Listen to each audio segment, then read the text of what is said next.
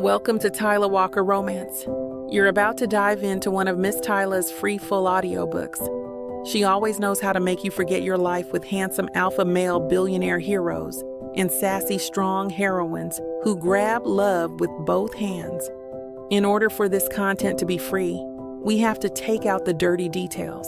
Otherwise, we risk disrupting this platform's rules and guidelines. Buy the unabridged version of any Tyler Walker audiobook from tylerwalker.com, and with code SAVE40, you can get 40% off any digital product at checkout. Take this moment to subscribe to the channel, and remember that liking and commenting is what makes these free full audiobooks possible. Thank you for choosing to treat yourself with Miss Tyler.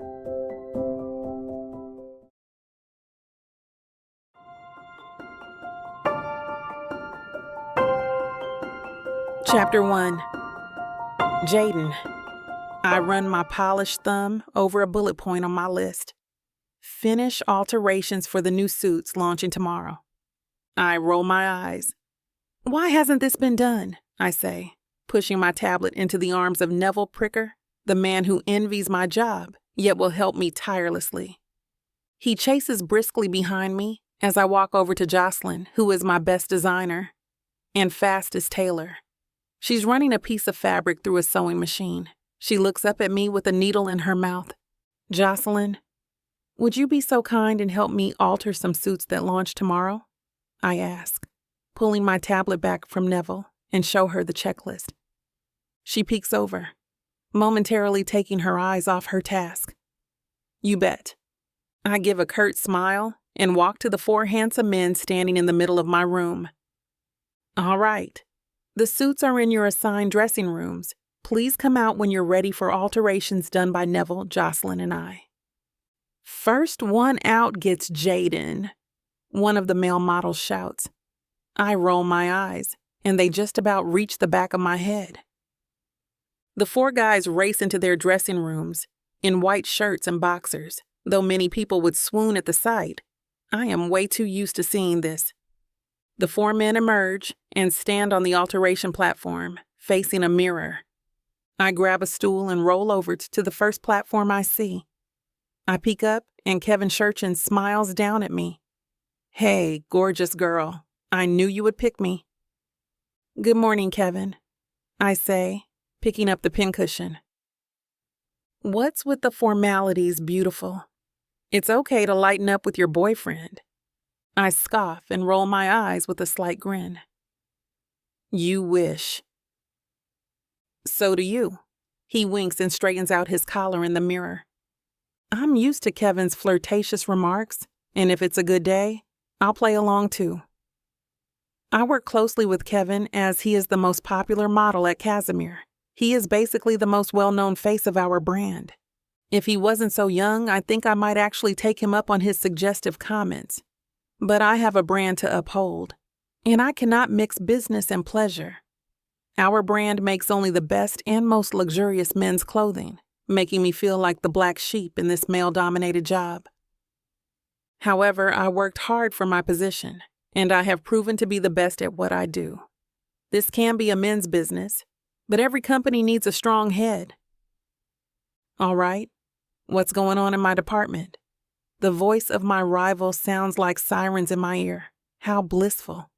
I slowly stand up, pull the pen from my mouth, and turn to face Derek Maverick. He's an ex-model who runs the modeling department as an executive of this brand. My department is doing just fine. I'm making some last-minute alterations before the launch happening in less than 24 hours. Last minute? He scoffs. We don't do last-minute things here. You should have been more prepared, Jones. I give him my narrow gaze. Well, maybe I wouldn't have to be doing this if your department didn't overlook it. I know my department, and I know that I did my job. Incorrectly, might I add. His jaw ticks and he exhales sharply. I want this done as soon as possible. I don't answer to you. You aren't my boss. Don't you have other people to unnecessarily harass? I place my hands on my hips. Obviously, it's going to get done today if the event is tomorrow. He just loves a good power high. He crosses his arms on his chest. I have to be here as the head of the modeling department. Need I remind you I'm an executive? His alpha male egotistical act makes me want to punch him in his picture-perfect face. My eye twitches. Just stay out of the way. My smile does not fall. Muy caliente, Kevin says under his breath to me. It's always heated between us, Kevin, I say, now irritated and annoyed, which sucks for anyone working under me today. I go back to altering the hems of the slacks and try to imagine that Derek is not here. Perhaps he is just a figment of my imagination that my overworked mind came up with. At my apartment, I flick on the lights and see my dad in my kitchen, basking under a single dim light. Dad, I say, I could have walked in with a guy feeling me up. Please. He laughs. When was the last time you even dated? I'm starting to worry about grandkids. I sigh defeatedly. He has a point. I place my bag on the sofa and walk towards him, kicking off my heels at the same time. You walk like a newborn giraffe in those, he says as he stands to give me a hug. I scoff. Only at the end of a long day. Top Gun guy, giving you a hard time again, my dad says, pulling 2 beers from the fridge. His name is Derek, and he always gives me a hard time. I take the beer from his hand. He waves a hand. People like that are always going to be encountered. Don't let it bother you. I'm not bothered or intimidated by him. I'm just annoyed. So, you would say that you're bothered? A playful smile hangs at the end of his lips. Shut up. I grin and take a sip of beer, sitting across from him at the table. So what's new? My dad talks about his day, his encounters, and his fun life. Coming home to my father and best friend is the most relieving part about my hectic day. Chapter 2. Derek, I didn't become the executive of the modeling department for Casimir overnight. After spending years modeling seriously and learning the Casimir brand, the CEO, Miles Casimir, made me the face of his brand. I paved the way for male models like Kevin Shurchin, and I never let them forget it with good reason. A few years later, I was promoted to my current position, which I've held for 5 years. My biggest adversary over the years has definitely been Jadyn Jones. I give her the worst treatment of all the staff, not because I'm a misogynist, but because we are both alphas and butt heads severely. It's astounding how she hasn't quit her job by now. She just never seems to back down from my challenges. The chatting from the audience can be heard from backstage, as I verify that my models, Kevin, Greg, Omar, and Todd, are dressed appropriately for the runway. They stand in a horizontal line as I scan their attire from head to toe. I lower my glasses with my right hand as I look down at Omar's dress shoes. Omar, how many times do I have to tell you to polish your shoes? These big name industry people notice these things. Yes, sir. He lowers his eyes, standing as frozen as a block of ice. I move down the line to Greg, adjusting his tie. You always look the sloppiest of the group. My feet take a step to the right, adjusting the buttons of Todd's jacket. We never button the top button, only the middle. Finally, I stand face to face with Kevin. I remind you at every show, you are my protege. Do you remember what that means? Kevin nods respectfully. Don't embarrass you out there. Attaboy. I pat him on his right shoulder before stepping back to look at all 4 guys with my left hand balled into a fist. Casimir. The guys imitate my action, chanting in unison, Proud! I make my way to the event floor to find my seat along the runway. It is a typical fashion show setup with the stage in the back connected to a long white runway with the chairs of the audience on both sides of it. As I lower myself into my chair next to Miles Casimir, he leans his head over to me to ask one question. Are they all prepared? They're going to put the other brands to shame. I whisper back, then scan the opposite side of the runway to see Neville Pricker and Jadyn Jones sitting diagonally to my left. Jadyn meets my gaze, her big brown eyes narrowing immediately. The thing I appreciate about our rivalry is that we don't smile in each other's faces inauthentically.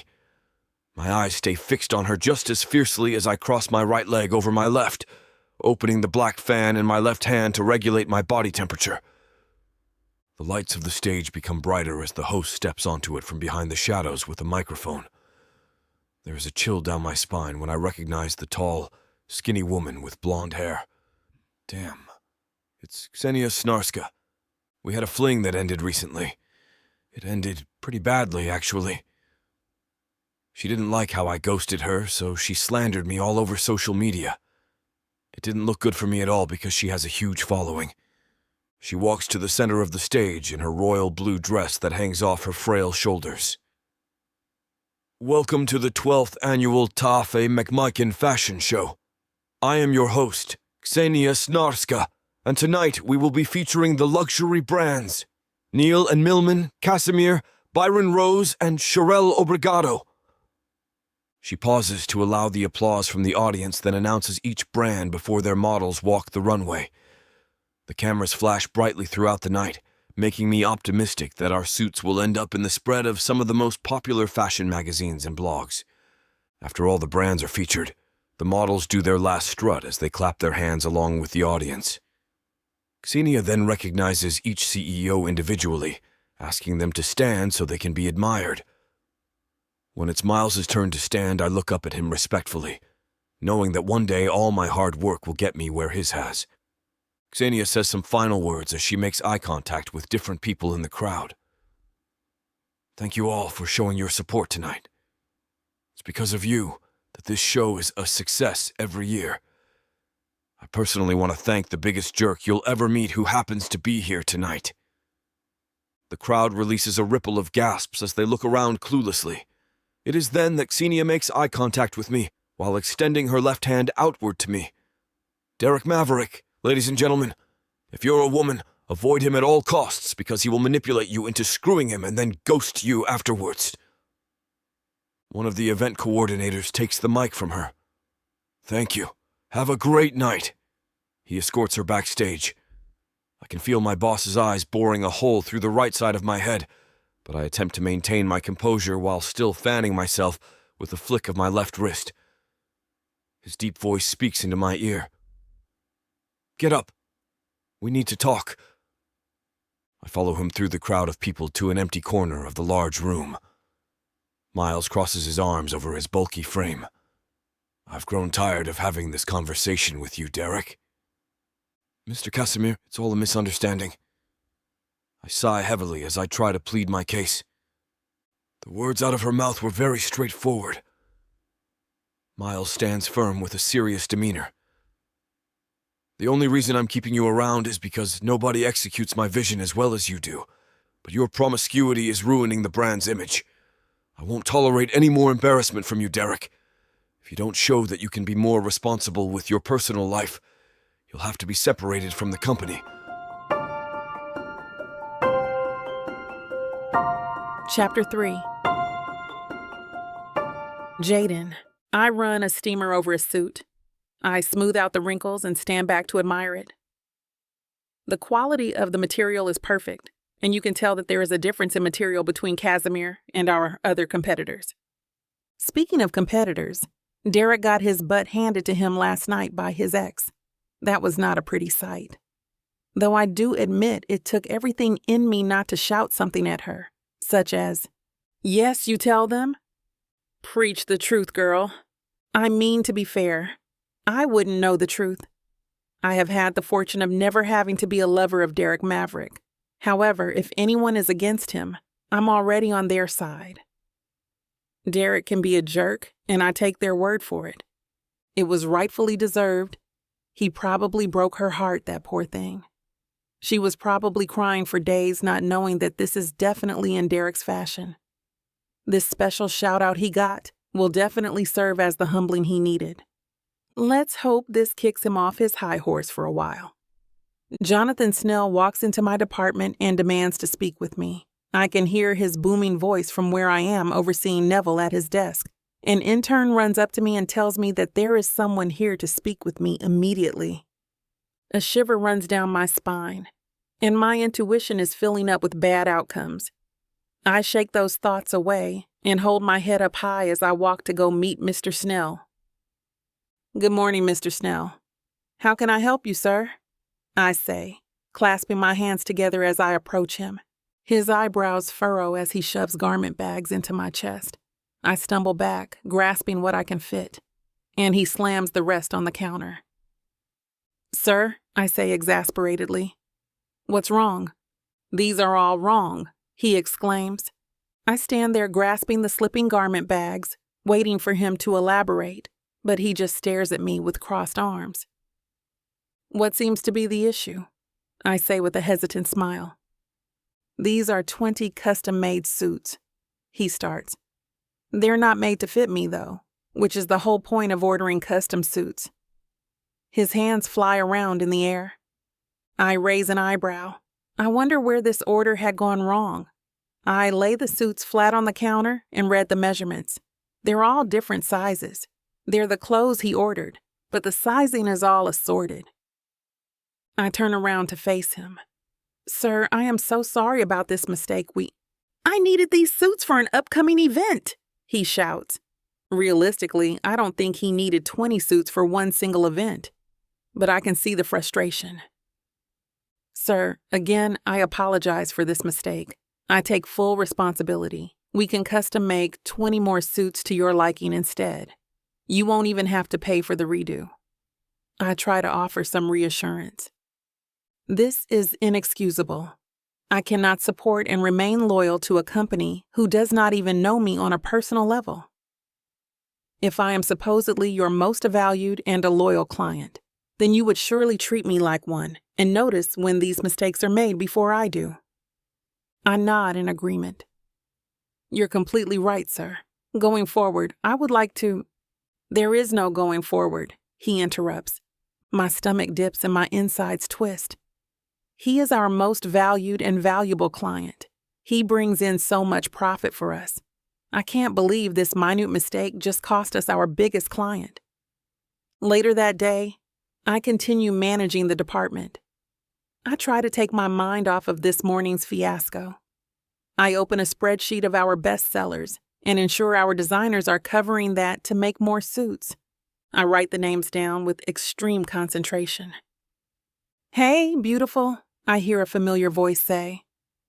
"Kevin," I respond. "Eek. Even more dull than usual. What's wrong? What did I do?" I pull my attention from the screen and meet Kevin's colored eyes.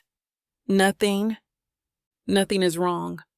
Or I did nothing wrong," Kevin says, slipping an arm on my back and rubbing it.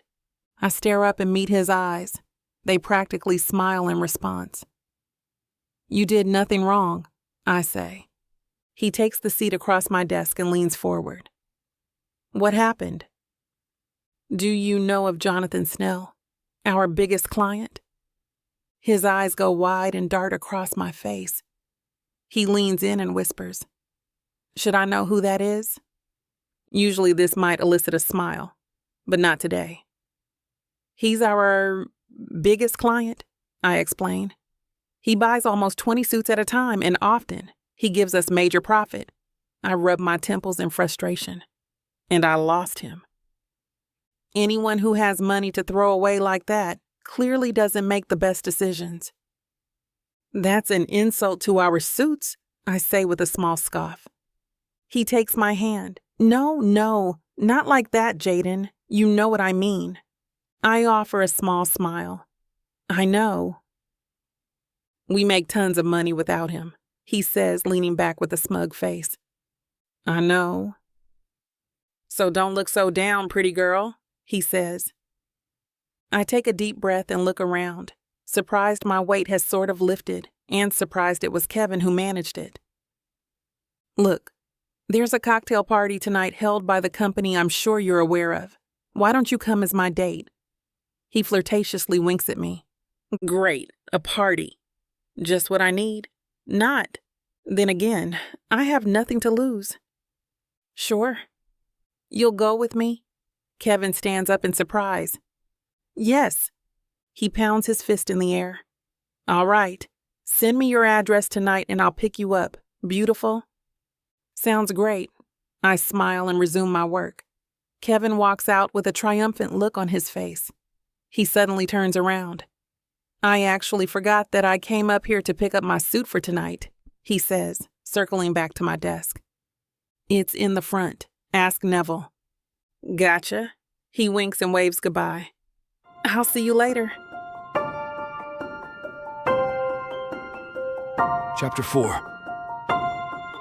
Derek. I adjust the suit jacket of my cream, custom-made cashmere suit before grabbing a glass of champagne off of the waiter's silver tray. Miles Casimir rented out one of the finest event venues for this company cocktail party, and I'm fortunate that I don't have to see his face here tonight because he is unable to attend due to a scheduling conflict. I float around the massive room filled with expensive art and impressive decorative pieces, mingling confidently with my colleagues like we're the wealthiest inhabitants of New York City. As we share laughs and reminisce about previous events that we've attended over the years, the uncomfortable tension in the air is beyond noticeable. I can feel that they all want to ask me about the blonde, Polish model who called me out in front of everyone at the fashion show, but they choose to carry on with small talk instead. The previous executive of Casimir's modeling department, Howard Belmont, shakes my hand respectfully with a pleased grin on his face. It's almost as if he is completely oblivious to the fashion show mishap. He pats me on my back powerfully, looking at my suit with admiration. Derek, it's good to see that you're still dressed to the nines. That is definitely a one-of-a-kind Casimir suit. I may need to have one made for myself. Well, I learned from the best. I smile back, remembering how he was the first person to believe in me when I was in my early days of modeling. How are things at Byron Rose? Howard takes a glass of champagne off of the waiter's tray after it has been offered to him. It's been educational. He downs his champagne as if it's beer, then releases a satisfied sigh. Working so intimately with the designer has definitely given me more appreciation for the craft. I'm hoping to start my own company in the near future, and if I can afford you, I'll definitely be making you an offer to join my team. I place my hand on his left shoulder, clenching it as a display of gratitude. I'm forever indebted to you, Howard. I break away from the never-ending conversations to hang out at the snack table alone while I replenish my social meter. My eyes rise up to the wide entrance when I notice Kevin Shurchind walking in with Jadyn Jones attached to his arm. I study them both thoroughly from across the room as I stuff my face with the most exquisite cheeses. Are the two dating? Their smiles are bright and radiant as they mingle around the room in a counterclockwise motion. My sworn enemy is wearing a long, teal dress that hugs her curves, making her look like a completely different person than the one we see at the office. I've always thought she was just a tomboy, incapable of being the slightest bit feminine. Even her work clothes come across as masculine. They are all suits and fierce blazers, no dresses. I mean, who else would devote their career to a men's suit company? The couple parts ways, and I pretend to be oblivious to Jaden as she walks my way with a glass of champagne in her hand. She places the glass to her lips, takes a large sip of her champagne, and looks straight ahead as she stands at my left side.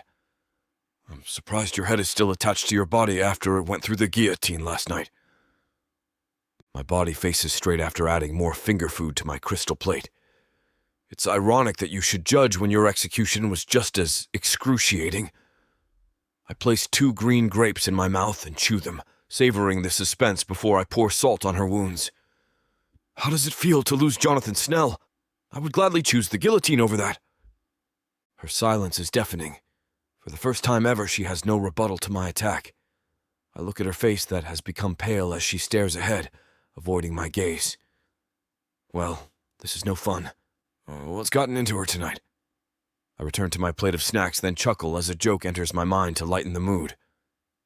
Miles says I need to prove that my personal life won't interfere with the business anymore. I lift my eyes to look at her. He only keeps me around because of how good I am in the business. So? It comes out less fierce than she intends, I think. So, I'm just saying that if we were to team up on this project, we might be able to highlight each other's assets and slim down the flaws. I put it into terms we both understand, the fit of a suit. If we were to pretend that we're engaged, it would resurrect both of our reputations from the dead. I wait, watching as her oval face returns to its normal caramel complexion. My mind temporarily drifts as I admire how flawless her skin is. She is 32 years old, but doesn't look a day over 23. I am snapped out of my trance when her bold chocolate eyes meet mine. Her face reveals a look of disgust as she responds to my idea.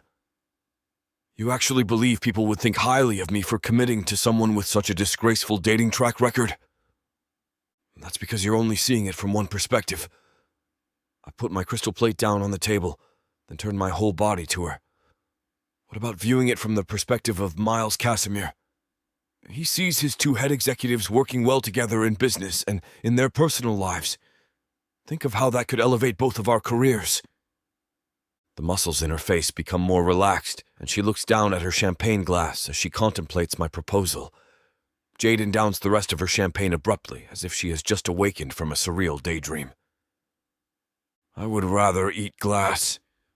She sets the empty crystal glass on the table firmly, then holds my gaze before walking off. The thought of being in even a fake relationship with you makes me sick to my stomach. You can find another participant to play along with your twisted scheme.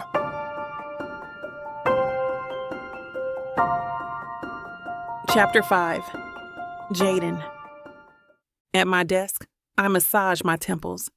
A raging headache has been gnawing at me all day. I had one too many glasses of champagne and whatever else was being passed around. Kevin was a fine date, respectful, courteous, and fun, but I can't see him as anything more than a friend and a fun flirt. The phone rings, further worsening my headache. I lift my head from my hands and push my sunglasses higher up the bridge of my nose. Jones, I say with my best definitely not hungover voice. Jones, I need you to come by my office for a talk immediately, CEO Miles Casimir says. I rise from my seat and briskly walk towards the elevators. Yes, sir, I am on my way. I sit in Miles Casimir's office, my hands tucked in between my crossed legs and anxious. My headache is now gone, and I am completely sober. What a hangover cure. Miles taps a pen against his head as he leans back in his office chair. I have a question, he says, now bringing the pen to his lips.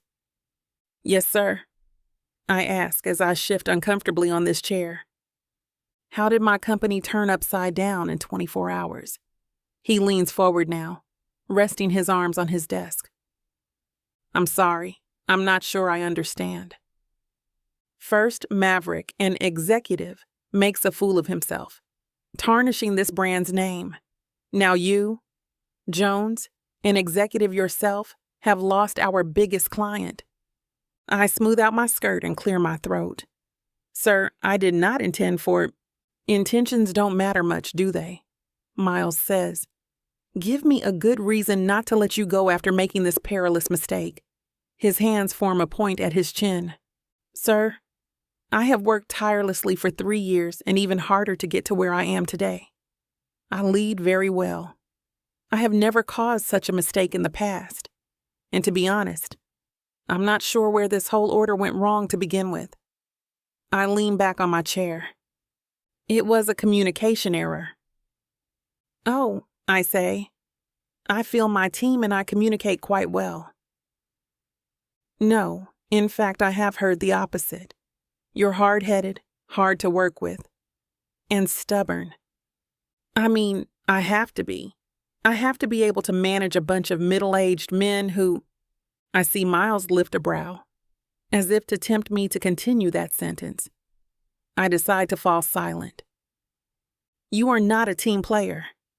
Both of my executives are said to be hard to work with.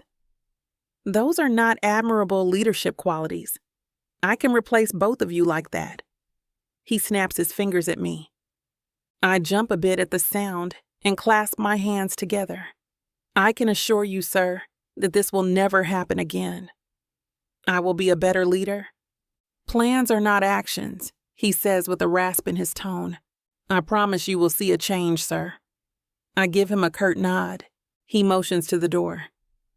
I better see that action, Jones. Your paperwork is here and ready to go if I don't see any change.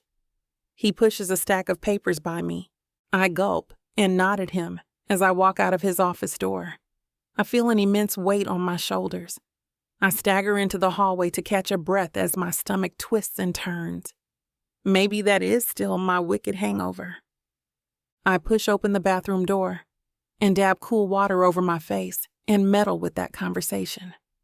The thought of losing my job lingers over my head like a storm cloud. I look up and stare at my reflection, when suddenly I remember the other failure of an executive's idea. Nothing will show cooperation like getting engaged to my nemesis. That is an action. This will prove that I can work with the person I have the worst reputation with.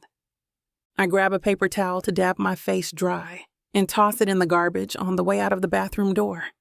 This plan just might work. I stand outside of Derek's office. Action, action, action, action, I whisper under my breath before knocking. Come in. I hear his deep voice reverb through the door. I take a deep breath and open the door, shutting it behind me. I wait for him to glance up to acknowledge who just walked in, and he doesn't. Oh, I almost forgot he's a jerk who the world revolves around. I clear my throat. He looks up at me through his brows and he tips his glasses down a bit. Yes, he says, and returns to the documents he's barely reading. Good morning to you too, Maverick. I walk over to his desk and take a seat in front of it. I don't remember inviting you to sit and chat. I'm busy. Too bad, Derek. The sooner we have this conversation, the sooner I get to leave. He lets out an elongated, exaggerative sigh and tosses his pen on the desk. He looks up at me, leans back and crosses his arms over his broad chest. Mint? He eyes his small cup of mints at the corner of his desk. Are you trying to poison or drug me? I flick an eyebrow up. They probably have some mind control serum that makes everyone do everything for you. Oh, so you know about that. You must know where I can buy those, he says with a deadpan expression. I scoff and stand a bit, not ready to have this conversation. Sit, he says, his voice humming through my body. I roll my eyes and plop myself back down on the seat. What do you need, Jones? I take a deep breath, trying to gather my senses before spitting it out. I think we should try the fake engagement. He tilts his head. What's in it for you? I place a hand over my chest. So considerate to ask about me, Maverick. I go back to my placid expression. I have to prove to the CEO I can work with people and be a team player, even if that means teaming up with my enemy. He nods along with me. I am still up for the challenge. I'm not a challenge, I say. Clearly, you are a challenge to work with. I scoff. Look, this was your idea. Don't push it. He clasps his hands together, rubbing them conspiratorially. Oh, I'm in. Time to elevate our careers. Chapter 6. Derek. I observe Jaden curiously as she sits across from me in my office. Agreeing to this contract relationship must have been as painful as pulling teeth out of her own mouth. I can empathize with her on that. Both of our biggest character flaws appear to be our stubborn pride. She has an impatient demeanor as she holds my gaze. Her left leg is neatly crossed over her right leg, while the tassels on her left, white loafer, make a tapping sound as her foot shakes in the air. If I keep her in my office a minute longer, she might just spontaneously combust. You're smarter than you look, I tease with a challenging expression. Listen, her left foot makes a stomp as it's lowered to the ground. I don't want to go through with this any more than you do, so you don't need to be a jerk. I can't help but smile at her sassiness. My bad. My hands raise in front of my chest as I lean into my brown, leather office chair. We will both come out as winners from this. I'll get to show Miles Casimir that I have stability, and you'll show everyone that you're able to work well with the other half of the company. That promotion is as good as yours." Jadyn crosses her arms over her black and white pinstriped suit, sinking back into the brown leather armchair. "You don't need to finesse me with your spiel. I'm not one of your little hoes. We both know that you're the one benefiting the most from this arrangement." "What?" My arms hit my desk as I lean forward against it. "How exactly do I benefit more?" She stares at me with serious eyes. "You get to be seen dating a woman with a high IQ for a change." "Well, damn. She has a point there, but I can't let her win this. You've never been seen with a man at all. Everyone will finally stop thinking you're a lesbian. Trust me, if you were the last man on Earth, I'd definitely be a lesbian." "Yeah, sure you would," I mutter sarcastically, then return to my normal tone. "Look, we're not getting anywhere like this. Like it or not, we're business partners now, and with any smart business venture, there should be a physical contract.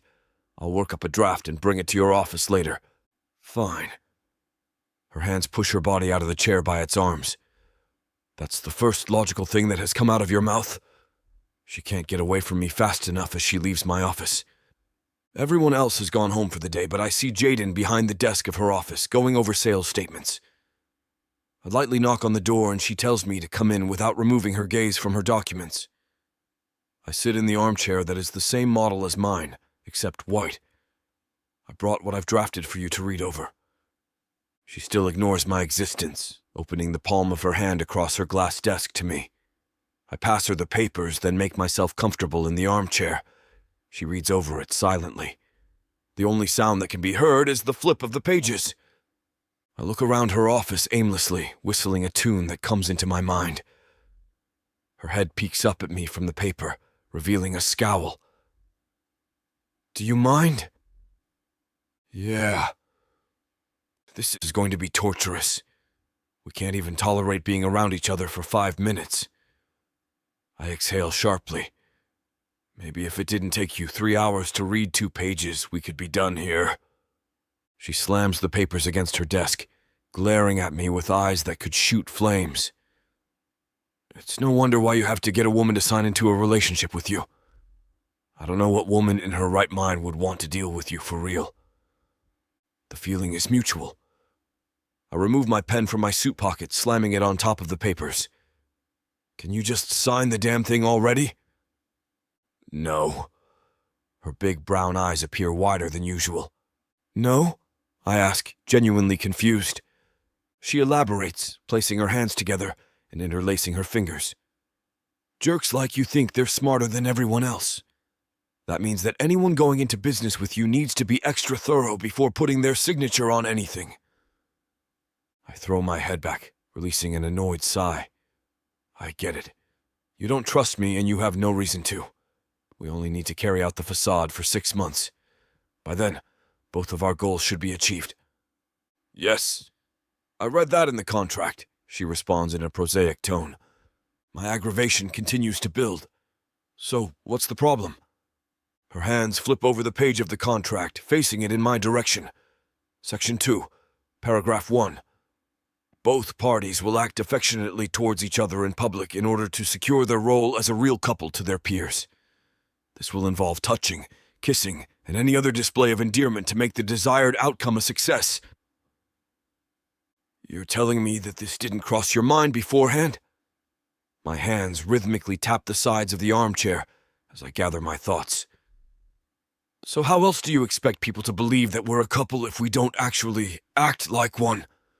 Jadyn sighs deeply, rolling her eyes as she picks up the pen and signs on the dotted line. "This is going to be hell." "Tell me about it." I scoot closer to her desk, pick up the pen, and then sign my name below hers. For some reason, it feels like a weight has been lifted off of my shoulders. I move backwards in the chair, studying her displeased expression. "Have you had dinner?" Her demeanor softens, but she still expresses some suspicion. "No. Why?" My voice becomes more delicate as I attempt to reason with her. "Since neither of us have had dinner, we can go out to eat together, treat it as a training ground for our public image as a couple.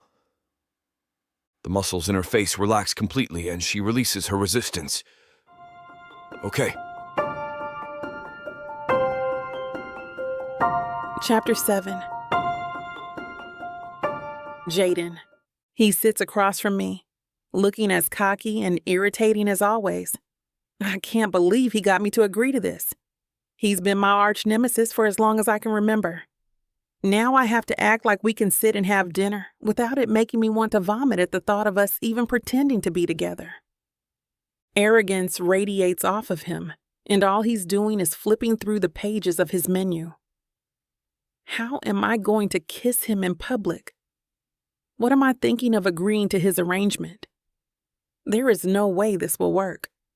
I can't even sit here pleasantly through the meal. We haven't even ordered yet, and I want to get up and leave.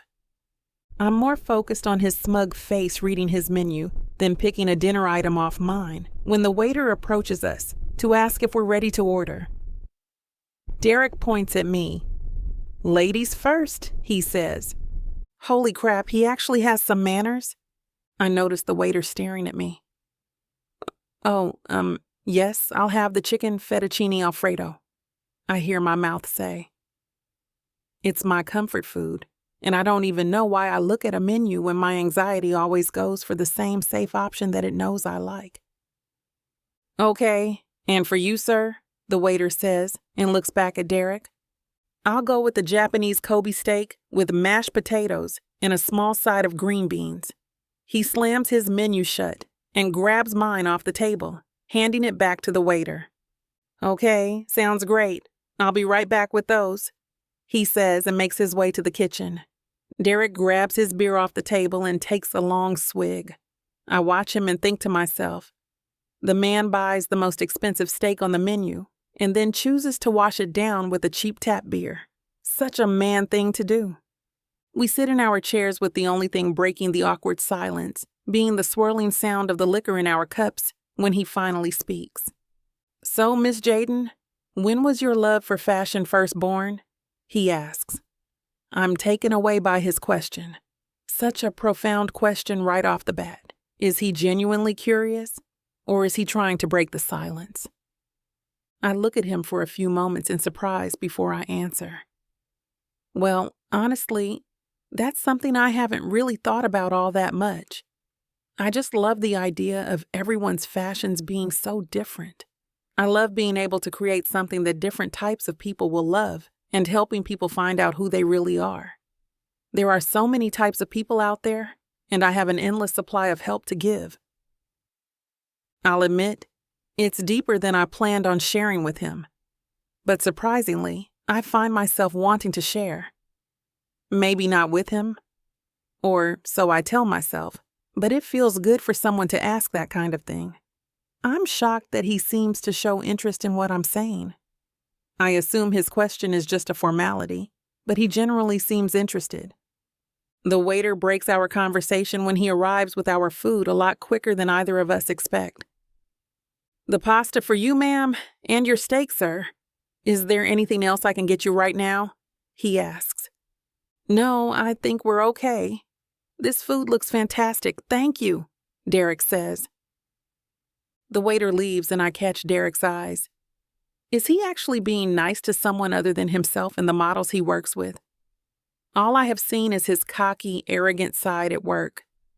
This side of him isn't so bad. I look at my plate and have to stop myself from feeling embarrassed. This isn't an actual date. I don't have to act like I'm a sweet, tiny girl who doesn't eat because I'm not trying to impress him. I pick up my fork and begin digging in. He picks up his knife and fork and cuts open his steak. There is no conversation for several minutes while we eat our meals and sip our alcohol, but at least it's no longer an awkward silence. The ice is broken, and it's starting to feel more comfortable. "I never got a chance to ask you to answer your question," I say in between bites. "The one I asked you about your love of fashion?" he asks. "Yes, that one." I laugh. Well, my answer is actually quite similar to yours. There's a lot more to the fashion industry than most people think. It's not just about making money and becoming famous. As you said, it's about helping people. As silly as it sounds, it makes me feel good to be doing something in an industry that so many people care about. He looks down at his plate. I can't believe he has a soul. Here I am, judging this man on who he is at work when he's just putting on an act. We finish up our meal, and he pays the waiter. As we head out the door, Derek asks me to take a walk with him in the park. It's a beautiful night. I would love to, I say. We walk down the block and across the street to the park nearest the restaurant. As we're walking along the paved path, I'm looking up at the beautiful dark sky, feeling the slight breeze in the air. I feel him suddenly reach for my hand. Of course, my initial reaction is to pull away. "What are you doing?" I shout and stop walking. Come on. We need to practice this display of affection if we're going to be successful in fooling everyone. We have to make it look natural and believable if this is going to work. I completely forgot the arrangement. He isn't into me. He's putting on a show like he's supposed to be doing in public. I let my hand fall back down to my side and hesitantly bring it closer to his. He grabs it and entangles his fingers in mine. As soon as our palms touch, my mind races. I can't help but think, whoa, his hand feels so lovely and warm in mine. All this time, I think he's a cold-blooded reptile when in reality, he actually has a soul.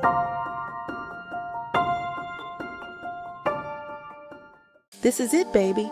This is what you can get me that'll make me happy. You know I'll get you whatever you want. All you need to do is ask me and I'll give it to you. This ain't just it. This is everything I could ever want. Now I'm curious. What does a strong, sassy woman like yourself want so badly? Baby, you know what I want? I can't wait to hear. The Big Baddie Bundle from Tyler Walker. It has everything I need. 20 ebooks with over 1 million words of sassy romance and spice that'll keep you on your toes. 10 audiobooks containing over 60 hours of that seductive voice telling me naughty things all night long. You don't need an audiobook for that, baby. Right here. You may be fine and all, but no one tells it like the way Miss Tyler does. And I need her in my life. The Big Baddie Bundle is everything you need. You can get it for 80% off. Go to tylerwalker.com to browse the bundles that earn you the best deals. It's time you treat yourself. Because you deserve it. Escape your life with Miss Tyler.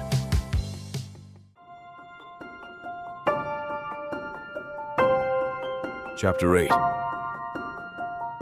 Derek, I am overseeing a photo shoot for my 4 models the next day, and all I can think about is my dinner with Jaden last night. It feels like we've turned over a new leaf after finally finding some common ground between us. I never expected the conversation of 2 rivals to flow the way that it did. It's amazing how much you can actually learn about someone when you're not just throwing insults back and forth. Our walk in the park afterwards left me with a feeling of optimism that was completely unexpected. Maybe we might be able to pull this sham relationship off. We are joining forces towards this common goal, and it's already revealing hidden parts of ourselves. I might just be looking too deep into things, but I'm finding this whole process intriguing to say the least. Would it be strange for me to say that I enjoyed her company? I mean, it's confusing enough that I'm even replaying the night in my head when we are strictly a business deal. I don't think about Miles Casimir in this way after we've had a meeting. There must have been something in the alcohol I was drinking. The flash from the photographer's professional camera wakes me from my daydream.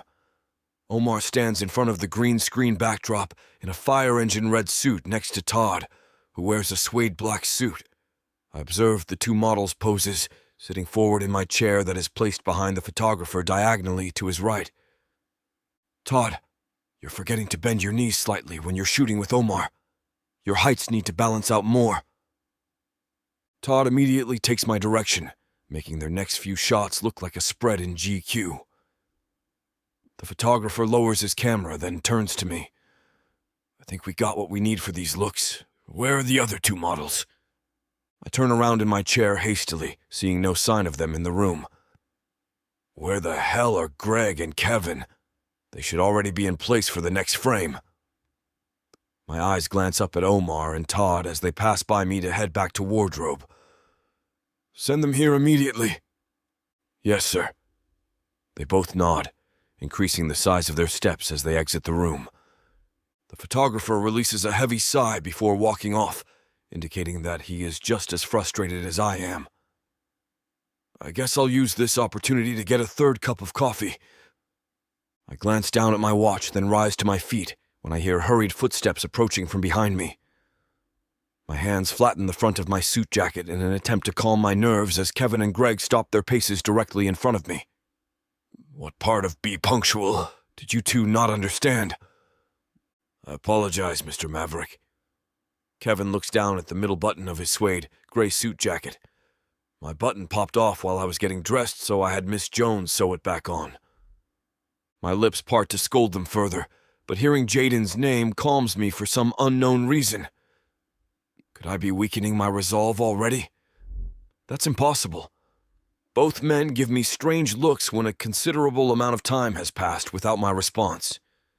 I clear my throat while buttoning the cufflinks at Greg's wrists. Just don't let it happen again. The photo shoot resumes shortly after when the photographer returns.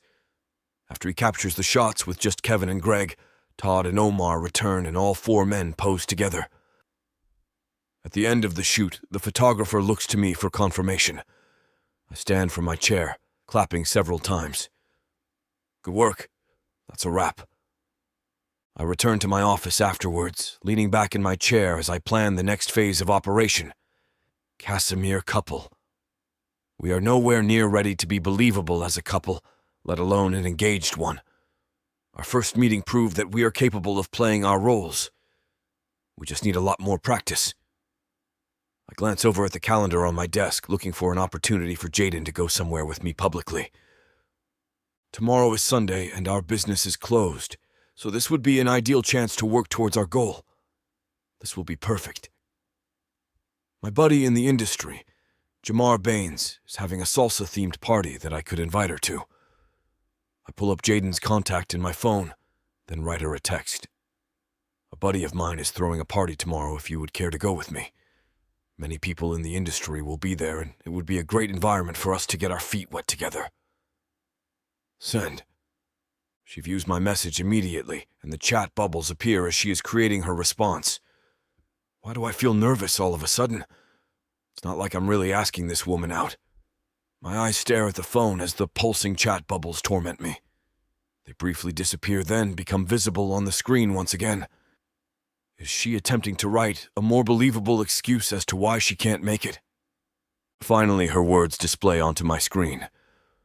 Okay. What time? The next evening I stand in front of my pristine bathroom mirror, shaving the stubble at my chin and the top of my neck.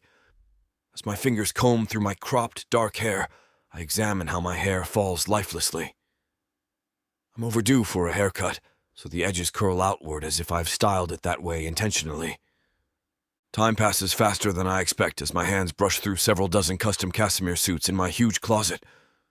This never happens to me. I usually just pick a suit at random and go. The way I'm giving this extra consideration to my appearance makes me very self-conscious. Just who am I going out of my way to impress? Jaden? Chapter 9. Jaden. I pull my car into the driveway of my destination at exactly 5 p.m., as Derek's text instructs me to do. As my red bottom heel touches the driveway pavement, I stand up and pull my little black dress back down where it belongs. There will be big names in fashion here tonight, and I choose to dress to impress. After all, I'm here supporting my new man at his friend's party. I have to dress the part. Derek's text said his friend's a massive designer, and as I walk toward the door, I notice his huge, gorgeous house reflects that. I make my way up to the door and ring the bell. I step back and wait for it to open. Derek's face appears as the door glides on its enormous hinges.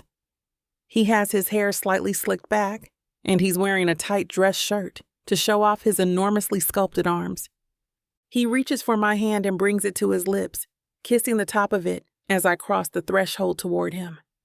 His eyes look me up and down. "You look absolutely beautiful, Jaden," he says. I stand motionless, completely in shock by his compliment, thinking about what to say in return. Finally, I just nod my head as a response when I can't muster up any words. He's acting like such a gentleman. It has to be just part of his act, right? It feels like it is, but something in his eyes when he meets mine is telling me he might be sincere in his compliments. But I can't care about that. I'm here for an image. Snap out of it, I tell myself, and begin looking around the room at the other guests as a way to get my mind on something else. I notice some high-up fashion officials and some people here from work, including Neville Pricker. I'll have to find and speak with him later to make my presence here known. Derek pulls me by the hand and walks me over to the man in charge of the party to introduce us. "Jamar, she's here," Derek says, causing the man to turn around and face us. "Jaden, this is Jamar. This is his party," Derek says. I reach my hand out toward the man to shake his. "Nice to meet you, Jamar," I say, meeting his eyes. "Glad you could make it. Derek here hasn't stopped looking out the window for you since he arrived. I was hoping you weren't going to stand him up." He laughs. He stops for a moment and looks at us curiously. "Wait a minute, are you guys dating?" Derek suddenly wraps his strong arm around my waist and pulls me closer to him. "Actually, Jamar, Jaden's my girlfriend," he says. The cozy, warm feeling of him against me takes me by surprise.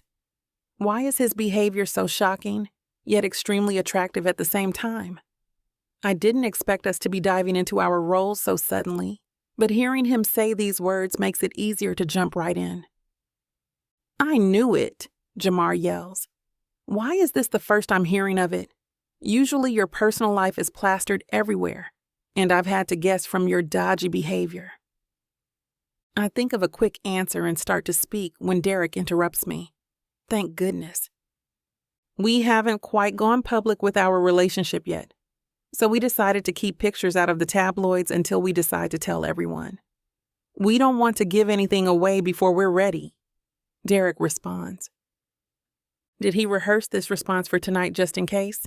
Or is he really this good at quick thinking? "That makes sense. Well, I'm glad you both could make it. I should go. I have guests to host. I'll see you both later."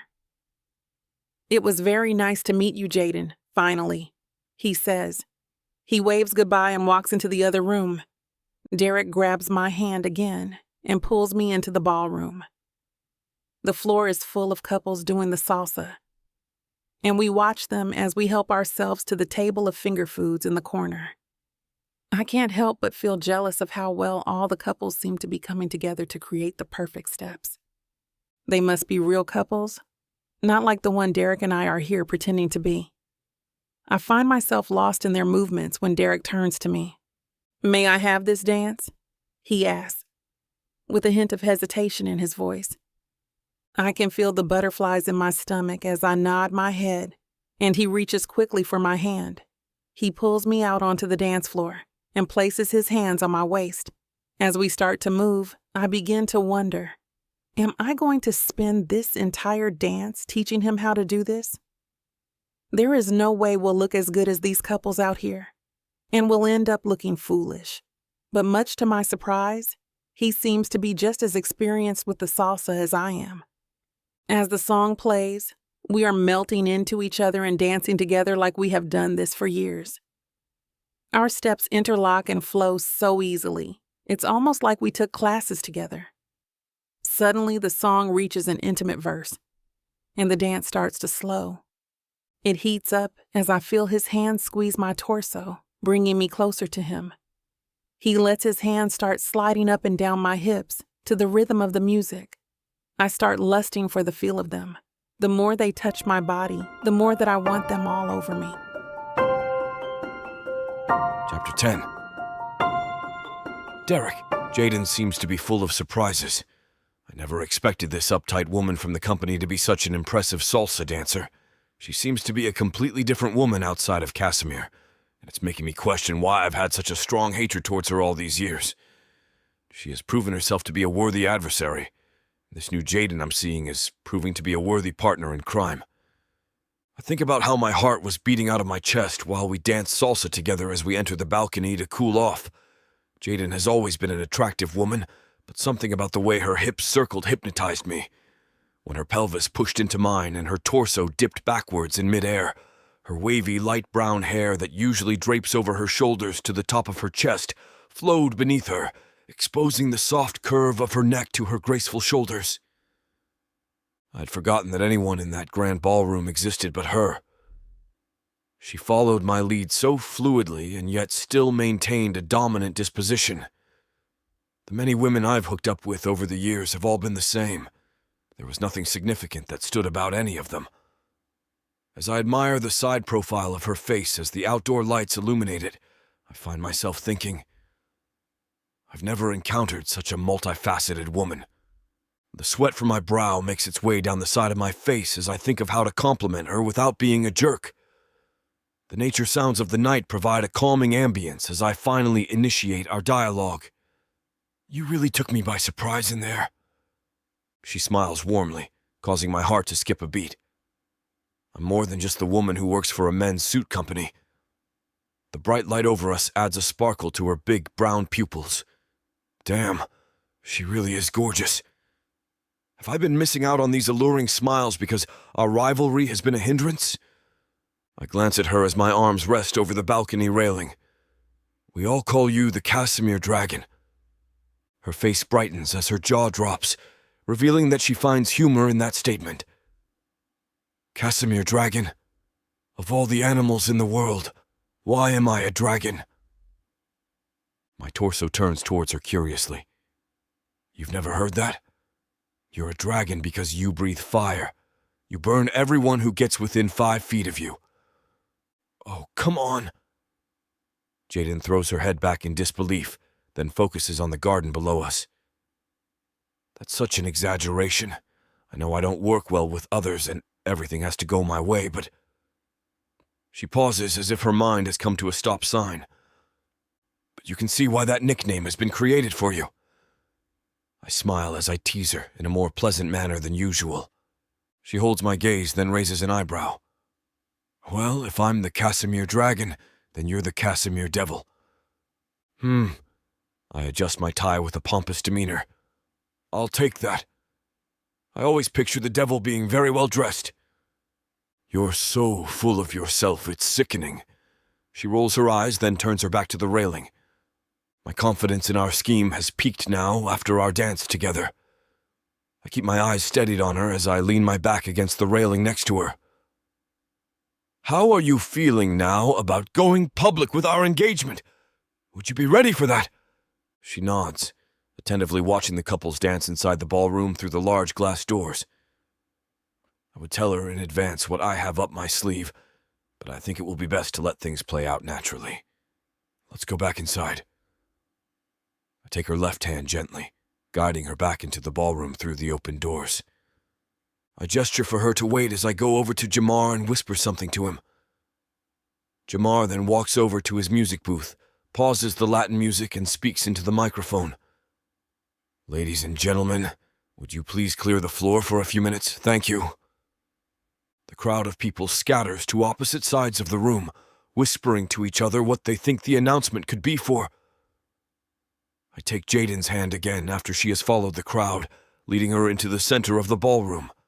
She looks around nervously at all the sets of eyes on us, then whispers to me, Are we dancing in front of all these people? Without saying a word, I get down on one knee, revealing a suede black box in my hands. The audience gasps with excitement, and some awes travel through the room towards us. The natural reaction of Jadyn's shock plays into my plan perfectly. I take her left hand as I ask, loudly enough for everyone to hear, Will you marry me? Her left hand covers her nose and mouth, leaving only her large eyes to be seen as she looks down at me and nods. She has impressed me yet again. I never would have expected her acting to be this natural. It makes this faux proposal seem even more real as I slide the ring on her finger, then raise myself to stand in front of her. She lowers her hand from her face slowly, anticipating what needs to come next. My arms wrap around her small waist as I move in for a kiss. This is the moment of truth. If we can't pull this off, we will be finished before we've even started. Jadyn places her arms around my neck as her full lips part, granting me permission to sensually explore her mouth with mine. The sounds of claps fill the room, which I instantly block from my mind as I focus on how surprisingly natural this action feels. There is a passion present that must have formed during our dance together, igniting a flame between us that sends our first kiss off the charts. Chapter 11. Jaden. I sit in my chair, reminiscing over last night's beautiful yet unexpected engagement. He did it so beautifully. Suddenly, Neville walks up to me, interrupting my thoughts. I prepare myself for him to start with the usual good morning chats that take place every morning. "Good morning, Jaden," he says and hands me a cup of coffee. "Thank you, Neville. Good morning," I say back and take a sip.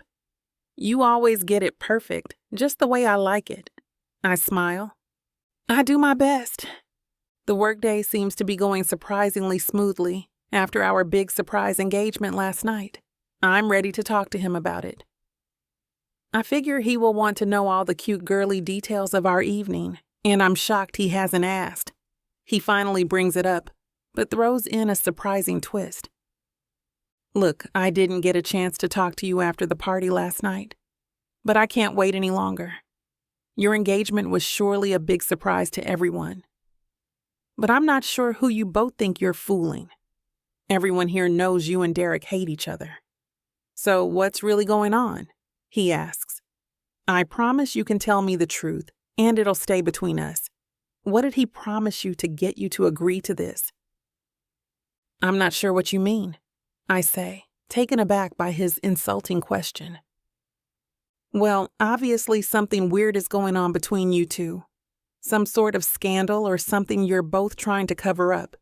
Or maybe Derek offered you something in exchange for helping him look like he's settling down. Everyone knows you don't like each other.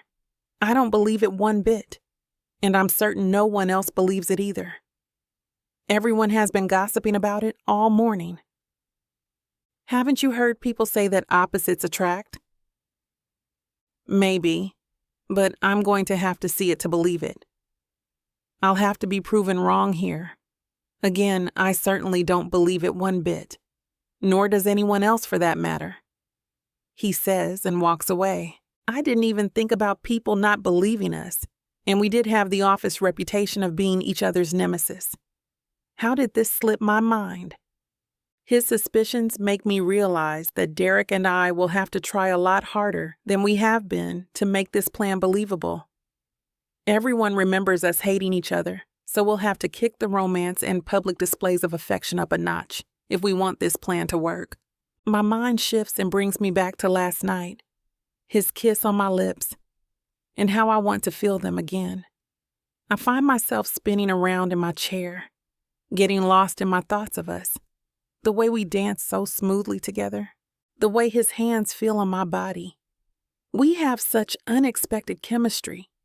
The explosive kiss last night doesn't lie. The fact that I'm starting to feel something shocks me, mainly because I have always had such a sour taste in my mouth for him. He's always been so arrogant, and I'm not too fond of that in a man. I can't actually like him, and my feelings are probably just because I haven't been laid in a while. His hands on me remind me how good it feels to be touched. My body just feels a rush at the first man to touch me in quite some time. That's all this is. Suddenly, Kevin, appearing out of nowhere, forces me out of my thoughts. "Hey, Jaden," he says. "Are the rumors true?" When I look up at him, he seems sad, like a cat who just lost her new toy mouse under the couch and can't reach it. "Yes, Kevin, the rumors are true. Derek and I got engaged last night," I say.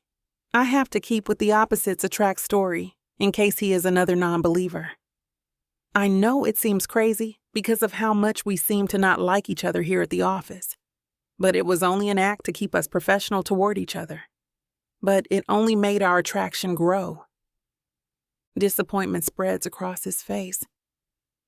"Jaden, please, you can't marry him," I beg of you. You can't do it. Why can't I? What's wrong, Kevin? I know you probably don't know this because I have worked so hard to keep it a secret. But I've had the biggest crush on you since the day you started working here. I have loved you longer than Derek could have dreamed of loving you. It's not him you should marry, and he's all wrong for you. Wow, I'm really very sorry that you've felt this way for so long. But that doesn't change my feelings for Derek. We are getting married, and there's nothing anyone can say to change my mind. I appreciate you finally telling me, though. That must have been hard for you to keep buried inside. I really wish I wouldn't have kept them in. I wish I had told you my feelings sooner, and maybe I could have had a chance to make you happy. Instead, he swooped in and I missed my chance. I hope he makes you happy the way I could have. I sit with my arms folded, speechless, unsure how to respond as he stares at me awkwardly for a few moments. I notice tears begin to well up in his eyes when I can't think of what to say. The tears spill down his cheeks, and he quickly walks away, hiding them from me, wiping his cheeks with his sweater sleeves as he walks. While I'm watching him walk away, I can't help but feel horrible for him. I hurt him terribly and didn't even know what I was doing. Chapter 12. Derek. When I arrive at the Casimir building on Monday morning, I notice that I'm more chipper than usual. I can't help but feel successful after executing the marriage proposal at Jamar's party to perfection. It honestly could not have gone any better. That has to be the reason I'm in such a good mood, right? I just played my role flawlessly. I feel a strange sensation in my stomach as my kiss with Jaden invades my mind. I've never been blown away by a kiss like that. The kisses I've had with women have always been just to get them into bed. I mean, what other purpose should kissing have? My stomach flutters again as I sink into my office chair. No, it can't be. I grab my calendar to focus my attention elsewhere. My day is mostly free. I'm just meeting with the photographer from Saturday at 11 to choose the best images from the shoot. Mr. Maverick. Now I'm really going insane. I just imagine Jaden's voice saying my name. A light tap on the door brings me back to reality. My eyes focus on the black loafers in the doorway, then scan up the fitted navy suit of the feminine body. It's really her. Jaden's eyes widen and she makes a gesture with her hand, indicating that she had been trying to get my attention. Are you okay? I sit up straight in my chair, pretending that I wasn't just imagining her lips against mine 60 seconds ago. Yes. Do you have lips for me? What? Her eyebrow raises as her head slightly tilts to the left. I clear my throat, hoping she didn't catch me slipping. Do you have suits for me? No, I was just passing through to give you the updated inventory log. If you need me to pull any of the suits, you can put a star by them. She walks over, placing the thick stack of papers on my desk. Also, Miles Casimir wants to see you in his office. Great. Thanks. I rise from my chair, avoiding her gaze. I'll be right there. That sensation returns to my stomach as the sound of her footsteps against the tile diminishes. My left hand clenches my stomach as I walk around the desk towards the door. Are these butterflies? False alarm. I forgot to eat breakfast this morning. I stand outside the door of the CEO's office, slicking my short hair back with my hand, then flattening the front of my gray suit jacket before knocking on the door. The deep voice responds from the other side. Come in, Derek. Good morning, Mr. Casimir. I smile pleasantly as I enter his office, then close the door behind me. You asked to see me? Yes. He waves his hand for me to come over to the far side of the room. Come and have a seat. Can I get you a coffee or anything? No, thank you. I chuckle as I lower myself into one of his black lounge chairs. I'm actually trying to cut back. Very admirable of you. I need my 3 cups a day to make me human. He chuckles lightly, becoming aware of my curious demeanor. Well, anyway. I called you here because I've heard the most fascinating rumor. I've been told that you proposed to Jadyn Jones last night. Is this true? He's falling right into our trap.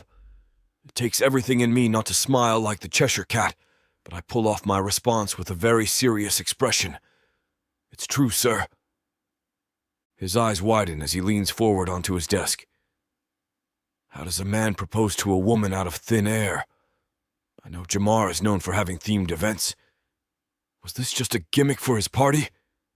My heart sinks from his choice of words, but I maintain my composure. Jaden and I have been dating secretly for the past 6 months. Really? His hands come together and his fingers interlace. Fascinating. So what made you decide to go public now? I wanted to be certain that she wants to marry me first. A workplace romance that is not serious enough can be messy. I answer his questions like I have prepared for them my whole life. My background of finessing women has definitely worked to my advantage here. Miles nods slowly as if the reasoning finally makes sense to him. You had us all fooled. It must have been tough to hide your true feelings that long for the sake of the company. I force a rehearsed sigh. It certainly felt unnatural. We had to keep playing along like we don't like each other to divert the suspicions of everyone. Indeed. He smiles with satisfaction. I was wrong about you, Derek. If I would have known this at the fashion show, I wouldn't have threatened you like I did. It's water under the bridge, Mr. Casimir. We're moving forward and uniting both sides of the company.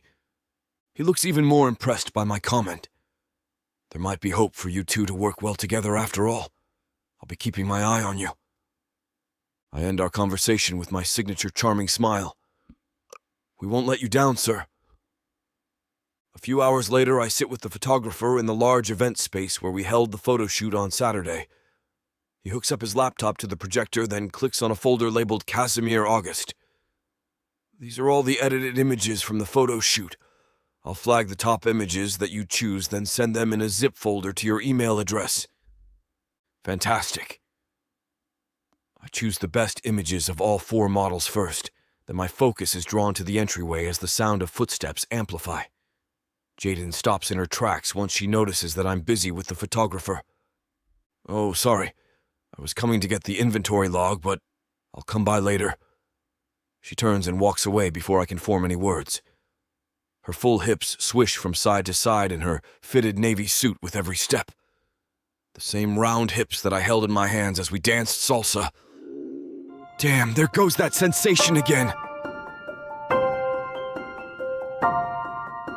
Chapter 13. Jaden. While combing through the magazine on my desk of last year's fashions, my phone starts to buzz on my lap. I look down and see it's from Derek asking me out to lunch with him. He says he's waiting for me in the lobby. I immediately jump up from my chair and quickly make my way to where he is standing. Why do I feel giddy at his invitation? I already know it has nothing to do with me. It's just about our plan. But his wanting me makes me feel nervous in a way that I don't want to. As I round the corner of the hallway, I see him standing in his tight shirt, exposing all his muscles. His hair is neatly styled as usual, and his beautiful hazel eyes turn and meet mine. Well, that was fast, he says. You say jump. I say how high, right? I giggle nervously. Why is he making me so nervous? Just his presence in the same room is giving me butterflies all of a sudden. He leans in and gives me a small kiss as he reaches for my hand. My heart nearly skips a beat when our lips meet. He pulls my hand and we walk out of the lobby toward the parking lot. Normally I'd ask you where you'd like to go, but I have a great place in mind that I think you'll love. But if I'm wrong, I'll let you pick the meals from now on, he says when we climb in the car. Wow, every meal? You must be confident in your choice. Well, of course. Only the best for you. He pulls out of the lot, and we make our way downtown. I can't help but stare at his side profile as he drives. He is so handsome. I never focused on his looks before, because I've never seen past his arrogance. His eyes sparkle as the sun gleams off the car's hood into them. It's showing me every single speck of color they hold. I lose myself in him so hard that I don't even notice when he pulls into the parking space in front of the restaurant. "Are you coming?" he asks. His voice jolts me out of my trance. He's standing at my door with his hand held out for me. You let him make it to my side of the car without me noticing. Get it together. "Yes," I say. "I'm sorry," I stutter as I try to pull myself back into reality. I grab his hand, and he pulls me out of my seat. The restaurant he chooses is beautiful. Its exquisite lighting gives just enough of a romantic vibe to say he's trying, but not too much to say he's trying too hard. The hostess greets us with kindness and introduces us to our waitress. She grabs 2 menus, and we follow her to our table under a large window. Derek pulls out my chair for me, and I sit down. He sits across from me as the waitress asks for our drink orders. "I think we'll both just take sparkling water," he says to her. "Did he order for me? Does he think that he owns me or something?" Actually, he can have his sparkling water. I think I'll have a raspberry lemonade," I interrupt and irritably meet his eyes across the table. "Yes, ma'am. I'll get those out to you in just a moment." She walks away from our table, and I expect an arrogant response from him, an eye roll even, but to my surprise, he just shoots a smile at me. "So the CEO has already asked me to validate us, which means he'll be watching us very closely," he says, changing the subject and jumping into a conversation. "Well, that's not surprising. He's not the only one with suspicions of us, it seems like." "He's not? What do you mean? Has someone else said something to you?" Worry slowly crawls across his face. "Neville came up to me and said that we aren't fooling anyone. He thinks this is a big scheme. He asked me what you promised me if I agreed to this. I didn't think there would be so many people hesitant of us, but if this is going to work, we are definitely going to have to step up our game." "Sounds like it. Man, I didn't think this would be that complicated either. We need to figure out a way to start getting some proof of us out there, or this plan will explode all over us." I agree. I think one of our best options would be to start posting pictures on social media.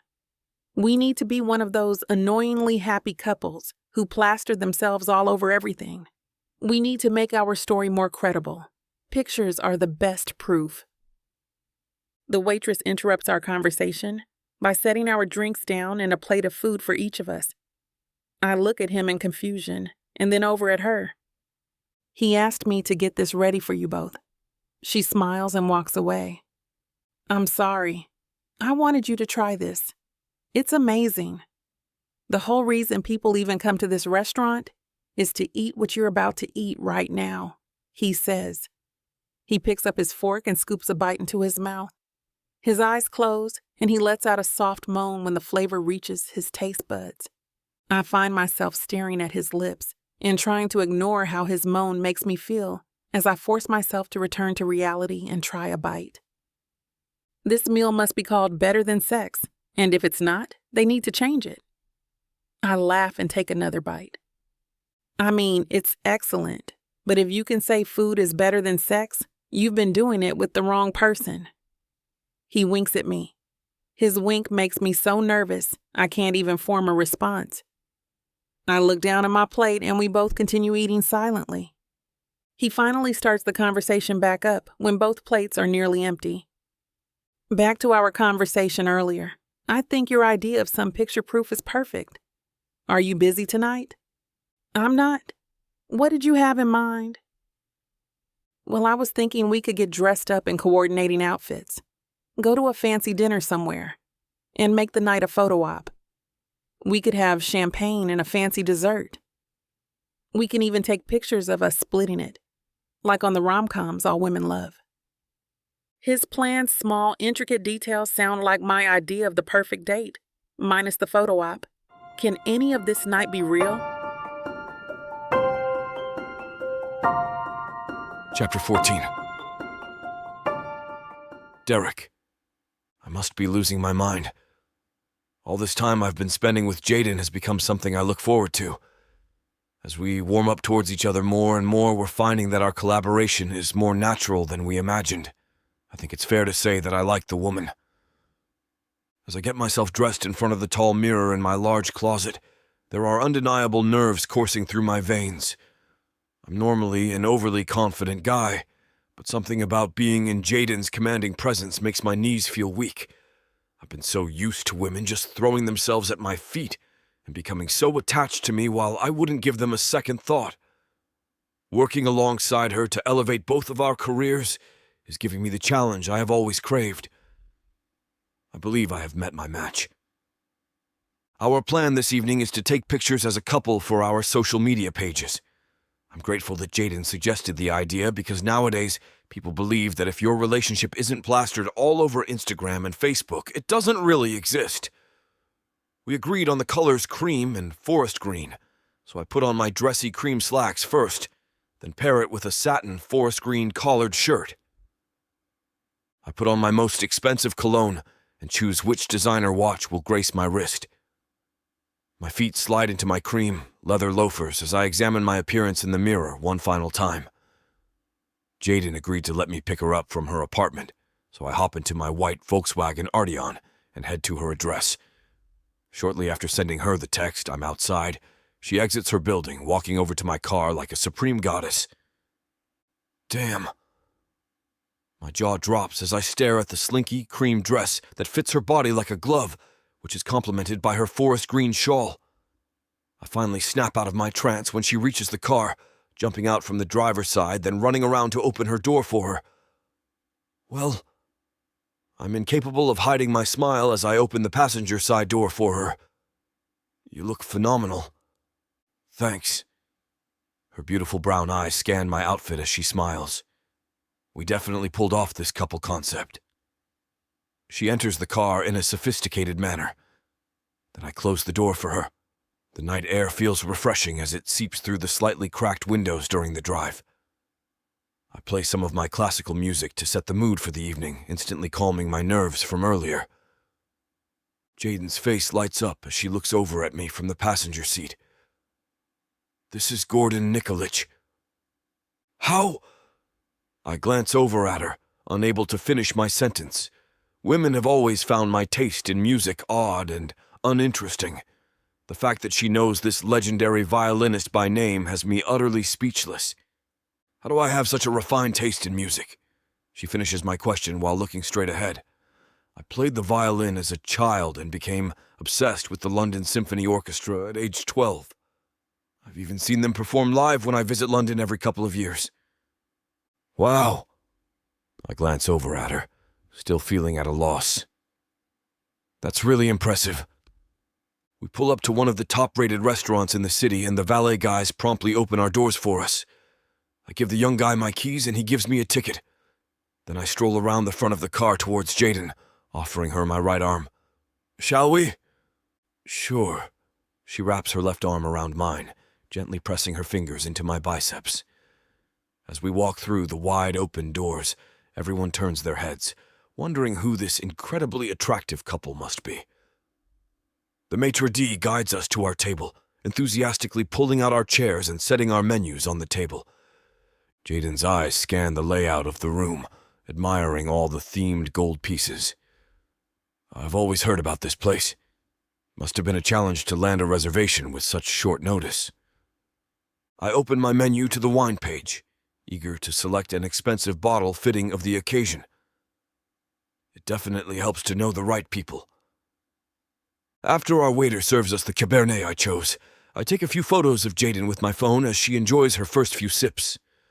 Something about her bashful smile makes my heart skip a beat. For a woman who is so cutthroat in her profession, how is she this delicate flower that I see before me right now? Our waiter takes photos of us together when he returns, and as I flip through the images afterwards, I'm fascinated to see what we look like to the outside world. For a few seconds, our photos have even fooled me into believing that we are the real deal. Who would have thought we would be here pulling this off like magicians? She loads her pasta onto her fork, pleasantly smiling after she has consumed it entirely. I take a bite of my medium rare steak, allowing the tenderness to melt in my mouth before responding. The industry has prepared us for this. I mean, think of all the times you had to force smiles at events you were required to attend. This is a walk in the park for us. You're right.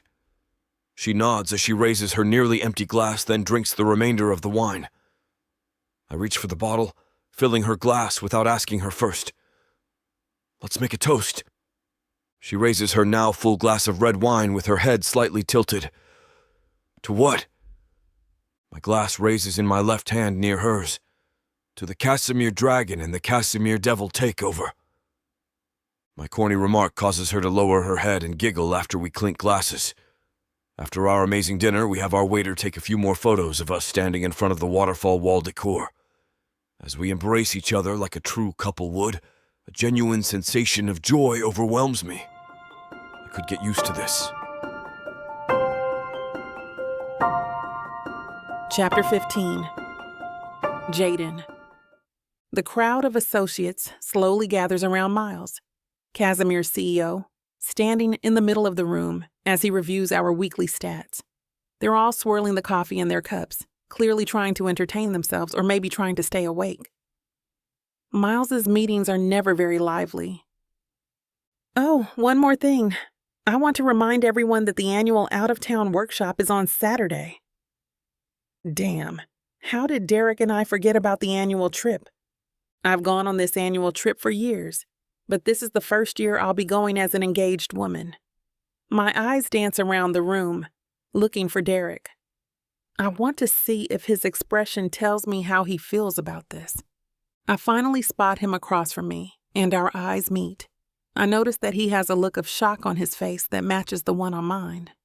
This trip to Miles' lakeside cabin will make or break our plan. It's such a beautiful and romantic place. It will be a chance for everyone to see the real us. Well, the us we are pretending to be. They will believe it entirely, or they will see through our nonsense and call us out on it, putting an end to the whole thing. Okay, that's all I have for you. Get back to work, Miles says and walks out of the room. I walk back to my desk and sit as I start combing through emails. The day goes as quickly as always when I feel my phone buzz. Laura? I wonder what she needs as I slide the screen open to read her text. Yay! She'll be in town tonight. I will need to go clean if she stays with me for a few days. I grab my things and head out the door to head home for the day. I haven't seen Laura in ages, and it has to be perfect. I climb into my car and make my way to my apartment. I notice that the streets aren't as busy earlier in the day, rather than when you leave work in the evenings with everyone else. While driving, memories of Laura and I's adventures through the years fly through my mind. I miss her. It will be so good to catch up and have some girl time. I need a break from everything else going on in my life. I pull into my space and climb out, locking the door behind me as I walk. My apartment door swings open, and I put my keys on their ring by the door. I look around and try to decide what I need to clean first. I try to keep a reasonably clean place, but lately, it's been on the back burner, as so many other things have been more critical. It's starting to smell like a whole new place, and I'm just wiping down my last dish when the doorbell rings. Yay! She's here, I think as I race to the door. She throws her arms around me as soon as the door opens. Oh my gosh, it's so good to see you. How have you been? She asks. Surprisingly good. How's Baltimore? I ask, taking a step back to look at her. She's wearing pajamas and carrying 2 overnight bags. She's noticeably ready for a sleepover. We walk into the house and have a seat on the couch. I'm doing good. It's the same as ever. I brought some Chardonnay with me. I figure we can't catch up without some alcohol. It's tradition, right? She laughs. Well, duh. I thought about picking some up today on my way home, but I knew you wouldn't forget.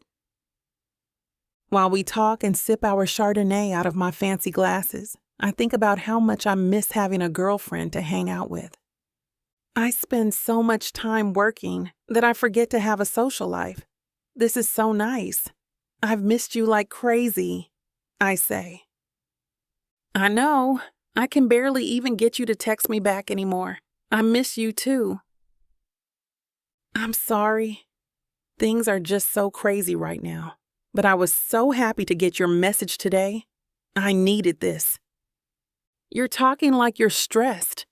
What's going on? I totally forget that she can't know about Derek and I's plan. Oh, nothing at all. It's just a busy time of year at work for me. I realize how stupid the lie sounds as soon as the words leave my lips. But maybe she won't even notice. I saw the picture you posted. You and some guy. What's that about? You holding out on me? Good, she's moving on. Oh, yeah. Derek.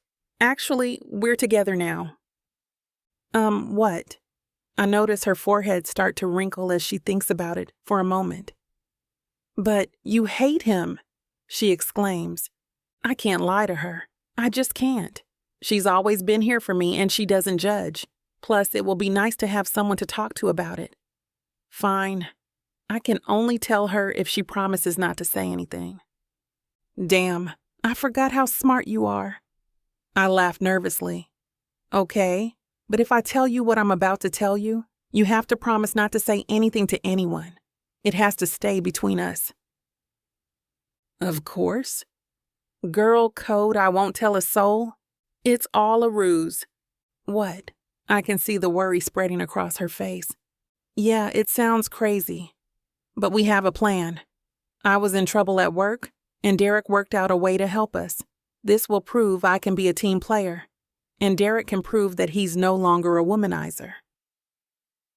Laura sits awkwardly on the couch cushion beside me, staring at her lap, not saying a word, until finally she turns to look at me. Well, you're smart. I support you fully if you feel like this is what you need to do. I mean, what are best friends for? She leans in and hugs me. I wrap my arms around hers and can't help but think how nice it feels that someone other than me and Derek know what's really going on. I thought I was getting a fake marriage, but I didn't know my story was being told by Miss Tyler. This isn't just any fake marriage, now is it? No, you introduced me to the devil. Come on, girl, Jacob isn't that bad. Oh, I love Jacob. His family, on the other hand? Beggars can't be choosers, Nyla. You should be grateful I even let Jacob Stone look your way. I just wanted to save my granddaddy. Is that so bad? Why couldn't you let this be a normal fake marriage? Instead, you put me in a twisty story filled with money, betrayal, power, and lies. Let's not forget love. That's what keeps me going. But not gonna lie, Miss Tyler. This story you got me in ain't the simple fake marriage, happy ending I thought it would be. It's not. Because where would be the fun in that? Treat yourself to Say Less I Love You. Tuesdays and Thursdays. New seasons premiere every month. Or skip the wait and grab the full series bundle from TylerWalker.com. Treat yourself with Miss Tyler.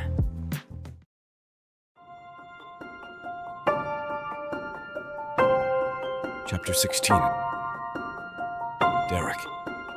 I am delightfully greeted by the first face I want to see as I enter through the doors of the Casimir building. Jaden walks up to me and gives me a peck on the lips. Miles Casimir wants to see both of us in his office.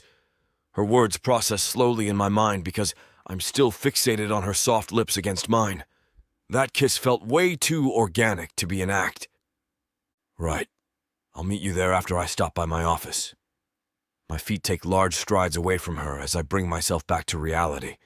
They say that a good actor immerses himself in his role. Even when the cameras are off, he never breaks character. That must be what I'm doing subconsciously. After dropping my things off at my office, I take the repetitive path to the CEO's office. Jaden's head raises at me as she waits for me outside the door. What do you think this is about? She whispers. I lower myself to her left ear to whisper back. I'm not sure, but it definitely feels like we're being sent to the principal's office for disciplinary action. As I stand upright, I notice that my joke has made her tense. I'm just kidding. The back of my fist taps against the door and we are welcomed inside. I allow Jaden to enter first, then close the door behind me. Miles Casimir smiles warmly at us, eliminating our suspicions. There they are. The couple that is taking the fashion world by storm. Jadyn maintains her serious demeanor. Good morning, Mr. Casimir. What brings us to your office? I follow up, hoping to cut right to the chase. Business first. His index finger points from me to Jadyn several times. That's what I've always admired about you two. There will be a collaborative photo shoot on Friday with one of the top ladies' business wear brands, and they want Derek as the male model. Miss Jones, you will go with him, sort of like an assistant, but you know you are both equals in my eyes. I glance over at Jadyn just as she chooses to hold my gaze. If we keep landing opportunities like this, we will reach our goals sooner than we intended. She gives me a small nod, indicating that she is down for the ride. My eyes shift back to Miles as he continues his statement. This will be a good way for you two to prove that you work well together. It's time to show our competitors that your alliance is unmatched. We assure you that everything will go smoothly. My response came out more scripted than I had intended, but he doesn't seem to notice. Great. He joins his hands together in their usual position. That's what I want to hear. As we leave his office together, Jadyn looks over at me with her business face. Can you come to merchandising briefly? Yes, I can. Instead of branching off to the right towards my department, I follow beside her to her department. She has certainly piqued my interest. The only time I'm ever on this side of the building is if my models have business with her. I break the silence once we are alone in her territory. How do you feel about this photo shoot collaboration with the women's brand? Jadyn's gaze remains straight ahead as we pass her office. Am I supposed to feel a certain way about it? Miles Casimir wants peace of mind, so we'll give it to him. Of course. Well, our photos on social media are getting a lot of attention, so I wasn't sure if you would feel uncomfortable together in a business setting outside of Casimir. She stops in the center of the large alteration room, giving me her undivided attention. I'm not uncomfortable at all. If anything, it's working in our favor. You're right. I place my hands in my pockets as I think deeper about our social media presence. But we also need some lounging around the house together photos. Would you feel comfortable coming over to my place later? It would just be for the photo op. Her eyes shift away briefly. I would come by today, but my childhood friend Laura is still in town. How about tomorrow? I nod in agreement. Tomorrow would be fine. Wait here. She disappears into the back room, then rolls over a garment rack with about 10 new arrival suits still wrapped in plastic. I wanted to get your opinion. You know what's the most in style currently out of everyone here? I keep my focus on the suits, browsing through them thoroughly to mask how touched I am that she has sought out my opinion. My hands pull a pale pink suit from the rack, moving it closer to her to inspect. Pastels and jewel tones are a growing trend. More men are feeling confident to wear shades like this, lavenders and tangerines. Yeah, she trails her fingers along the neckline in an unintentionally sensual way, causing me to gulp instantly. I could definitely see you pulling something like this off.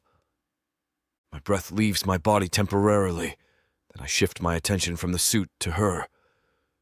Was that just a compliment that you gave me? You're right.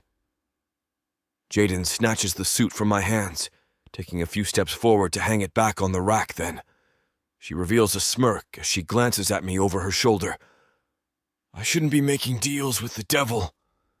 If I didn't know any better, I'd think she was flirting with me. A smile forms onto my face as I watch her push the rack away into the back room until she is no longer in my range of sight.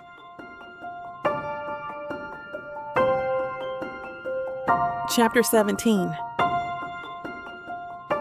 Jadyn. Neville is going through the new suits that came in this morning, and I can tell something is off with him. Usually we have thorough conversations about our day, or he talks about how much he loves or hates the new stuff brought in, but today his demeanor is different. He doesn't start any form of conversation, and when I ask him a question, he gives me one-word answers in a smug tone. He throws another suit on a hanger and finally turns to look at me. I know a fraudulent photo when I see one, Jaden, he says. Is that what this is about? Okay, Neville, what exactly is your issue with our relationship? Ever since you found out about us, all you've done is say hurtful things. I'm just not as easily fooled as everyone else. I can see right through both of you. I just can't figure out why you would make this up, but I'll figure it out. He storms off. I sit down on one of the piles of suits on the floor. What is his problem? Why can't he leave us alone? What does it even matter to him if we are fooling people? That's none of his concern. Suddenly, I hear a familiar voice behind me. Hello, Jaden. Nice to finally see you. I've started to forget what my daughter looks like. What's my dad doing here? Oh, crap. The news. I've been so busy I completely forgot to call him. I stand up to greet him and he leans in for a hug. I'm sorry I've been distant. It's been crazy busy lately. I can see that. What's this about you having a fiancé? And can you tell me why I had to learn about it from social media and not you? His tone tells me he's angry, but I can also sense that he's happy to see me finally. I'm sorry, I say as I pull him to the side so that none of the workers walking past can hear me. I'll tell you about it later, okay? He stands in front of me silently for a few moments. Okay, I understand you don't want to talk about your personal life at work, but you better call me soon. I'd like to meet this mystery man. Yes, of course. I'll talk with Derek and plan a night to meet for dinner soon. I hug him, and he heads back out to the parking lot. Once I finish the sorting, I decide that I'm going to call it a day and head home early. I want to shower and grab some clothes before heading to Derek's apartment for our photo op. On the way to my apartment, butterflies build in my stomach. I'm going to be alone in his apartment. It's not a big deal. Why am I so nervous about it? When I pull into my parking space, I sit behind the wheel for a few moments, taking deep breaths and trying to shake out the nerves. Finally, I enter my apartment and head to the bathroom. I stand looking at my flaws in the mirror, suddenly self-conscious. He is only doing this for the photos. Who cares what he thinks about you? Despite my thoughts, I take a little bit of extra time in the shower. It's not often Derek sees me out of work, and it has to be perfect, I think, as I shave my legs. I wash the last bit of shampoo out of my hair and reach for my towel. I walk into my bedroom and pick out a cute outfit. I choose my favorite pink and black lace camisole and some soft, fluffy shorts. We need it to look like we are lounging at home, right? But there's no harm in looking cute while we do it. Once I'm ready to leave, I grab my purse and keys, heading out the door. While driving, I'm glancing at the beautiful sunrise starting to form above me when I hear my phone buzz.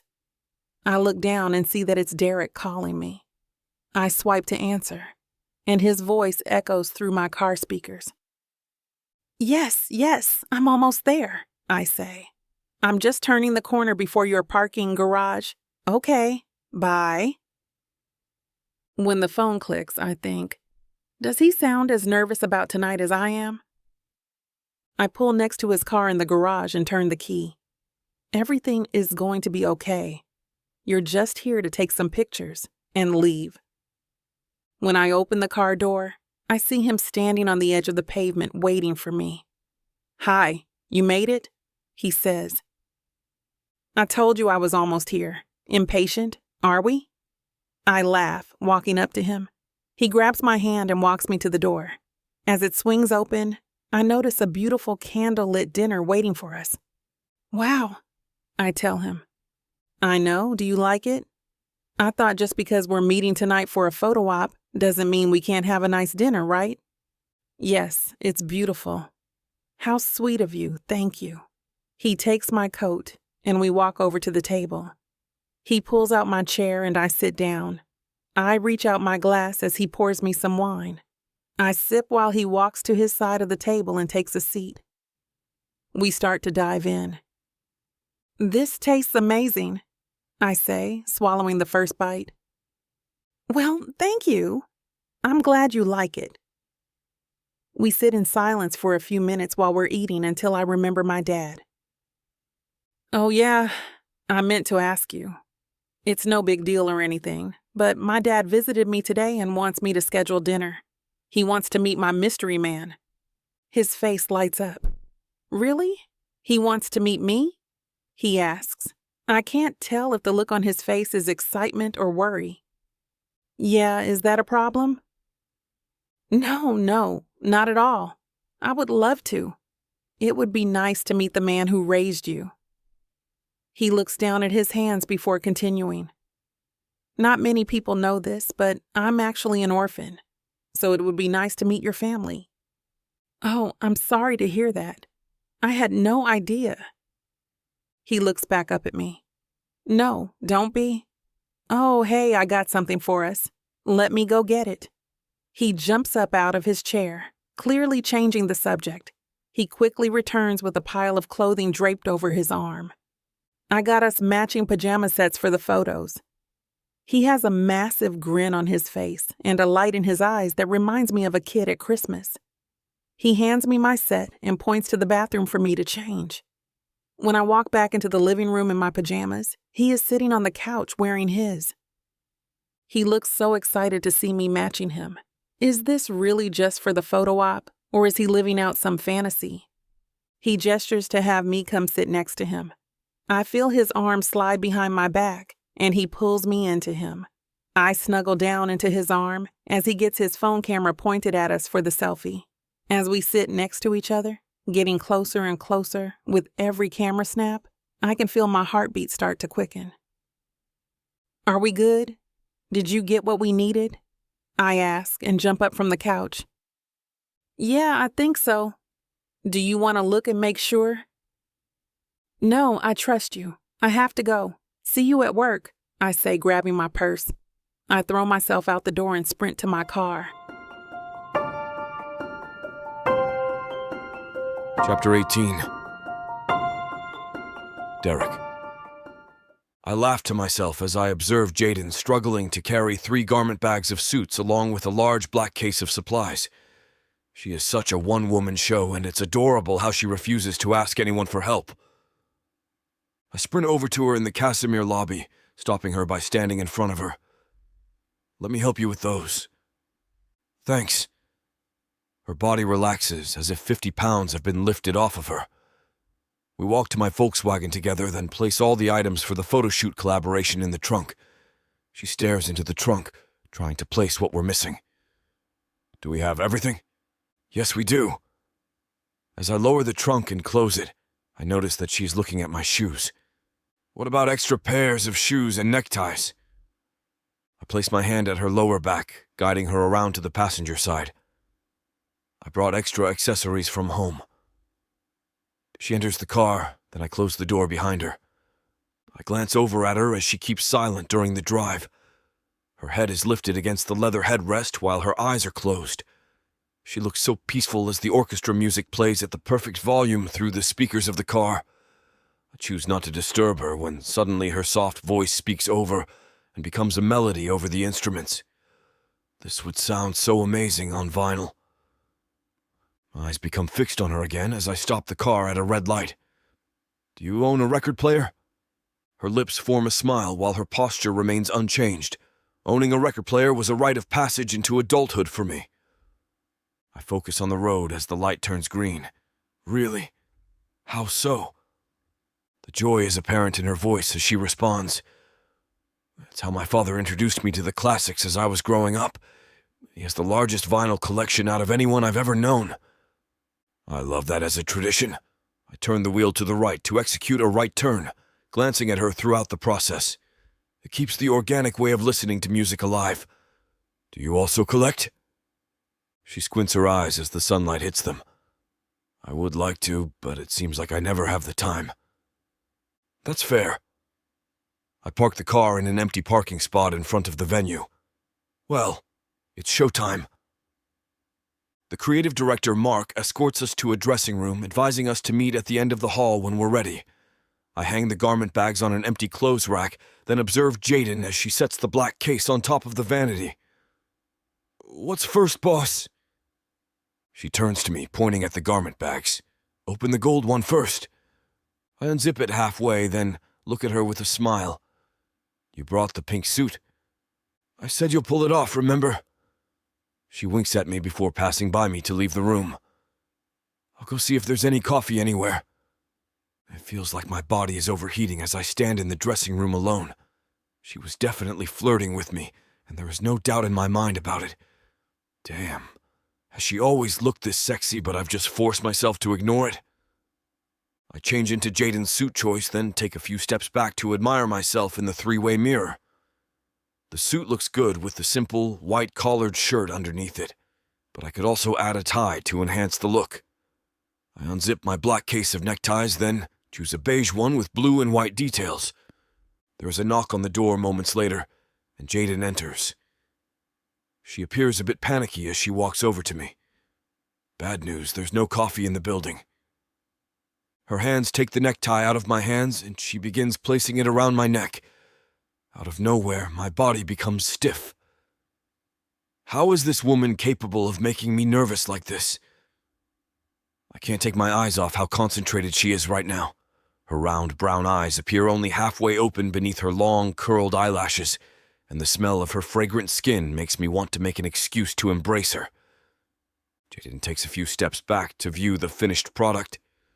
It looks even better than I imagined. As we make our way down the hall to the large room with props and a grand white backdrop, the photographer turns around to greet us. After shaking his hand, I notice that the female model behind him is Ksenia Snarska. She smiles at me with her hands placed at her hips like an athlete challenging their opponent before a match. I'm not in the mood for these childish games today. I pull Mark to the side, asking him if he was aware of this conflict of interest. "Yeah, this photo shoot will help you squash your beef," he responds. I can feel my blood pressure rising, but since I'm a professional, I carry on with the shoot. Ksenia and I are standing in front of the backdrop as the photographer takes some shots to test the lighting. She leans in closer to me, clearly amused by this whole arrangement. "I see you brought your fiancée with you. I'm going to make her jealous." I avoid her gaze, adjusting my cufflinks. "You can try your best, but that's not going to happen." The photographer takes his first round of shots, expressing his approval of our poses together after every 2 or 3 captures. "Just a minute." I raise my hand up towards Jadyn, who stands not too far behind the photographer. "Can I get some powder, please, Jadyn?" She rushes over with her touch-up bag over her shoulder, opens the powder case, then gently taps the brush along my forehead, cheeks, and chin. I reward her afterwards with a kiss on the lips. "Thank you, sweetheart." A smile remains on my face as I watch Jadyn exit the set, the satisfaction instantly increasing once I notice the sour expression on Ksenia's pale face. Chapter 19. Jadyn. I throw my bag onto the bed and play Tetris with the clothes I've chosen to take with me, trying to get them all to fit. We're going on this retreat as a couple, and it has to be perfect. I go against my usual rule of packing light because I want several outfits to choose from for each activity. While I think about Derek, I can't help but think about how much my jealousy rises when I see him and Ksenia together at the photo shoot. He's not even my real fiancé. Why am I jealous? Once I place the last shirt on my clothes stack, I have to sit on the bag to get it to zip without busting the zipper. I throw it over my shoulder and head for my car, tossing the bag in the passenger seat. I let scenarios play out in my mind while I drive. I think about the different conversations that can take place. It's the perfect opportunity to show everyone who we are as a couple, and we must do this perfectly. When I reach the building's parking lot, I grab my bag and lock my car behind me as I walk in the doors. Derek is standing in the middle of the lobby, wearing khaki shorts and flip-flops. He doesn't seem like the khaki shorts and flip-flops type of guy, but they're actually working for him. He greets me, and I lean in for a kiss. We stand hand in hand as more and more people show up ready to go. Once all 32 employees are present, discussions start about who will drive. Derek agrees he should drive because his SUV can carry 7 passengers. 3 other employees volunteer around us to carry the remaining passengers. At the same time, Miles agrees to drive himself so he can haul any extra goods we might need. Once everyone knows where they will be riding, we rush out to find our seats. I climb into Derek's passenger seat with my bag on my lap. Once his other passengers climb in, he starts down the road toward our destination. It's a short 2-hour drive, and he grabs my hand as soon as we leave the parking lot. "Hey, Jaden, would you play some music for us?" he asks. "Yes, of course. Let me connect," I say. I click on my favorite song and hear the beat start to play through his speakers. He looks in his rearview mirror at the people behind us. "Let me know if it's too loud back there," he says. I watch as everyone nods their heads. Why is everyone so quiet? Are they watching us, or am I just paranoid? 2 hours of silence and songs go by when we finally pull into the cabin. The CEO has his separate cabin, and then the guest cabin we will all be staying in has 8 bedrooms with double beds. "Okay, Samantha and Victoria, you'll be staying in the room with Derek and Marissa," Miles says. I didn't even think about us having to share a bed. Even worse, with roommates. Derek and I make awkward eye contact and head to our room. "Can I carry your bag for you?" he asks. My initial reaction is to say no. I'm a grown woman and I can carry my bags. But then I remember everyone is observing us, so I drop the bag off my shoulder and hand him the strap. "Thank you," I say.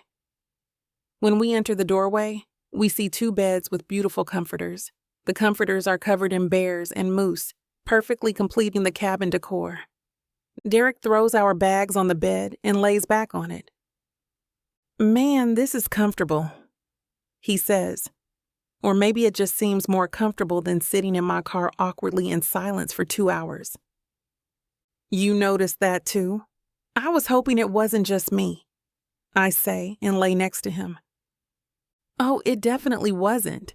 It was so quiet, and my questions trying to get people to talk only seemed to make it worse." He laughs. I'm about to respond when our roommates walk in to see us lying on the bed. "Oh, did we walk in on something? We can come back later if we need to," Samantha laughs. When I finally catch on to what she's referring to, I jump off the bed and stand beside them. "No, don't be weird," I say, and smile at Derek, still lying on the bed. "We just came to tell you that Miles wants everyone to get dressed in their exercise clothes and meet him by the fire pit," Victoria says. They both walk out of the room, and I turn to grab my bag. The zipper I fought so hard to close springs open as soon as I touch it, revealing my array of outfits to Derek. I grab my leggings and cropped shirt off the top. "I don't want anyone to see you walk out and raise any suspicions, but could you at least turn around?" "Oh, yes," he says and rolls over. I slip on my more comfortable outfit and let him know he is safe to turn around. "Okay, but you have to do the same for me." He laughs. Once he has his clothes on, we walk, hand in hand, out to our piers, gathering around the fire pit. Miles is standing in the middle with a large book resting against an easel. When we get closer to the picture, we notice it is of 2 people doing yoga together. I must have a look of disgust on my face. Miles notices my expression and quickly explains himself. "This is an exercise I have found that is supposed to bring us closer. I feel that our company has started to grow apart, and I'm going to use this retreat to fix that," he says and sits crisscross on the ground. Derek meets my eyes. "We don't have to do this if you aren't comfortable. I'll say I'm not feeling well or something," he whispers. "Thank you. I appreciate that. But I think this exercise will be good to show everyone how we work together." As Miles flips through the pages of poses, we go through them individually. Each pose brings us closer and closer physically. I'm sure to everyone else at the retreat, these poses are nothing different than they do in their regular yoga classes with strangers. But as I do each pose with Derek, I can't help but start to feel warm as passion builds inside me. His body presses against mine, and the sexual tension grows with each touch. When Miles reaches the last pose, I'm sweating, trying to keep my mind on anything other than the feeling of his body on mine. How warm he feels touching my skin. Miles announces that the exercise is over and to sit tight and wait for his cooks to serve us our dinner. The meal turns out to be much better than I was expecting for a company retreat. Is the meal fantastic, or are all my senses now heightened? Everyone makes their way to their rooms once dinner is over, but neither Derek nor I am even tired lying in bed. "Take a walk with me?" he asks, grabbing my hand. He grabs my hand as we stroll the path winding around the trees. As soon as our skin touches, a rush goes to my head. I try to ignore it as we walk around the lake, but as we reach the parked cars, I can't help myself. I lunge at him and kiss him passionately. Chapter 20. Derek, I've never wanted a woman as badly as I want Jadyn right now. The way she initiated the kiss made me instantly hard, but I don't want to rush with her. Something about her makes me want to pour all my energy into pleasing her. I had no idea I was even capable of this selflessness. I lift her feet off the ground, setting her on top of the car's hood as we continue to make out passionately. Jadyn wraps her arms around my shoulders, holding my gaze seductively as we pull our lips apart. "It's a good thing you drove the SUV out here instead of the Volkswagen." "Why is that?" My eyes lower to her lips as I plan to taste them again. She moves her face to the left side of my face, whispering sensually into my ear. "Because we can finally release all this built-up sexual tension." The hair on the back of my neck stands on end from her statement. The man I was before we started this fake engagement would take her right now on the hood of my car, not caring who is watching. For the first time in my life, I feel the urge to be romantic with a woman. My lips kiss the side of her neck, trailing downward to her collarbone as she leans back in my embrace. "Do you want our first time to be in the back seat of an SUV?" My lips trail back up to her ear that I take into my mouth, biting her lobe gently between my teeth. Her voice becomes breathy as she responds. "I've wanted you since the salsa party." She lowers her hands to my chest, deeply exhaling as they trail down to my rock-hard abs. "Damn, you're even more cut than I thought you were." I lean back with a smile, allowing her to feel me up to her heart's content. "It's all yours now. You can touch it as much as you want." She slips her hands under my shirt, explores my torso more, then decides to remove the shirt entirely over my head. "You missed your calling, Derek. You should have been a swimsuit model instead of suits." I got offered some jobs in the past, but I declined. I think I was too apprehensive to go that route. I pause after revealing something I had never told anyone else before. The palms of her hands rest against my abs as she tilts her head curiously. "Why were you apprehensive?" I hold her gaze, feeling like we're connecting on an even deeper level. "I didn't want people to only want me for my body." The irony hits me afterwards. I had been using women in the way I never wanted to be used. Maybe being with Jaden is making me a changed man after all. "Well, you have more going for you than your body." She wraps her arms around my bare shoulders as she continues to tease me. "I'm sure you're a good lay, too." Her lips meet mine aggressively and she wraps her legs around me, moaning enchantingly as we make out again. Jaden watches me curiously after the kiss, wondering why I haven't initiated sex yet. "Is something wrong?" No. There's something I've been meaning to give to you first." I move backwards, assisting her off the hood. "Wait here." I enter the back of the SUV, lower all the seats, then escort her inside. I grab a large gift bag from a closed compartment in the truck, then enter with it, shutting the door behind me. I got this for you. I hand her the black gift bag with anticipation. She sorts through the blue tissue paper, then pulls out a vinyl album with a huge gasp. It's the newest release of the London Symphony Orchestra on vinyl. She flips the cover over, studies it, then looks at me with a huge smile. This is so thoughtful. Thank you. I hate to put a stop to a good time, but it looks like we've hit this platform's limit for spiciness. This platform's got some rules we have to play by if we want to keep giving you these stories for free. And trust me, this scene isn't something you want to miss. While we can't get into all the details here, you can still dive into the full, uncut version at TylerWalker.com. Miss Tyler has an entire collection of unabridged audiobooks and ebooks waiting for you. And the best part? You can treat yourself with 40% off when you use the code SAVE40. That's right. You'll save on any digital product, even bundles that are already discounted. Miss Tyler would never let anyone feel the kind of disappointment you must be feeling right now. So why wait? Treat yourself with Miss Tyler.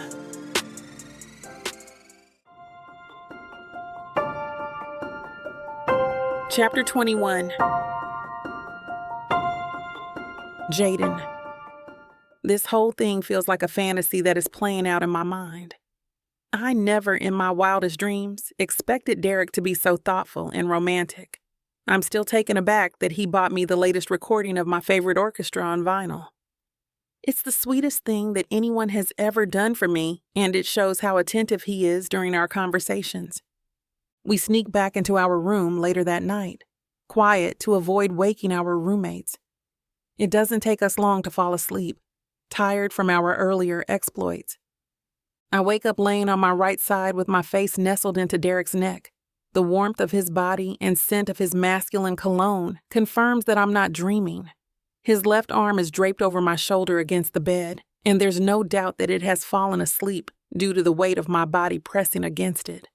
His right arm wraps tighter against my body, clenching me to him as if he suspects I might escape from his grasp while he sleeps deeply. I lay there in the double bed of the shared room in the large guest house, savoring every minute while I still can. The subtle rise and fall of his body against mine provides me with so much reassurance. It's still unreal to me how comfortable we have become with each other. I tilt my head back slowly to admire how handsome he is. His face is so chiseled it would make the most perfectly crafted statues jealous. He has just enough stubble at his lip and chin to make him look refined without aging him. The way he dominated me in the SUV last night makes me see him in an entirely new way. Our sex was amazing, and he really focused on taking his time to make sure I was satisfied.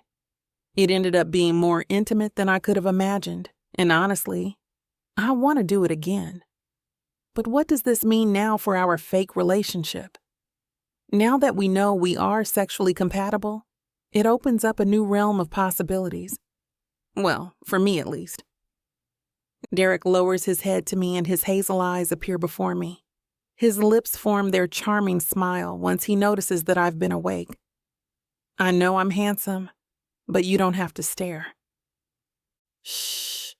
I place my finger over his mouth, responding in a whisper. They're still sleeping. Let's go outside. We silently enter the hall and go to the bathroom like a real couple. As I open my toiletry bag to take out my toothbrush, I notice that Derek is already peeing into the toilet beside me. This confirms it. He is definitely feeling more comfortable with me too. After washing our faces and brushing our teeth, we go out to the lake for a walk. Miles Casimir raises his hand at us as he descends the hill from his private house towards us in his burgundy pajamas. Good morning. I hope you both slept well. We did, Derek responds for both of us. Great. Breakfast will be prepared in half an hour at my cabin. Please inform the others. He turns and makes his way back up the hill before we have the chance to respond. After notifying the other employees, I pull Derek away so we can have a private conversation. As we walk side by side in the grass, the chirping of the birds and light howling of the wind makes the stroll more pleasant. I wanted to thank you again for the London Symphony Orchestra album. It's the most considerate gift I've ever received. I figure that I'll open up the conversation lightly, then we can segue into our encounter in the SUV. His eyes appear brighter as the sunlight reflects off of them. It was my pleasure. Talk about the perfect transition. Also, I stop with my back to the lake, facing him. I wanted to talk about last night. He gives me his undivided attention, relieved that the topic has surfaced so quickly. I want to talk about that too. Suddenly, we are interrupted by the sound of fast steps approaching us. Seth stands in front of us, out of breath, like he had been timed to retrieve us. We're all waiting on you to start breakfast. Let's go up to the cabin together. Great. We've just been robbed of our perfect opportunity to define what the dynamic of our relationship is now. We probably won't have our privacy like this for a while. When we arrive at the grand cabin, we take our seats with the rest of the staff, loading our plates with the buffet of food choices in the center of the table. Miles Casimir stands in front of us, wearing a black t-shirt and white and black swim trunks. It's always odd to see him not wearing a suit. He gives his morning speech while we all indulge in the delicious food. Yesterday, our focus was team building. Today, our focus is very simple. We're just going to have fun. He takes a long pause, allowing everyone to applaud. We will be loading my boat from the dock, and from there, we will have the opportunity to do water sports for those who are interested. So enjoy your breakfast, then change into your swimwear so we can get this day full of activities started. He nods as everyone claps, then focuses his attention on Derek and me. This is our first company retreat where we have our very own engaged couple. The cheers heighten as everyone turns their focus on us. I'm sure I'm not the only one who wants to know when the company couple will be moving in together. I look at Derek as the breath leaves my body. We both never expected to be put on the spot like this. Luckily, he is faster on his toes than I am and improvises. We are currently looking for a house together. Miles's expression shifts to concern. I can't stress enough the importance of living together first before getting married. I have the perfect single-family home available for you while you carry on your search, and I won't take no for an answer. Derek and I attempt to make our nervous smiles appear natural as we thank him for his generosity, agreeing to take him up on his offer. We both know how unwise it would be to turn down our boss when we need his trust more than anyone's. I just hope we can keep up this act without arousing any more suspicion. Chapter 22. Derek, as I load the final bags into the trunk of my SUV, I observe Jaden as she speaks with our colleagues in front of the lake. It has been so refreshing to see this other side of her, and we have grown closer on this trip for numerous reasons. I wonder if any of them noticed us sneaking around together in the middle of the night. Even if they did, would it matter? We are supposedly an engaged couple, and we just did what an engaged couple would be doing on a trip. Scenes from our night of passion replay in my head. Everything about our intimacy was on a different level for me. She had probably experienced another man making love to her before, but I had never given myself emotionally to a woman during sex before. There truly is a difference between screwing and making love, and I realized that last night. I entered the driver's seat first, waiting for everyone to conclude their conversation so we can head back to New York City. I had previously returned the seats upright, eliminating any evidence of our impromptu encounter. The proposition from Miles Casimir enters my mind, and I would be lying if I said I wasn't thrilled about it. Any opportunity to spend more time with Jaden is one that I can wholeheartedly support. But why am I this way now? Jaden holds my gaze curiously as she enters the passenger seat, closing the door behind her. Are you okay? Just seeing her face makes the edges of my lips curl upward. Yes, just looking forward to being back home. I want to bring up our night of passion, but I'm interrupted by the other 6 employees entering the back while carrying out their conversations. I'd rather be alone with Jaden, listening to the relaxing orchestra that we enjoy together. I reverse from the parking spot, then join the other cars on the trail leading to the main road. My mind continues to race, making me a noticeable outcast from the passengers in the car. I hear Jaden's voice as she enters their conversation, but I'm incapable of focusing on her words. There is something far more pressing on my mind that I need to address. I've fallen in love with Jaden. It has been an ongoing process, but I believe now that I've made myself emotionally available to her, I can admit the truth to myself. When I saw her as a woman for the first time at the company cocktail party, I was already doomed. The way that long teal dress hugged her curves to perfection was my kryptonite, and I wasn't even aware of it yet. Then the salsa party just sent me deeper into my spiral.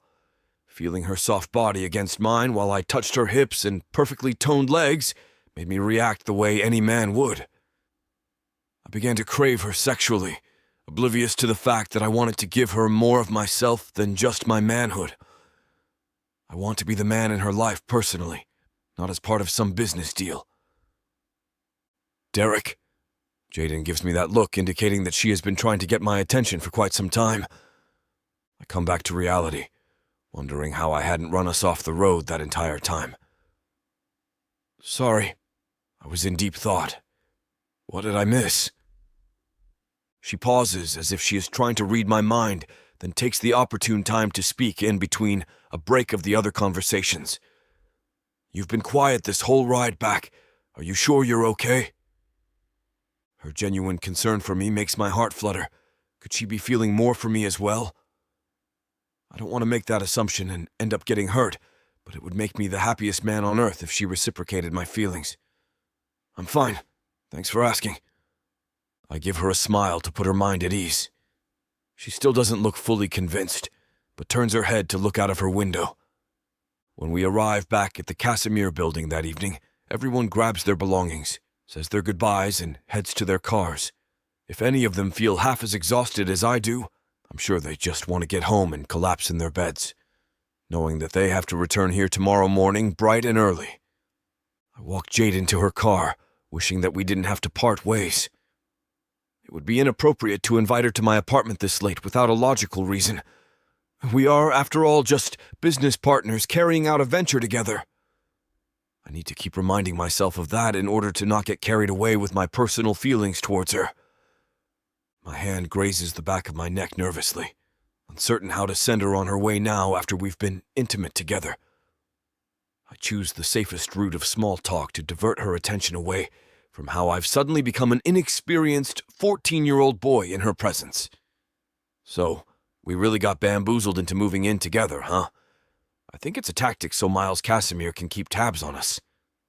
Jaden nods in agreement, securing her bag more tightly over her shoulder. He's a smart man, and for that reason we need to coordinate our move into that house ASAP. You're right. I think about my schedule for the week, attempting to select the best day. We'll both be busy tomorrow prepping for the calendar shoot on Wednesday, and that makes Wednesday out of the question. She retrieves her car remote from her pocket. Let's arrange for our workloads to be covered on Tuesday, so we can do the move then. Okay. I kiss her lips, not caring if anyone isn't watching. My eyes linger on her as she enters her car. My affection towards her is no longer just for show. This kiss was of my own volition. Chapter 23. Jaden. As I enter my car and head to work Monday morning, I'm feeling overwhelmingly hopeful. The energy definitely feels differently between Derek and me. Although we missed our opportunity to talk about where we stand as a couple, it feels like we've just naturally shifted into the real thing. Could I be reading the signs wrong? It has been a while since I've seriously dated. He probably didn't think I'd noticed that he kissed me last night, even though nobody was around. Maybe he just did it as a force of habit, or maybe this relationship is starting to feel real to him too. I'm eager to see where things could go once we move in together. The timing just seems right for us. We got so much closer over the weekend, and I feel like I should be thanking Miles Casimir personally for it. This fast-paced love affair is proving to be more exhilarating than I'd imagined. I greet my colleagues as I enter the Casimir building, wondering if they can tell that I got laid on our company trip. They must be able to tell, right? I certainly feel cheerier, and that must be translating through my demeanor. I set my belongings down in my office, remove my peach blazer, and place it on the coat rack. My index finger trails along the paper of my schedule for the day. There will be some new arrival suits within the hour, then I'll probably see if Derek needs me to prep anything for the calendar shoot. Neville helps me log all the new suits. Then we place them appropriately on the racks. I notice that something has his attention on his phone, but I can't be bothered to pry. Finally, he looks up at me with a stunned look. I hope you're ready for this. What? I know Neville can be a bit dramatic, so I'm only expecting him to show me some fashion faux pas. As I glance at the screen of his phone over his shoulder, I recognize the blonde model from the fashion show. In the photo, she is sitting closely to Derek at a bar, and he's wearing the pink suit I picked out for him for the photo shoot. This means that they went out together afterwards. I take a step back, trying to process what this all could mean. Neville adds to my anxiety as he reads the caption below the photo. Derek Maverick may be engaged, but his heart still belongs to me. May the best woman win. My heart sinks into my chest. Is he really still entertaining this woman behind my back? He had given me the impression that he wants nothing to do with her. Why is this bothering me so much to begin with? It's not like we're even really together. Neville's deep sigh brings me back to the present moment. He gives me a condescending look as he pours salt on my wounds. Players will always be players. I feel like an idiot as I watch him walk away. He has been skeptical of our relationship from the beginning, and now he has some dirt on us that could further prove his theory. As much as I hate to admit it, he might be right. I was aware of the risk I was taking when I signed my name onto that contract. I knew my reputation would be at stake, but I wasn't prepared for my heart to be involved. Just as I was starting to have feelings for Derek, I'm reminded why I shouldn't. It's a blessing that this happened sooner than later. It's not too late to guard myself. I'm reviewing the inventory log at my desk when Derek stops by a few hours later. He smiles at me warmly, oblivious of the threat to our public image as a couple. I figured you were busy when I hadn't seen you all morning. I ignore his presence. Imitating the days when I had no interest in him, he enters my office regardless, sitting in the white chair in front of me. What's wrong? My eyes glance up at him, knowing that he won't leave me alone until I come clean. I sigh heavily as I pull up the photo on Gazania's Instagram, then place the phone facing him at the edge of my desk. He picks up my phone, silently studies it, then meets my gaze with serious eyes. This is a publicity stunt. I was unaware this photo was taken. I lean into my chair, dissatisfied with the response he has given. What are people supposed to think when you go out alone with the model you had a thing with, right before you announce that you're engaged? Derek sits at the edge of the armchair, pleading his case persistently. We went out for drinks after the photo shoot, only to talk about future collaborations. He places his arms on my desk, attempting to hold my hand when I pull it back. I have no interest in Ksenia, Jaden. I would never sabotage us like that. He makes it sound so believable when he mentions us. How do I know if he is being genuine, or if he's just playing me and Ksenia against each other? He must be telling her the same thing in order for her to think this is a competition. I look down at my arms crossed over my chest, mumbling under my breath. This is why I don't date younger men. What?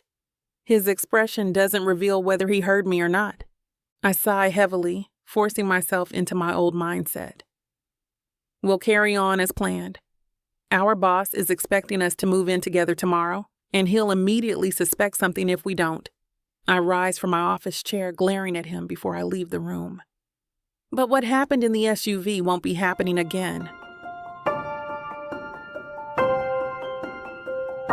Chapter 24.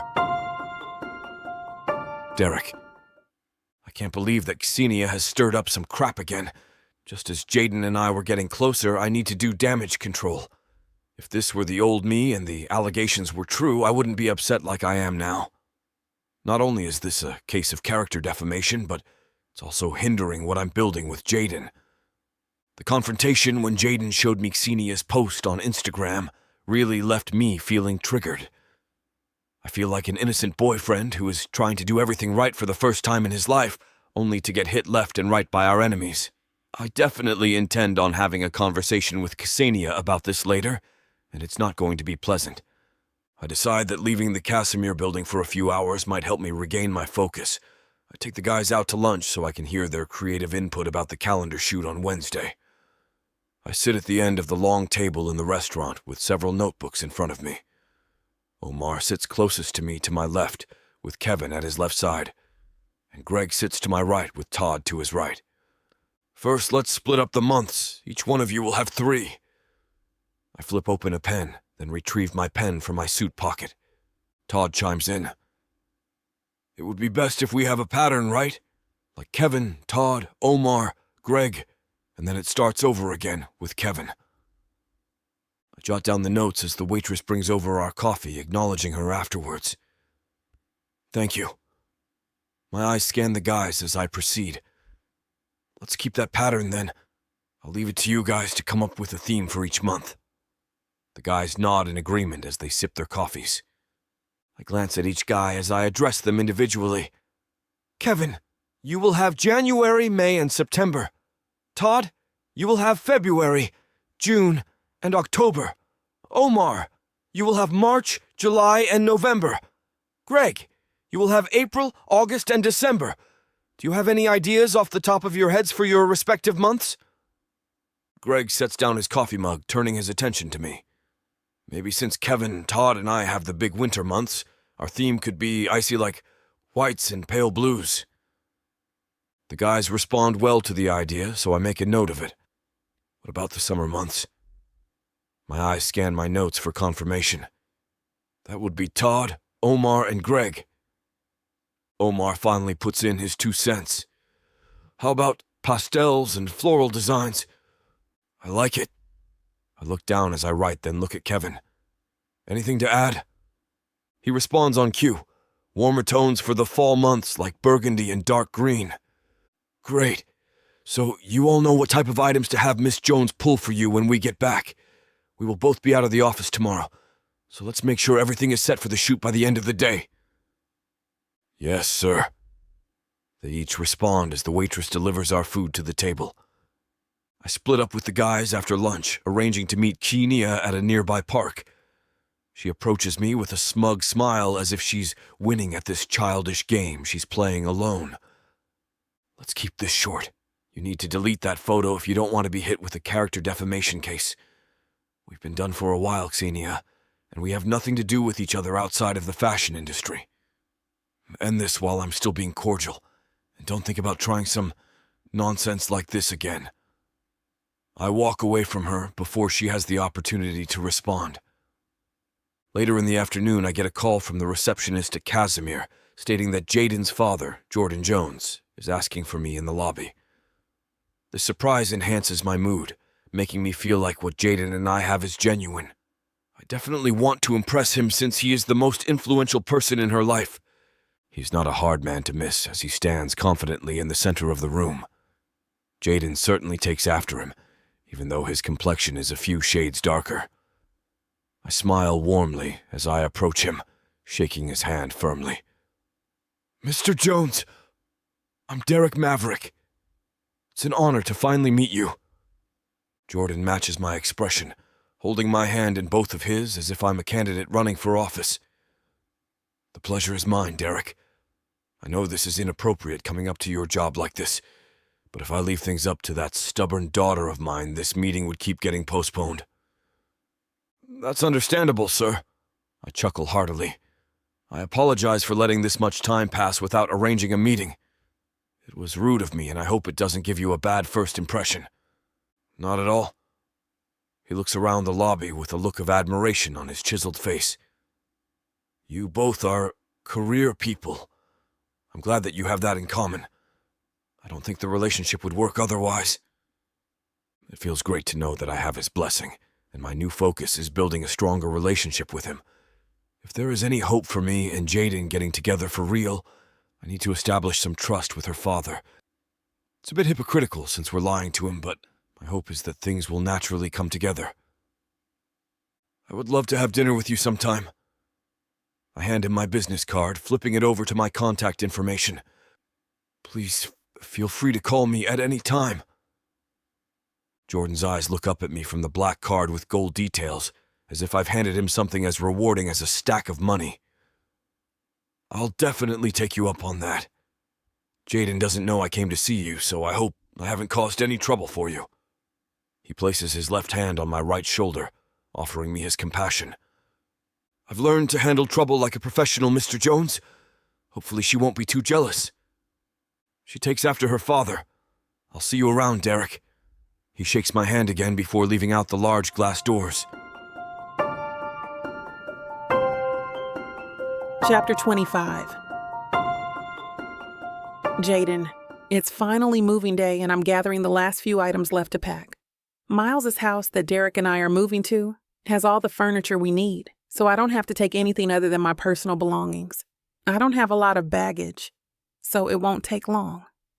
I keep replaying the last few days' events in my mind as I throw the last of my clothes into my suitcases. I can't help but wonder if everything I've been through with Derek has all been a colossal mistake. If I should have agreed to go along with this scheme when he can't even seem to get his life together. How did I let myself start to fall for his charms? At least the picture of Derek and Kenya was enough to bring me back to reality before I get too deep in it. My phone buzzes in my pocket as I finish up with the last of my things. I pull it out and see that I have a text from Derek. He asks if I need any help packing. He doesn't deserve an answer from me, I think, as I close my phone, leaving him on read. I load the car with my last 2 suitcases of clothes, the last box of shoes, and all my toiletries. While driving down the road toward our new house, I can't help but think about the life we'll be living. It's an actual white picket fence story, the kind I have wanted for as long as I can remember. But instead of living there with the love of my life, and one day our beautiful children, I'll be there with a man I can't trust, who doesn't even really like me. For a moment, I let those words float around my brain. I push all the bad things out for a moment, and I let him in again. I start to fantasize that maybe, just maybe, living together will make this real between us. Perhaps he really can fall in love with me. I shut myself down as soon as I remember the photo of them. How can I be so stupid? He will never want that white picket fence with you. It's all a ruse, and that picture shows just how much of a ruse it truly is. I continue driving, talking myself into staying mad at him the whole way.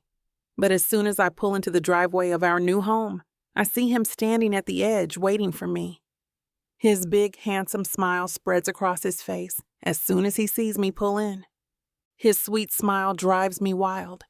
As soon as I see it, I get lost, completely forgetting I'm mad at him. I get angry at the thought of my inability to resist him. Suddenly, out walks Miles from around the corner. Of course, he's here to spy on us. I step out of the car, and Derek is there to hug me while Miles walks up behind us. "Hello, Jaden. How was the drive over?" he asks. "Good. It's a pretty smooth drive the whole way. Thank you for being here." "I'm glad I was able to be here. I can quickly give you the tour, hand over the keys, and get out of your hair so you can unpack. Follow me." He turns and heads toward the house. Derek reaches for my hand, and I pull my hand away. I can feel his stare the whole way into the house. Miles begins in the kitchen, discussing the marble countertops and the newly redone floors. He opens the cabinets and exposes the inside of the gorgeous appliances, All the while, Derek's eyes never leave me. When Miles finishes his tour, he hands the keys over to Derek. Well, I hope this home will treat you and your new relationship well. Let me know if you need anything. Thank you so much, Miles. We appreciate it, I say. He nods and walks out to his car. Derek and I are finally alone. I need to talk to you. Please have a seat, Derek says. His face is pale and he looks sweaty. Okay, I guess, I say, and take a seat at the table. He sits across from me, setting his folded hands on the table. He doesn't make eye contact with me when he starts a conversation. I don't blame you for being upset, but I promise you nothing happened with Ksenia. I wouldn't do that to you. I'm only focusing on what we're building together here. His response makes me curious. What can that mean? What we're building together? But I'm too tired to ask. Okay, if you say so, I'll believe you this time, but only because I'm too tired to find fault in your apology. I laugh. I guess I can accept that. He smiles. Well, you're going to have to because I'm going to bring my load in from the car and head to bed. I get up from the chair and head for the door. I hear his footsteps as I make my way out to the car. He grabs the 2 suitcases full of clothes and stacks the box of shows on top. I'll let you carry your toiletries. I'm sure you'll need access to those for bed. He sets them down inside the bedroom I choose. Thank you for your help. Good night. Good night, Jaden. I'll see you in the morning. I close the door, slip out of my clothes, and crawl into bed. I fall asleep as soon as my head hits the pillow.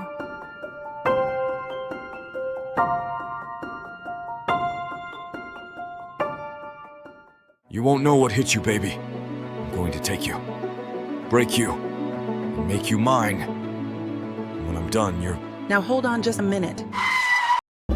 What? I got something to say. What's the meaning of this? Now you may be some fine-looking white boy, Got that right, baby. It takes hard work. and you might got the money, Fat stacks, baby, to spoil you with. but that doesn't mean I'm going to give it up to you without a fight. A fight? You want some limp wilting flowers? Go to historical romance, baby. But you want sassy and spicy strong black queens that tame their alpha male bad boys? I think our listeners do. Then you go on and look at Miss Tyla's Bougie Brides and Billionaires audio bundle. 50 hours of me whispering the most romantic things in your ears. Fake marriages, alpha male billionaires, strong black women, steamy scenes that will make your eyes roll back. And everything wrapped up in a happily ever after that will put you in an afterglow. Use code SAVE40 to get 40% off this bundle and any other digital product in Miss Tyla's store. Unabridged and uncut. Just like you, You're gonna have to find out. Tyla Walker Romances. Escape your life with sassy romance.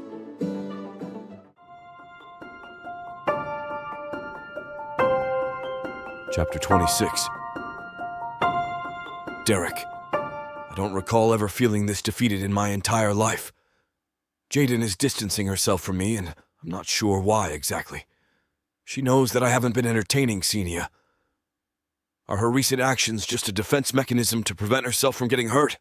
I must not be doing enough to prove to her that I would never mistreat her. My phone vibrates in my suit jacket pocket as I sit in the living room in silence. When I answer the unsaved number, I discover that it's Jadyn Jones. How ironic is it that his daughter won't speak to me, but he will? He asks me if I'm free, and I respond that I am, without hesitation. When I ask him where he would like to meet, he says that we could just chat somewhere over some beers. I give him the address of an upscale bar my cousin owns nearby, telling him I can be there in 15 minutes. I arrive at the bar first, informing my cousin Anthony that everything the older gentleman and I have should be placed on my tab. When Mr. Jones arrives shortly after, I introduce him to Anthony, then ask him what beer he would like. "I'll take a cold Guinness," he responds. The bartender pours some of the dry stout into 2 chilled glasses, then we walk with them in our hands to a nearby booth. Jadyn takes a sip of his beer, then smiles widely as he sits across from me. So, Derek, what attracted you to my daughter? I know she can be a handful. I anticipated that this question would come, but instead of giving a rehearsed answer, I speak from my heart. Believe it or not, we actually hated each other the first few years we worked together. In hindsight, I realized that she was a mirror to me. There were certain traits we shared that I hadn't addressed within myself, making it triggering to work with her. But now it's those traits, along with new things I learn about her daily, that have made me fall in love with her. Wow. He nods firmly, clearly impressed with my response. That was more transparent than I expected. What traits made you butt heads the most? Well, I take a sip of my beer, then place the glass back down on the table. We both felt the need to control every situation. If things weren't done the way we wanted it done, there would be hell to pay. Jadyn chuckles deeply, relating to my words. You can blame me for that one. That has her old man written all over it. I've always heard people say that marriage is a business. What are your thoughts, Mr. Jones? It's funny you should say that. His eyes become more serious, as if he is preparing to give me a lecture. I used to say that myself. I hold his gaze curiously. What made you change your perspective? A successful marriage and a successful business both require trust, but business can be handled on pure logic. It only takes matching mindsets to run a business with someone. Marriage requires something that most people aren't willing to unlock. What do you think that is, Derek? My eyes break his gaze as I contemplate the answer. Emotions? You're on the right track. He nods after taking a sip of his beer. Vulnerability. His words of wisdom have confirmed everything I've been experiencing lately, making me feel more connected to him. That resonates with me, sir. This is the most vulnerable I've ever been in my life. Good. His smile becomes wider. I like you, Derek. I thought I would be a tougher nut to crack when it comes down to my only child, who I raised alone, but I'm also a good judge of character. I imagine it must have been tough to be a single father. I down the rest of my beer. Jaden never really knew her mother. She went to prison when Jaden was only 5. While it brought us closer, I often wondered if too many of my mannerisms rubbed off on her. She became a tomboy, so I forced her to take up the violin and ballet, he explains. A smile forms on my face as I imagine a small Jaden playing the violin. Yes, she told me that she played the violin. We both have a love for classical music. Jadyn chuckles after finishing his beer. It's good to know that one of them stuck. She dropped out of ballet in a matter of weeks. I laugh along with him. I can't imagine Jaden in a ballet class at all. The bartender comes over, clears our old glasses, then sets a new round of beers in the center of the table. I'm not sure if she had a chance to tell you yet, but we moved in together earlier today. He gushes over the news. That's great to hear. Let's have a toast to that. Thank you, sir. I clink my glass with his, feeling comforted by his enthusiasm. Jadyn releases a satisfied exhale after drinking from his glass. You should have an engagement party at the house soon. I expect to be invited as soon as the date is set. I nod immediately, feeling incapable of turning down his request. Yes, sir.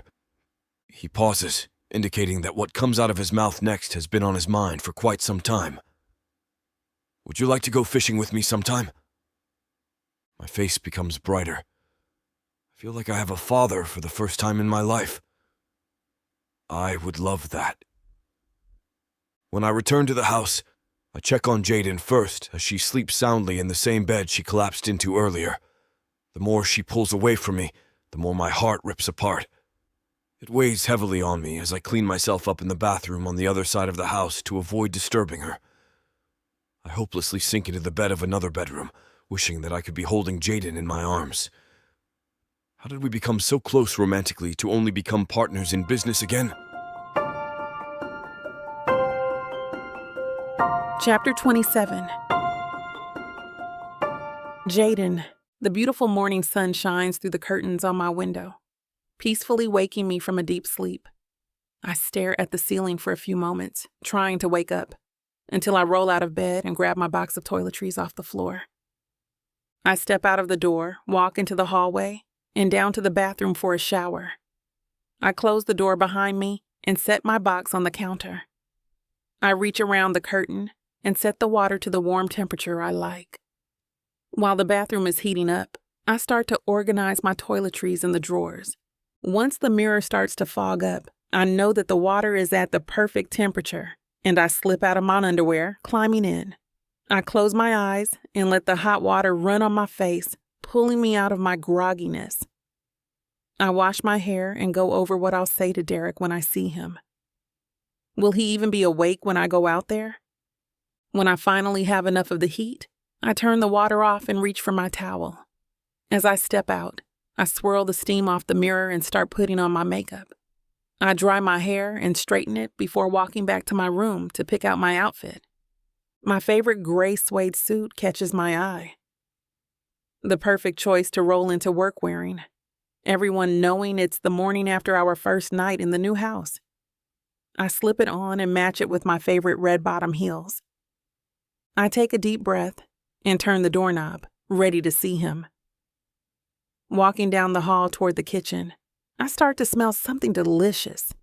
I round the corner, exposing the table, covered in a beautifully made breakfast ensemble. "Good morning, Jaden," Derek says with a smile as soon as he sees me enter. "Good morning? What's all this?" I ask. "Come, take a seat. I made us breakfast for our first morning here together." He gestures for me to come to sit in the chair he pulls out for me. I sit, and he pours me a glass of orange juice. He's already made our plates and sits down across from me. "This is beautiful. I definitely didn't expect anything like this," I say, taking the first bite. "I'm glad you like it. I wanted to impress you." "Well, you succeeded. I'm very impressed." We laugh and continue eating. "Oh, I wanted to tell you. I met with your father last night. He called wanting to see me, and I didn't know how to turn him down. I figured you were sleeping and didn't want to wake you up to ask permission. I hope that doesn't upset you," he says. "Oh, really? That's strange. Well, actually, knowing my father, that doesn't surprise me at all. He's been insisting I plan a meeting, and I just haven't gotten around to it, so he just did it himself. My dad has a way of making himself involved in my life, whether I want it or not. I'm all he has. I'm sorry he confronted you like that, but I appreciate you telling me. How did it go? What did you two talk about?" "Of course, I know it was important to you, and it really was a matter of time anyways. We didn't talk about much other than the engagement. Oh, and he talked about how he wants us to have an engagement party here, at the house. Well, I guess an engagement party has to happen eventually to keep this plan going, right? We could just jump in and say, Saturday?" "Sounds great. We can announce it to everyone at work today. Oh, and don't worry about cleaning this up. I'll take care of it when we get home tonight. I'm not used to making breakfast like this, so I didn't time it perfectly. We're running a bit late."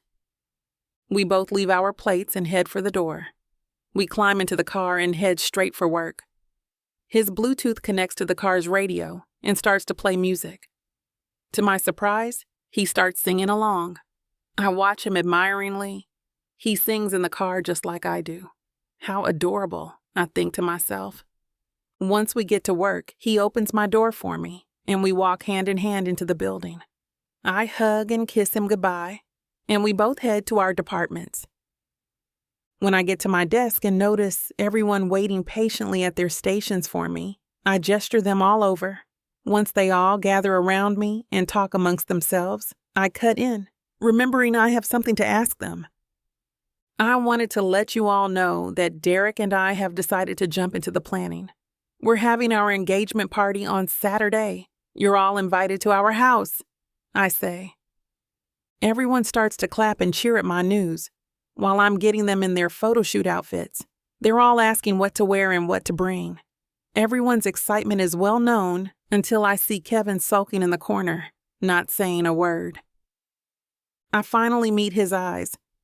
"I'll be there," he says, and sulks away from the group.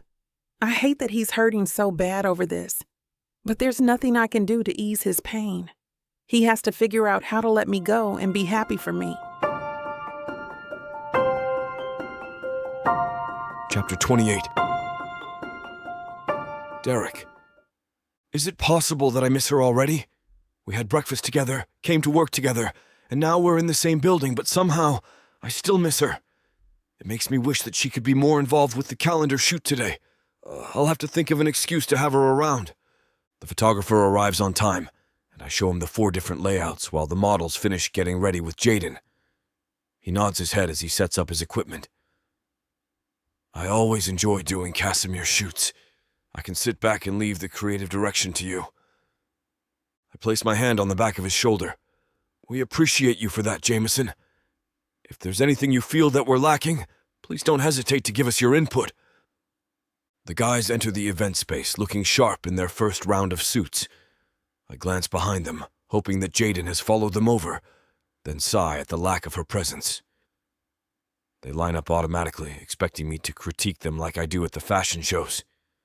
I clap one time, expressing my satisfaction. You guys look great. Miss Jones is a miracle worker. They look at each other cluelessly, more than likely feeling like this is some sort of setup. I gesture at Kevin then at the backdrop he will pose in front of. Let's start off with January. I lower myself into my chair as I watch Kevin walk to his designated spot in his Arctic blue suit.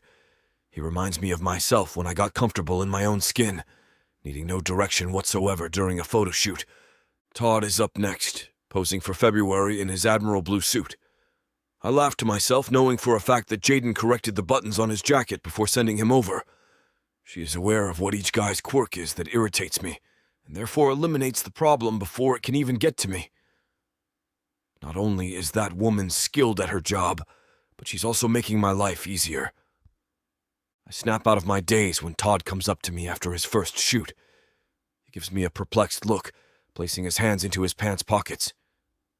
Did my first shoot go well, sir? You were completely silent. Oh, Todd. I sit up straight and clear my throat. It was perfectly executed. You didn't need my direction at all. His expression remains, but he smiles with an exhale, as if a huge weight has been lifted off his shoulders. Thank you, sir. I'll go get dressed for the next concept. As the photographer takes a break after shooting each model's first look, I stand in the center of the room, browsing the photos on his camera. Kevin stands next to me, looking over my shoulder in his pastel tangerine suit. They're turning out good so far. I nod as I continue to scan through the photos. Everyone understands the vision. Kevin turns his body at an angle to me, lowering his voice to nearly a whisper. I'm just so curious as to why the most popular bachelor in the industry decided to settle down so suddenly. His statement catches me off guard. Even though he may be my protégé, we don't have the type of relationship where he should be questioning my personal life.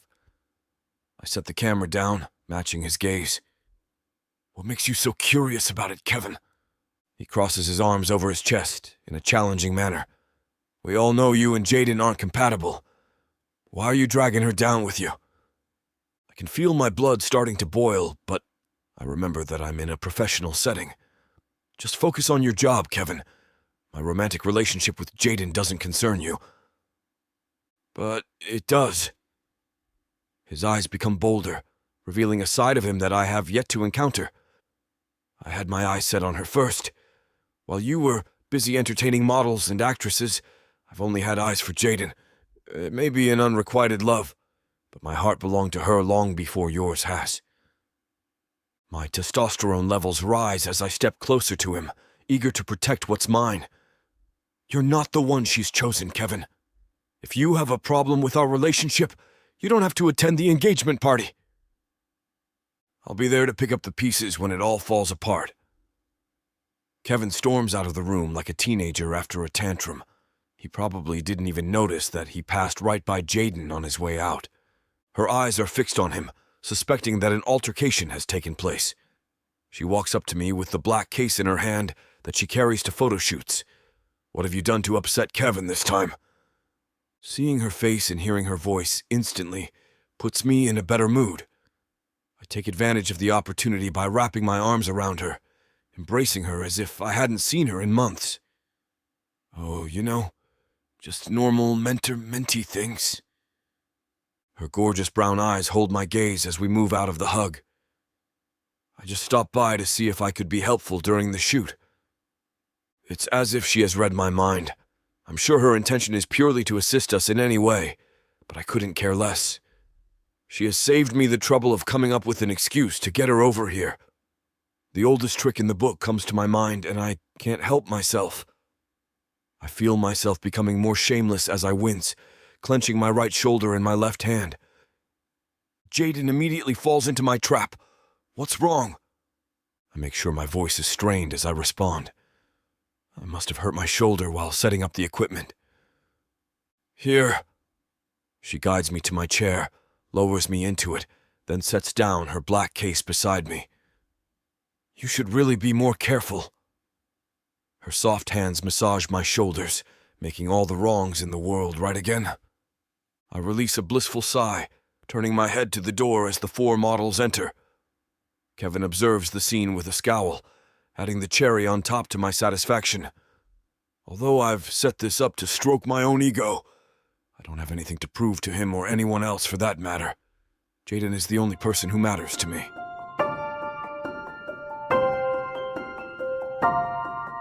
Chapter 29. Jaden. I arrive at the restaurant and see my father sitting in the booth closest to the entrance. Jordan is a predictable man. He still chooses our same booth as always, and it's been months since we've done this, I think, and make my way to the door. As I walk in, the beautiful host standing behind her podium greets me with her kind tone. "Hello, ma'am. Do you have a reservation?" she asks. "Actually, I'm here to meet that man right there," I tell her, as I point at my father's back. "Oh, yes. He told me he was expecting his daughter. The waitress took a menu to the table for you, so you're welcome to head right over." "Thank you," I say, and head toward him. I set my hand on his shoulder as I pass by him to my side of the booth. "Hello, Jaden. It's great to see you. I'm so glad you were free tonight," he saying, watching me sit down. Yes, I'm happy I was. It's not often that I have free nights these days. Busy time of year, you know that. I understand. The waitress interrupts us carrying 2 drinks. "Hi, I already told your father this. But I'm Teresa, and I'll be your server tonight. Here is your Coke, sir, and miss, he ordered you a Mountain Dew." She sets our sodas down and gets out her notebook. "Are you ready to order, or do we need a little more time to look over the menu?" "I'm ready. I'll have the chicken Alfredo," I say and look up at my dad. He orders a cheeseburger like he always does, and she walks away. It's always the same old place and the same old orders. "I'm glad things haven't changed with you that much," Jordan says. "What do you mean?" "You still want your Mountain Dew and chicken Alfredo, just like always?" He smiles. "You still have your Coke and cheeseburger." I smile back. I love this about him. He's always so predictable, and I can always count on this for some normalcy. Our dinners are the one thing I can always count on to be stable in my life. After a few minutes of catching up, Teresa brings out our dinners and sets them in front of us. "How's everything look? Anything else I can get for you at the moment?" she asks. Jordan and I both agree it looks perfect and starts to dig in. I have sincerely missed these dinners with him. I know he wants me to talk about the engagement, but it's really nice just spending the evening here with him. "We haven't done this in far too long," he says in between burger bites. I agree. I'm sorry for that, I say. "Don't be sorry, honey. You're a grown woman now with a life of your own. I don't expect to always be a part of it. I'm glad you found a man to protect you when I can't." And there it is. The true reason he set up this dinner, I think to myself before I respond. "Dad, you and I both know that you raised me, and that means I don't need protection." I laugh and take another bite. Throughout the rest of the dinner, he keeps bringing up the engagement and trying to ask questions about the wedding. I can't help thinking about how badly I want to be honest with him. It breaks my heart to lie, but I know it's best not to involve him in this. He'll be so disappointed in me and won't understand.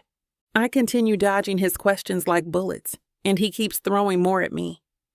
Finally, I decide I have to put an end to it. Dad, let's just talk about how things are going, or I can show you some of the new designs I'm working on if you want. But I've had enough wedding talk for the night, okay? I say. Of course. I'd love to see what you're working on these days, but before you do that, I need to say one thing. Okay? What's going on? I want you to know how much I enjoy Derek. He is a fine young man, and I'm so glad he found you. It makes me feel better knowing that even though you don't need it all the time, you'll have someone to protect you if something ever happens. It helps your old man sleep, knowing Derek will take care of you. Well, thank you for saying that. I'm so glad you like him. I was happy to know that you guys met the other night. He seems to like you too, which is important to me. I lean forward and grab his hand. My heart is racing at his approval, and I can feel the excitement jumping around inside me. Most little girls want the man they're going to marry to get along with their father, and it's happening. It makes me so happy to know he approves, but it also devastates me to think that he doesn't know that our engagement isn't real. It will absolutely destroy him if we don't make this work. The waitress brings me a box for the rest of my pasta and hands my dad the ticket. He constantly argues and makes a scene if I try to pay, so it isn't even worth fighting it anymore. Once the waitress returns and hands him his card, we grab our jackets and make our way to my car. Thank you so much for meeting me. I missed you. It was nice to catch up. Please stay in touch, and if you need anything, I'm just a phone call away. He hugs me and opens my car door. I sit down in the seat, and he blows me a kiss as he walks away. I watch him in the rear view, getting smaller as I pull out of the space and make my way home. Chapter 30. Derek, I was hoping to spend the evening at home with Jaden and finally have that discussion that keeps getting postponed. My hope is to put everything out in the open. Even if she doesn't have feelings for me, I want her to know where I stand. With all these people around us who want us to fail, it may be in our best interest to confirm the validity of what we've built. Jadyn has gone out to dinner with her father, so I schedule an appointment at the tanning salon I frequent to focus on some self-care. As I lay in the tanning bed, images of Jaden cover the darkness behind my eyelids. It was seeing her smile for the first time on the balcony that sealed my fate. There is so much more to her than what meets the eye, and I've had the privilege to discover the side of her she keeps hidden from the world. I wonder what Mr. Jones is saying to Jaden about me. He has expressed his approval of me several times, so it feels like I've gained an ally. It would be so beneficial to our relationship if he is telling her how well-suited we are. I've been nothing but genuine about my feelings for his daughter, and I believe he trusts me. Hopefully, he won't ever have to know that we started out as a contract relationship. The tanning booth assistant lifts open the lid once the time has expired. You're all set, Mr. Maverick. Feel free to enjoy some refreshments in the lounge before getting redressed. Thank you. I remove my tanning goggles, then exit the room, crossing the hall to the lounge. I help myself to some herbal tea, then turn around when I hear footsteps behind me. You always did like to come here on Wednesday evenings. Xenia stands by the door in her white bikini. I guess I shouldn't be too surprised to see her here. We used to meet here regularly and have tanning dates, as she would call them. I never thought too much into it because she was just tagging along while I carried out my routine. In hindsight, I was leading her on by making myself too accessible to her. You're still looking good. She takes a few steps towards me, eyeing me seductively as if I could be easily swayed by her. I'm still turned on from how you threatened me last time. I love it when you get aggressive. She attempts to touch the side of my face, but my hand catches hers before she can make contact. You've caused quite a stir with that picture you posted of us on social media. I lower her hand, then release it. Maybe I haven't made myself clear enough, Xenia. There is no us. I only have eyes for my fiancé. How romantic, she speaks with a patronizing tone. We all know that you like to play the field, and I'm okay with that. This monogamy act doesn't suit you. You told me in the past that you're not a one-woman man. That was who I was in the past. I brush by her, wanting to end this interaction as soon as possible. She follows me as I go to my locker to retrieve my clothes, leaning against the set of lockers next to me with her arms crossed over her small chest. You can keep lying to the public if that's the image you're going for. Everyone loves a wholesome, loyal man. I feel myself becoming more aggravated as I pull my black t-shirt over my head. It's not just an image. You can't deny that we've had some really satisfying times together. If you're still mad about the fashion show, I'm sorry. It won't ever happen again. I just don't deal well with rejection. Her tone softens as a manipulation tactic. She must have forgotten who she's talking to. I wrote the book on every move she's executing, making me see straight through her agenda. Yeah, right. I pull on my black sweatpants, then close my empty locker. You can play this game with someone else, Xenia. You don't want to keep pushing me to the edge. I pass by her again and head to the main lobby, hoping that she will finally go her separate way. The receptionist smiles at me from behind her desk. Would you like to schedule your next appointment ahead of time, Mr. Maverick? No, thanks. I hand her my credit card. I'll call after checking my schedule. Xenia appears next to me with a spa robe wrapped around her body. Everyone here is already used to seeing us together. She directs her attention to the receptionist as she returns my credit card. Don't we look good together? The receptionist nods, giving Xenia the validation she desperately seeks. As I'm putting my credit card in my pocket, Xenia raises her arms to me with the intention of wrapping them around my shoulders. I push her away harder than I intended, resulting in her falling onto the hardwood floors. The tanning spa staff gasps, and I look around frantically, hoping nobody filmed the incident. Wow. Xenia looks up at me in disbelief. You really have lost your mind over this woman. Don't forget who you're dealing with either, Derek. She looks around as two of the workers come over to assist her off the floor. I've got witnesses. A domestic abuse charge won't look good for you right now, will it? I've grown tired of this never-ending game of chess that Xenia forces me to play. I want to apologize to her for the accident, but I'm still filled with so much rage that I can't bring myself to do it. Instead, I hastily exit the spa without looking back.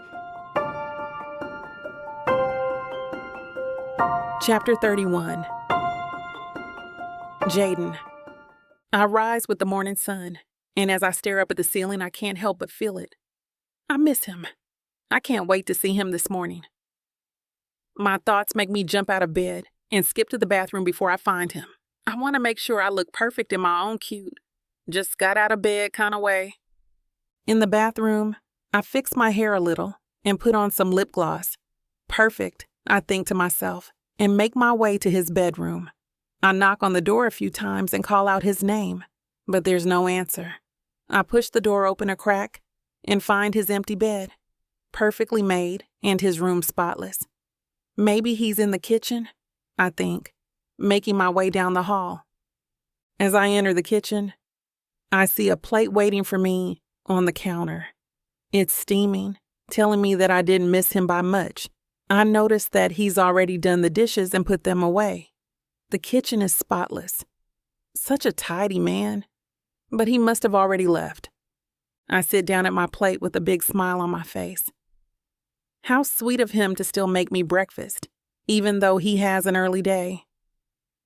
When I finish breakfast, I go to the bathroom to straighten my hair and do my makeup.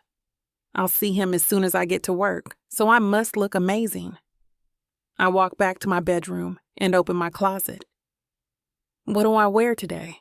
I decide to go with my fashionable light pink suit and my white pumps. When I finish the last touches on my look, I grab my purse and walk out the door. I've gotten so used to riding with Derek, I can't help but notice how weird it feels to be leaving by myself and driving myself to work. I turn on the car's radio, and I don't even sing to it. It's not the same without him trying to beat my vocal cues. While driving, everything makes me happy. The smile his breakfast put on my face hasn't left, and everything I see keeps making it more prominent. When I pull into the parking lot, I can't help but feel giddy. My heartbeat quickens and my palms get sweaty. I'm going to see him soon, I think, as I walk toward the building. Once inside, I see everyone going about their morning activities. I walk over to my desk and take a seat.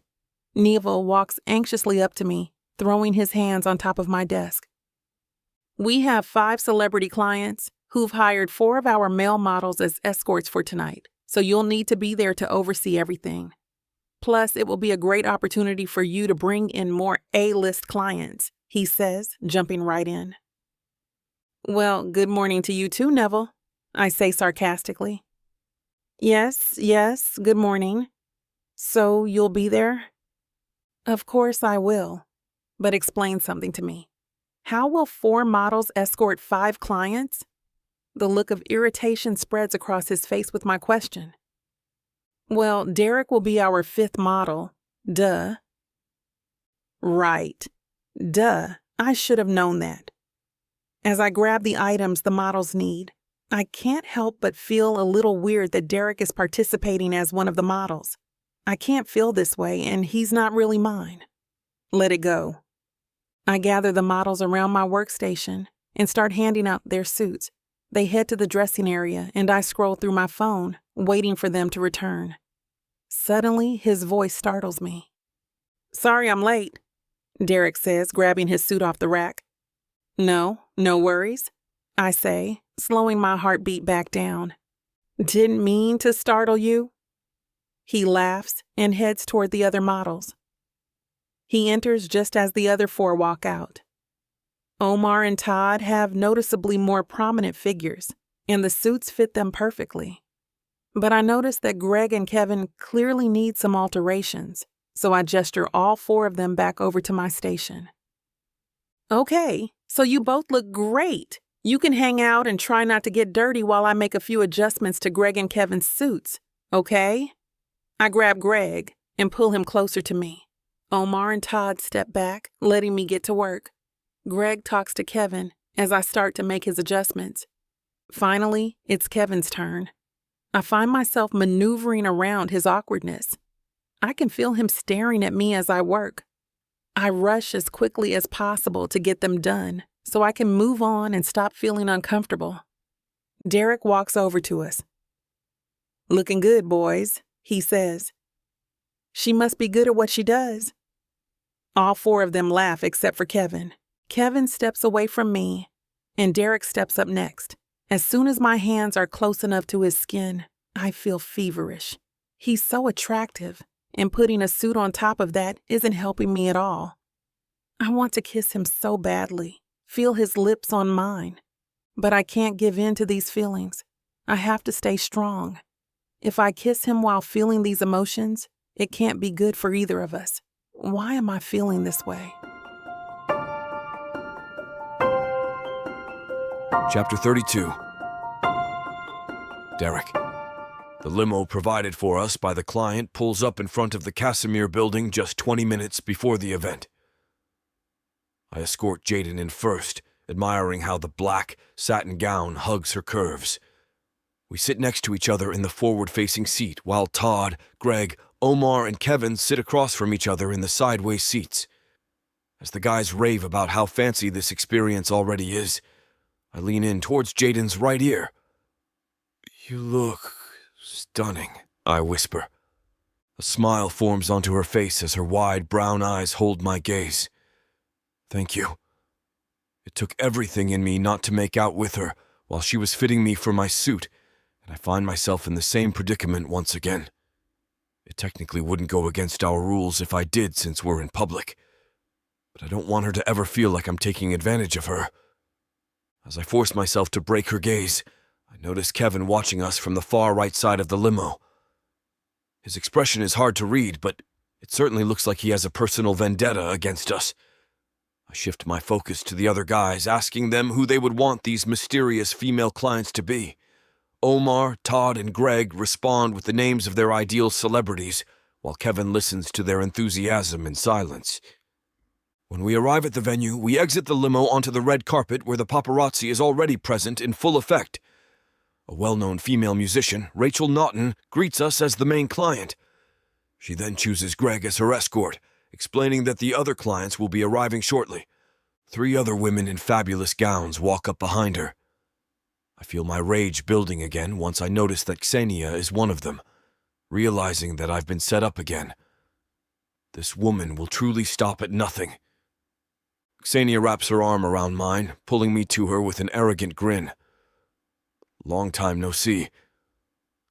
I helplessly look back at Jaden, who has an unreadable expression on her face. As the other 2 women claim Todd and Omar, Kevin is left standing next to Jaden. Rachel glances at them, then speaks directly to me. "Oh, sorry I didn't get a chance to update you that one of our ladies couldn't make it." Ksenia clenches onto my arm while turning her body to Kevin and Jaden. "You 2 look great together.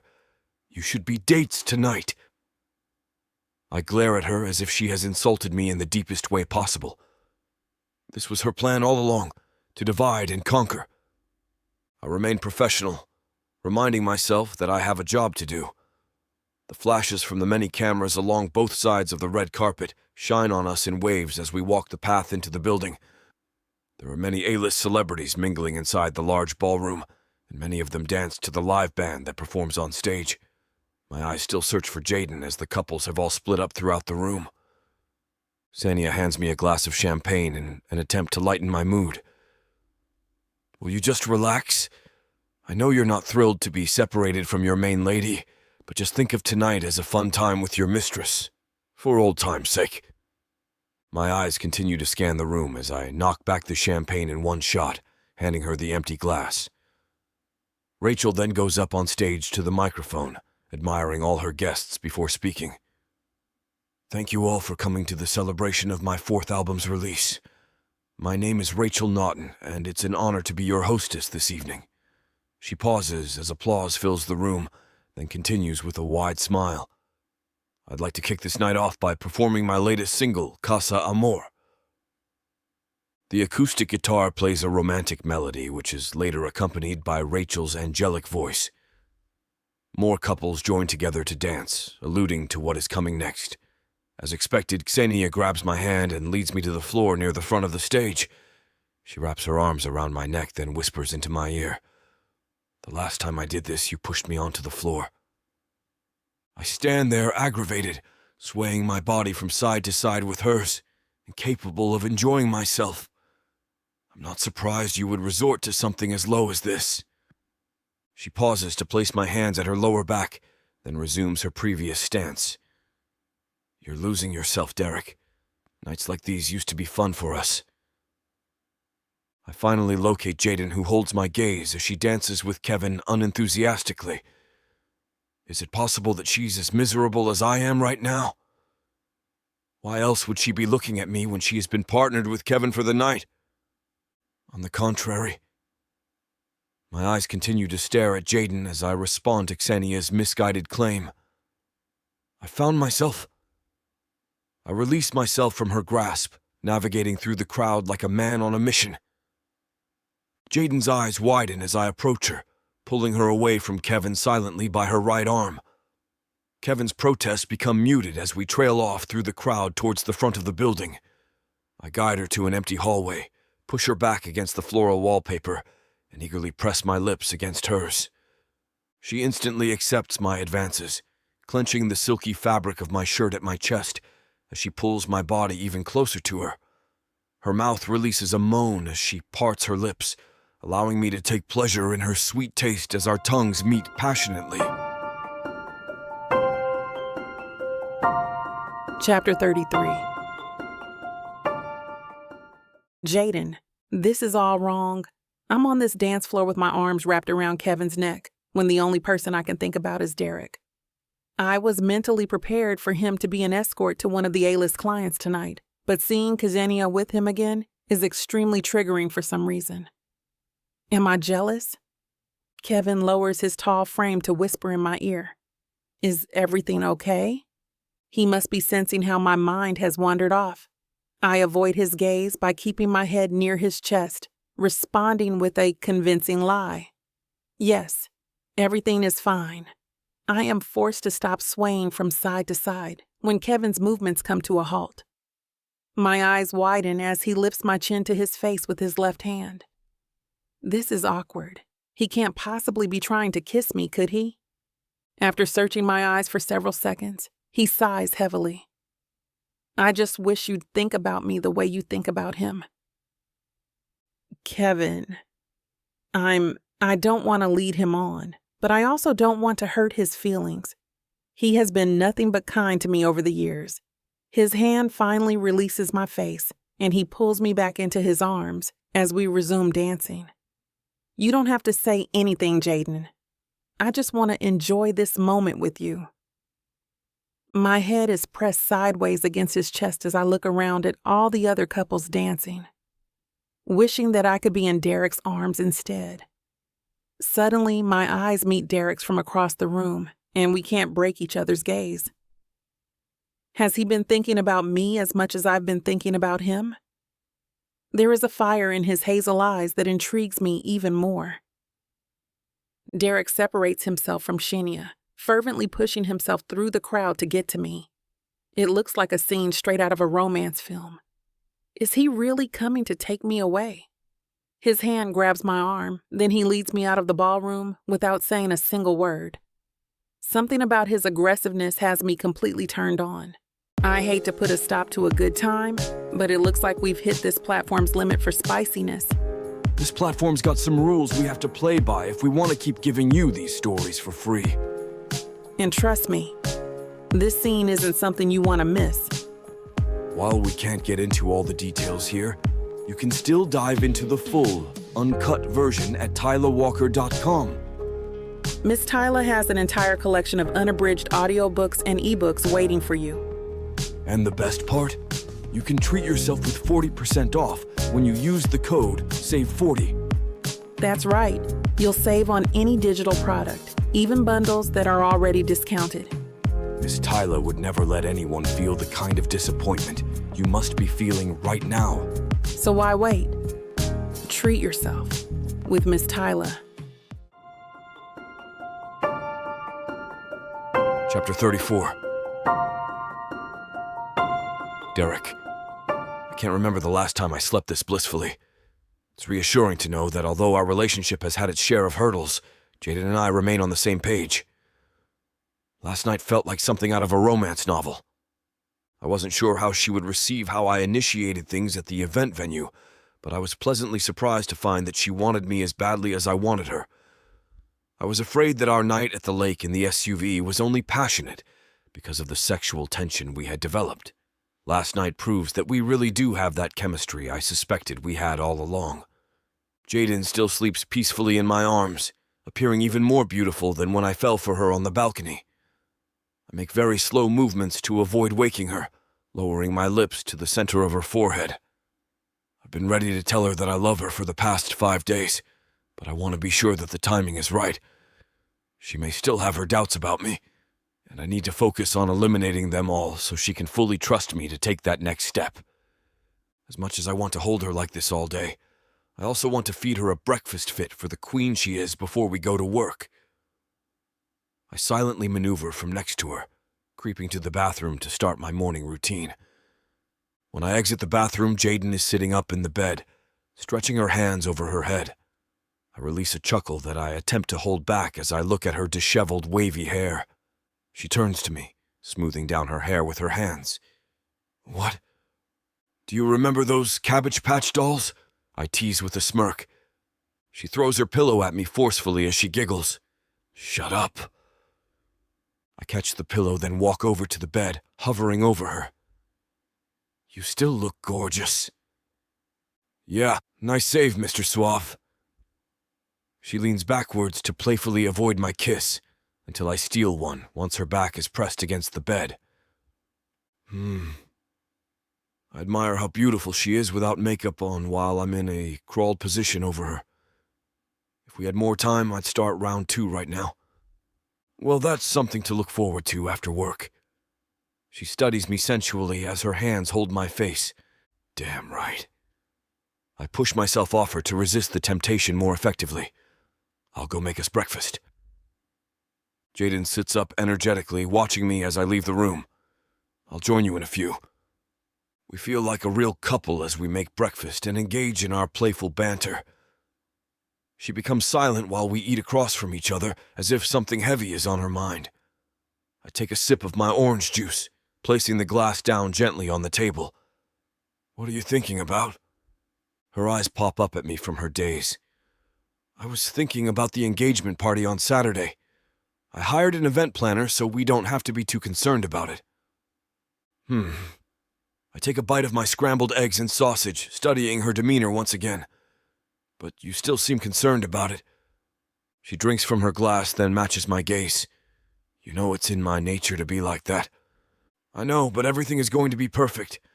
I mean, it has to be because your dad is looking forward to it more than anyone. My hearty chuckle puts a smile on her face. She eats her food with a brighter expression. His only child is getting married off. Can you blame him? The way she responded feels so natural. It's as if she has subconsciously accepted us as a real engaged couple. Suddenly that sensation in my stomach returns that I assumed had disappeared forever.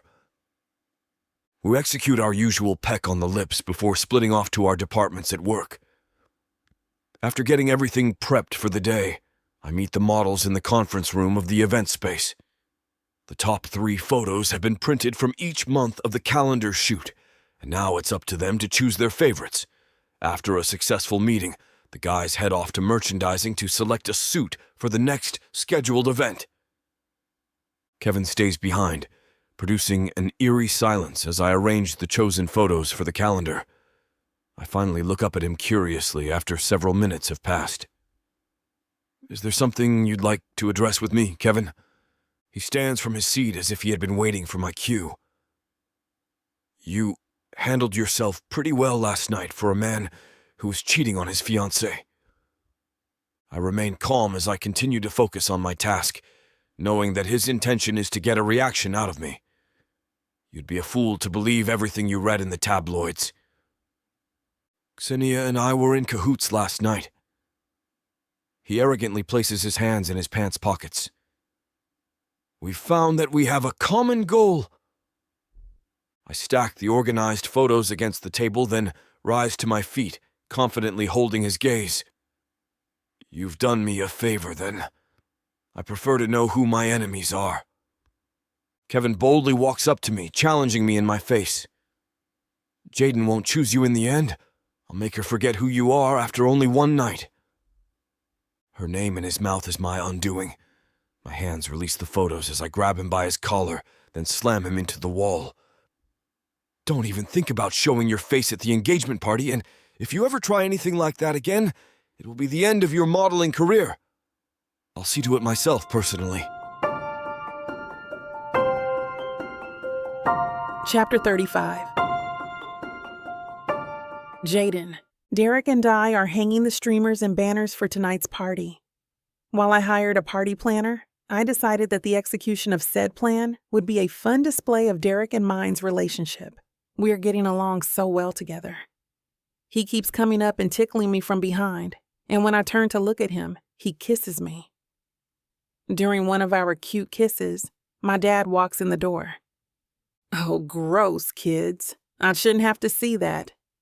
He laughs and hugs me. I watch as he shakes Derek's hand. I love how well they get along. We show him where the rest of the decorations are on the table, and he starts getting to work. Suddenly, there's a knock on the door. I walk over, wondering who it could be this early, and open it. Surprise! Laura yells. Oh my God, no way! You came! How sweet of you! I say, and give her a huge hug. I pull her inside and lead her up to Derek. Look who made it.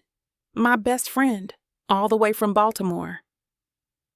So glad you could make it, Laura, Derek says, shaking her hand. She immediately starts blowing up balloons. A couple of hours of decorating goes by, and once everything looks perfect, I decide it's time to get ready. It looks amazing, you guys. Thank you so much for all your help. I think I'm going to get ready before guests start arriving. Laura, can you help me? I ask. Of course, let's go, she says. We walk together down the hall and into my bedroom. I open my closet and expose the beautiful gown that Derek bought me. Wow! She gasps at the sight of it. Is this what you're going to wear? Yes. Derek saw it the other day and said it made him think of me. I thought it'll surprise him if I wore it tonight. Isn't it gorgeous? So pretty. You're one lucky girl. Should we do hair and makeup first? I ask, changing the subject. Standing in front of the bathroom mirror, she watches as I curl my hair. The ringlets are perfect and fall delicately down my back. I clip some up to the side, revealing my earrings. Laura asked to do my makeup, so I sit on the toilet seat as she pulls over my makeup bag. I sit with my eyes closed as I feel the brushes gliding along my face. The strokes are relaxing me and making me sleepy. Done, she says. I stand up and walk over to the mirror. Wow, I look amazing. Thank you. She nods and hands me my dress. I slip out of my clothes and let the dress glide over my hips as I pull it up. It's a snug fit, but it's perfect at shaping my curves. She zips it for me, and we look in the mirror. You look amazing, she says. Thank you. I smile at her and sit on the tub's edge so I can put my heels on. I went with my gold platform wedges to give me some height. Once I finish getting ready, we walk back into the living room. A few guests from Casimir, including Miles, the CEO, are standing in the room. Everyone comes over to greet me, telling me how beautiful I look and how great the decorations are. Each person approaches me, letting me know how happy they are for Derek and me. As Derek walks into the room, a few more guests make their way through the door. He's wearing a lovely new gray suit. He has gel in his hair, and he left the top 2 buttons of his shirt open. His appearance is making my heart race. He looks so sexy. He makes his way over to me through the crowd of people and stops just after grabbing my hand. He brings it up to his lips for a kiss. You look absolutely stunning, he says. The enormous smile that follows makes my heart melt. Thank you, I say. You look rather handsome yourself, I smile back. He entangles our fingers and walks me into the middle of the room. He grabs 2 champagne glasses off the coffee table, and we raise them in the air. I'd like to make a toast, he says. Everyone turns to look at us, and they all stop talking. I want to start by saying thank you to everyone for coming to celebrate us in the beginning of our journey together. It means the world to us to celebrate this amongst friends and family. There's food and drinks in the kitchen. Help yourself. He brings his glass down and looks at me. His eyes stare into mine until he glances down at my lips. I feel my heart race as he leans in for a kiss. As soon as our lips touch, they pull me in, and I don't want to stop.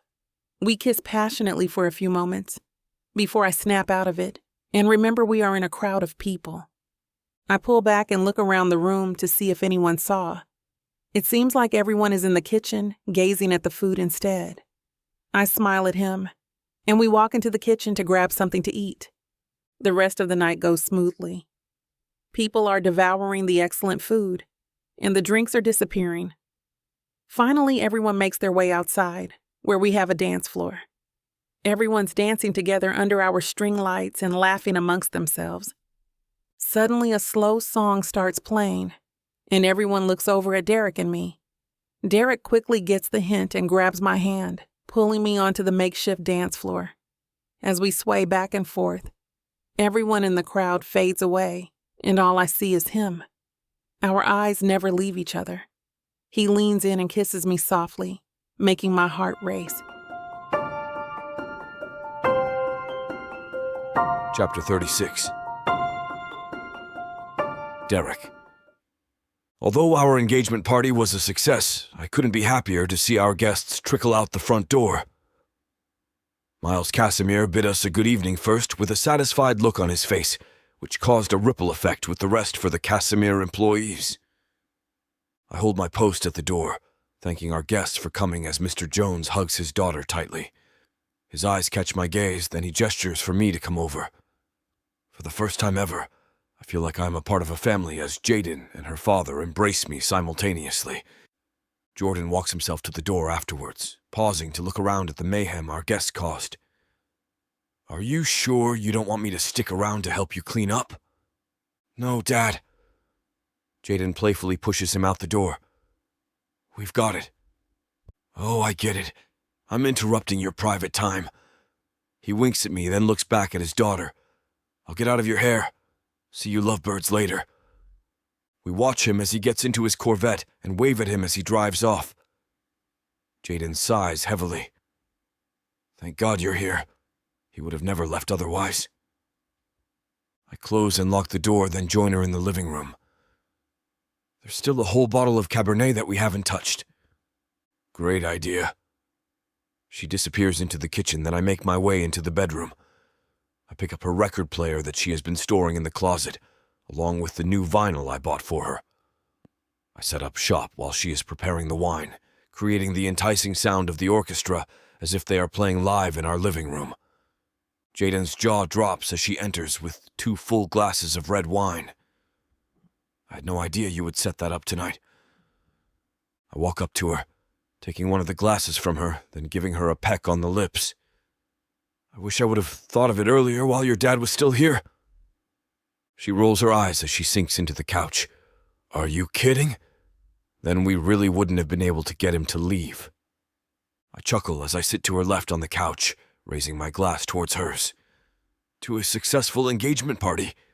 Our glasses clink together, and then we drink as we revel in the hypnotic sounds of the orchestra. We finish the bottle of wine as the record concludes, and before we know it, our hands and lips are all over each other. We start making love on the sofa, then finish in the bedroom. The next morning we cuddle in bed, planning what we should do for the day. It's the first Sunday we've had to ourselves since we've been together, so we both agree that we should get out of the house. Jadyn plays another one of her records while we shower and get dressed, putting us in high spirits as we leave the house to go out to brunch. I know the owner of the restaurant, so I called ahead to secure us a table which would be impossible for anyone else. We are personally greeted by the owner like VIPs when we arrive, then promptly escorted to our reserved table. After placing our order with the waiter, we hold each other's hands over the table like a newlywed couple. Jadyn's eyes start to wander around the restaurant, almost to the point of paranoia. She notices it too. Everyone's eyes are on us, but not in an admirable way. Whispers fill the room as if we are a part of some secret that we're oblivious to. Suddenly, 2 teenage girls approach our table with magazines in their hands. One whispers to the other coherently, "It's him, the guy dating Xenia." The girls nervously stand next to me as the other teenager passes her opened magazine to me. "Can I have your autograph, please?" "Okay." I think nothing of it initially until I read the tabloid article I'm being asked to sign on. There are pictures from the event on Friday night of me, Jadyn, Xenia, and Kevin, claiming that we are all swingers. I hand the magazine back to the young girl, knowing that she is just an innocent bystander. "Don't believe everything you read in these stupid articles." I stand abruptly, taking Jadyn's hand and removing us from the restaurant. When we get into the Volkswagen, Jadyn observes me with concerned eyes. "What has you so worked up? Has Xenia gone to the press with a phony story?" I remain quiet as I pull the car out of the parking deck, calming myself down before I give her a response. She attempts again with a softer tone. "We already know what she's capable of. I won't believe her lies, so you have nothing to worry about." I release a deep sigh. "I'm upset because they've dragged you into it. There are pictures of us with Xenia and Kevin claiming that we're all swingers." "That's ridiculous." She brushes it off while looking out her window. "It's always the media's job to get things wrong." "Am I overreacting? Why is she not upset about this? Her nonchalant attitude is making me question if she is emotionally invested in this relationship at all. Maybe I just wanted her to feel as passionate about this fraudulent story as I do. It's time that I reevaluate how I've allowed myself to fall so deeply in love with her when it's clearly unrequited. When we arrive home, Jadyn stops me in the doorway with her body obstructing my path. She kisses the side of my neck, then smirks suggestively as she unbuttons my shirt. I know what will put a smile on your face again. I stop her hands by restricting their movement within my grasp. I'm not in the mood. I force myself around her, taking heavy steps to one of the spare bedrooms and lock myself inside.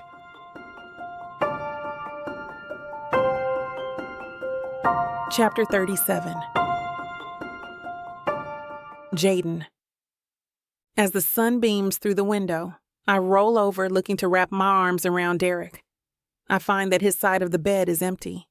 I get up, slide on my robe, and walk into the hallway. I make my way to the kitchen, where I find an empty table for the first time since we came here. Have I done something wrong to make him upset with me? I wonder, as I walk back to my room. Why is he so worked up over nothing? Why does it bother him enough to act like this if it doesn't bother me? I keep replaying last night's events in my head. First, he's mad and won't tell me why. And then to make things worse, he denies me sex. I don't know how to feel about his denial. He's the first man to deny me the way he did, and it's not sitting well. I don't understand what's going on with him. Last night can only upset him this much if he's guilty of something, right? While throwing on some clothes, I think about what I'll say to him as soon as I see him. I can't leave things with no resolution like this. It's just not who I am. Plus, I deserve an explanation for his behavior. When I finish throwing myself together, I grab my purse and keys and head for the car. I drive as quickly as the speed limit allows to the office. I get to the parking lot and go over the statement I have in mind for him one more time before opening my door and walking to the building. Once inside, everyone in my department greets me as I walk to my desk. I begin doing my daily tasks, starting with getting my coffee. Next, I lay all the outfits out and make sure that all the lists have the right items. I want to make sure that everything is in order before I decide to confront him, because I don't know how long it will take. As soon as everything is ready for the day, I go down to the department where Derek works. I find him sitting alone in his usual spot, with all the conference rooms surrounding him. I ask if he's alone. No one needs to hear what we discuss. He nods, saying he is, and he gestures for me to take a seat across from him. "Did you need something, Jaden?" "I'm a little busy here," he says grumpily. He doesn't even bother looking up at me from the paperwork lying in front of him. "I just came to tell you that I was a little sad you left without me this morning, and to see no breakfast prepared for me, even though you had gone. I've surprisingly gotten used to it." "As weird as that sounds," I say, trying to lighten the mood. "Yeah, sorry I was late," he says, still not looking up. "It's okay. I was just joking around with you. I was trying to lighten the mood a little bit. Look, I need to talk to you. Clearly, something is going on here. I've upset you somehow, and I want to fix it. I don't like not knowing what I did. I deserve an explanation." "Nothing is going on, so there's nothing to fix. I can tell he wants to be left alone, but I don't want to leave a situation without knowing we've come to a solution, so I keep at it." "Derek, don't lie to me. Obviously, something is going on, or you wouldn't be behaving like this. Please just tell me so we can work it out. This is childish." "I'm telling you there's nothing to worry about, so let it go. I can't do this right now. Get back to work. I'm not going to let this go. I don't give up that easily. Plus, I got everything ready for the day before I even came to find you, so we'd have time to talk. Besides, we are working through this, even if I wouldn't have. Don't shut me out." He doesn't say a word, which starts to make me angry.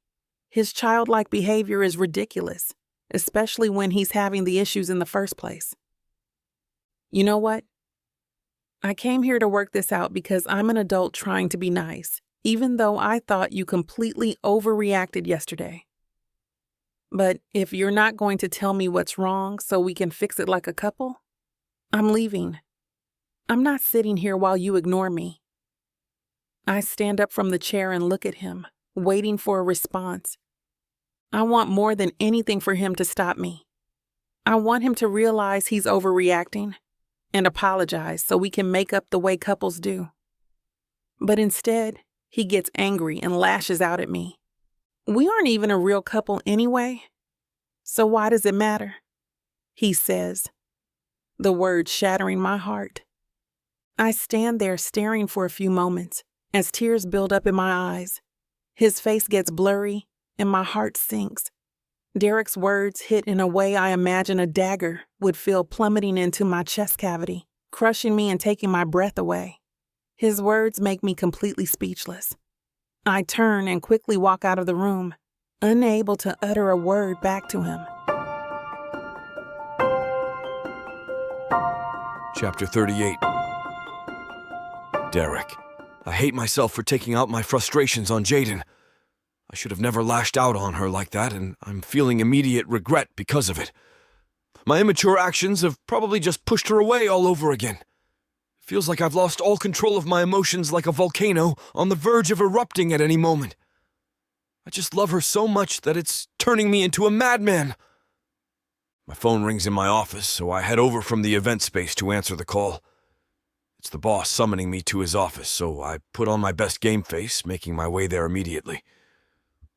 Miles studies me from behind his desk as he drinks his coffee from a branded mug. You probably assumed that I called you here to talk about the recent headlines with you, Jaden, Kevin, and Xenia. I stand frozen in a military stance, preparing myself for another lecture. Yes, sir. I'm honestly not bothered by those stories. The fact that they've taken such an interest in your relationship is actually a good thing. His eyes widen as if the caffeine has given him a second wind. We can play it up and get some more endorsements. It's a good marketing strategy. His new perspective has me at a loss for words. Miles Casimir has never been interested in the tabloids or any gossip for that matter. How he sees this as good press is beyond me. I clear my throat, feeling like both he and Jaden are taking this matter far too lightly. Sir, you would normally give me a lecture in this situation. Miles rises from behind his desk. This time it's different. You actually have a chance to prove everybody wrong since you're engaged to Miss Jones. Oh, right. That's why he's not fuming. Well, he's in for a rude awakening, especially since I've just pushed my fiancée away. He walks around his desk, then leans against the front of it. Next week is New York Fashion Week. How are the preparations coming along? I release a sigh of relief now that the topic has changed. Everything will be perfect, sir. You can count on it. Miles smiles confidently. That's what I like to hear. I look forward to the magic you and Miss Jones will create together next week. By the way, your engagement party exceeded my expectations. Congratulations again. Thank you, sir. My body loosens now that I'm no longer on death row. You've provided us with a beautiful space to host the event, so we owe it all to you. No, that's just a minor factor. It's the two of you who made this happen. He walks forward to me, placing his hand on my left shoulder. Thank me later at your wedding. His words suddenly make my body tense again. I force a smile and nod. Of course. But in my head, I'm gritting my teeth as I lie to this man's face. I spend the remainder of the day thinking about how to make things up to Jaden. I decide to leave work an hour early to prepare a romantic evening for her. When she arrives home, she is welcomed by rose petals scattered on the floor, leading her to the master bathroom. She follows the trail, then observes me as I finish drawing her a bubble bath with rose petals in the water and fragrant candles around the tub. What's all this? I'm making up for how I mistreated you today. I rise to my feet, holding her gaze as I stand in front of her.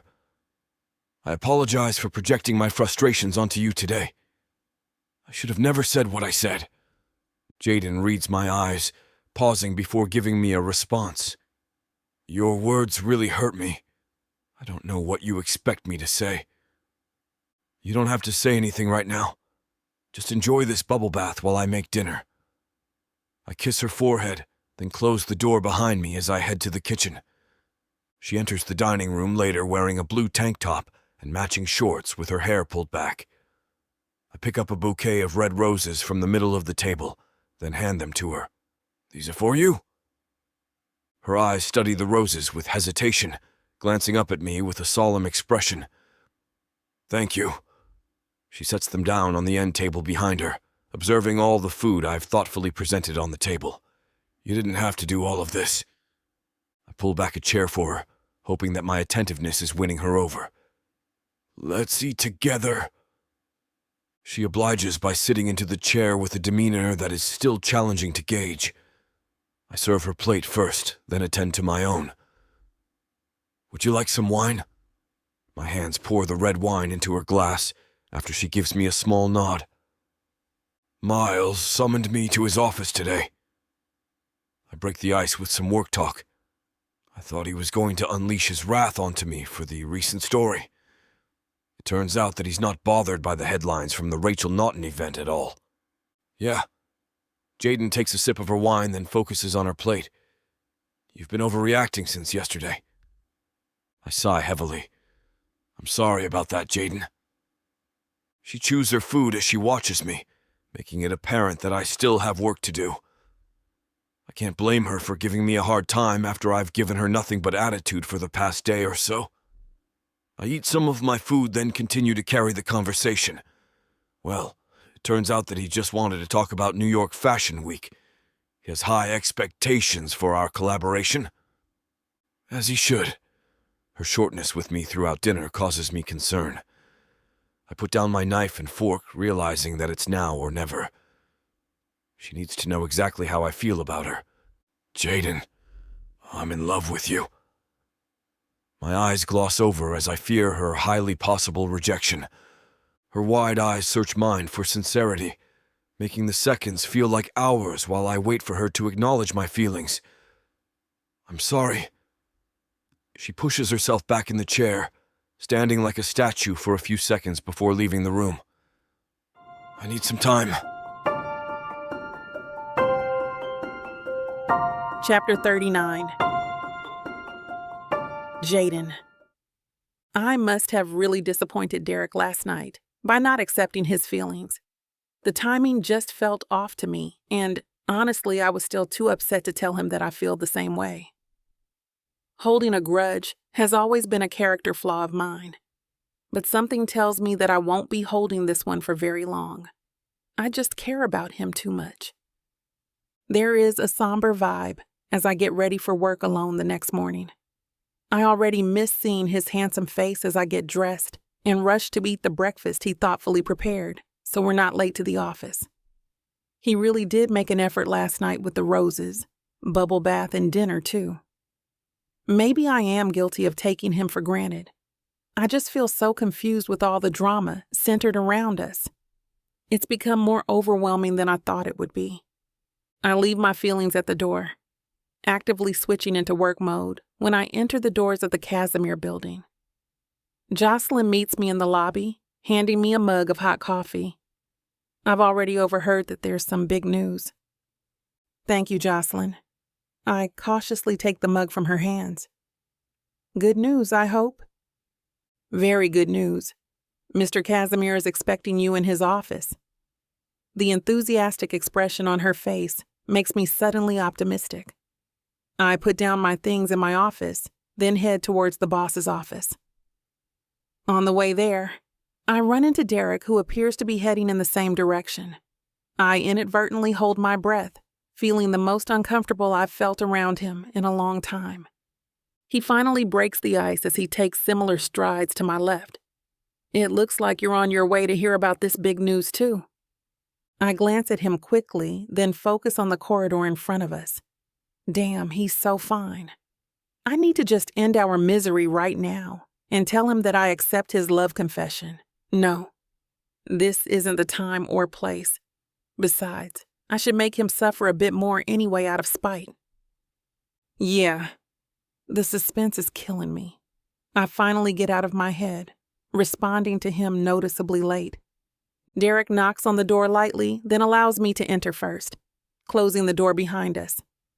Miles Casimir's demeanor is more upbeat than usual, as he widely grins at both of us. There they are, my favorite power couple. Come have a seat. We glance at each other simultaneously, knowing that being offered a seat in our boss's office means that he intends to talk our ears off. I suppose that as long as it's good news, we shouldn't be complaining. I sit into the armchair to the left as Derek crosses his leg over, sitting more comfortably in the chair to my right. I have some fascinating news. Miles glances at us both, dragging out the suspense. You two have landed the largest client in Casimir history, Von Carlson. I immediately gasp as my hand covers my mouth. The Von Carlson, the fashion icon himself. He explains with a proud expression. Von will be hosting New York Fashion Week, and he wants to wear original Casimir suits at each event, so we've got a lot of work to do. Derek responds in an oddly calm manner. We'll have him looking his best on the red carpets. Miles greatly makes up for Derek's lack of enthusiasm. This collaboration will make Casimir history. I'm counting on you two again to lead this project, and from what you've shown me so far, I'm feeling optimistic. We won't let you down, sir. Derek luckily responds as I still struggle to form words. Miss Jones? His excited tone causes me to slightly jump in my seat. Jocelyn has Von's number, and he is expecting a call from you to organize a meeting and fitting tomorrow. Yes, sir. I successfully mask my urge to scream, envisioning myself jumping and cheering in my office after this meeting concludes. Miles nods his head approvingly. Good. I'll follow up with you both this afternoon. We leave the office calmly. Then, as soon as Derek closes the door behind us, we hug each other tightly to celebrate. I finally exhale deeply while his arms are around me, taking in his scent and warmth. Despite the awkward phase we're currently in, we have still managed to come together, and I find that very reassuring. Derek's charming smile is present on his face after our embrace. Congratulations, Miss Jones. Congratulations, Mr. Maverick. I smile back, winking at him before heading to my office. Let's chat later. I perform a celebratory dance in my office, getting all the zest out of my system before calling our new client. After successfully setting up the appointment with Von, I notice that Neville stands in my doorway, leaning his back against the door hinge. I suppose congratulations are in order. His thick British accent echoes off the walls as he enters my office on his own accord, crossing his arms over his puffed-up chest. Well, it might be premature given the unfortunate circumstances. He turns his head to the left, waiting for me to take the bait. I sense my elevated mood depleting as I anxiously play along with his game. What is it, Neville? I'm guessing you haven't watched any entertainment news this morning. He pulls out his phone, showing me an article with the picture of me and Derek.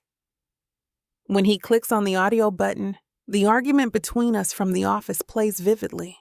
My jaw drops, utterly mortified at this obscene discovery. How was this even recorded in the first place when Derek and I were alone in the space? Furthermore, how could the press have gotten their hands on this recording? I gasp, my eyes shooting flares as I observe the smug expression on his face. Neville, you son of a biscuit. I told you I wasn't as easily fooled as everyone else. Neville smirks, slowly backing out of my office. Von Carlson will be my client, making me the new heir to the Casimir throne.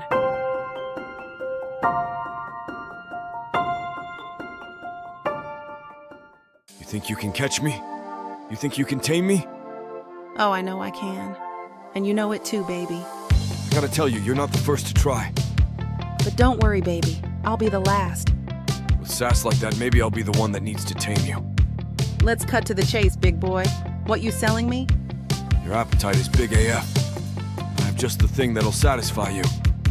Oh, really? And what's that? Over 120 hours of romance audiobooks. Brought to you by Tyler Walker Romances in the Big AF Audio Bundle. 120 hours? That sounds amazing. Your knees won't work afterwards if I do my job right. Don't make promises you can't keep. Well, I can keep this promise. Because these audiobooks are unabridged with all the spicy scenes that will make you put your earbuds on. You know, Tyler can get freaky because she marked the bundle down by 69% for a limited time. I can't wait to take this bundle for a ride. Visit TylerWalker.com and get this audio bundle. Just don't start listening if you're going to be cooking dinner. Because you might just forget to feed your family. TylerWalker.com. Escape your life with Tyler.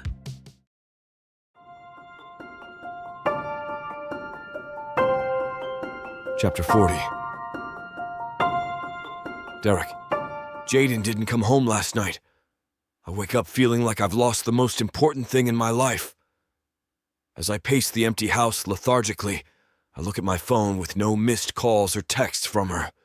There might not be anything more that I can do, but I need to at least try. I collapse into the couch, turning on the television in hopes that the noise will offer me some comfort. My first thought is to go to her Instagram. I just need to see her face. As soon as I open the app, I'm overwhelmed with over 200 notifications. My jaw drops when I see that the news of our contract relationship has surfaced. But how? Who could have contacted the media with this information? As I continue to scroll frantically through the entertainment profile accounts, I freeze when I come across a headline entitled, "Derek Maverick and Jadyn Jones' new audio recording confirms relationship sham." My heart beats out of my chest as I connect all the dots together. Jaden must have found out about this sooner, and that's the reason she didn't come home last night. I open my call log immediately, attempting to call her several times with no success. She must be a nervous wreck while she's going through this process alone. I need to make contact with her. We entered this arrangement together, and I intend to stick by her side no matter what our outcome will be. I hurriedly get myself ready for work, then run out the door. When I arrive at the Casimir building, paparazzi stand outside, eagerly competing to get my attention. "Derek, why did you deceive everyone?" "Mr. Maverick, what was your reasoning for a contract marriage? Was this all a publicity stunt to gain more attention right before New York Fashion Week?" I lower my head, guarding my eyes with my hands against the relentless flashes of the camera. Once I evade them and make my way inside, I instantly notice all the staff is gathered in the lobby. They watch me with focused eyes and an uncomfortable silence. After about 30 seconds of an intense stare-down, Neville steps forward with a look of satisfaction on his face and his arms crossed over his scrawny chest. "The boss is expecting you in his office." This is how my career ends. Yesterday I had a premonition that I couldn't quite explain, and now everything has all come crashing down. I inhale deeply as I stand outside of Miles Casimir's door, then exhale sharply, ready to take responsibility for my actions. The back of my fist taps on the door, then I enter once I'm prompted. My heart skips a beat when I notice that Jaden already stands inside to my left, with her head hanging down to the ground. She completely avoids my gaze as if she has already verbally taken the beating for both of us. "Sir, please allow me to explain."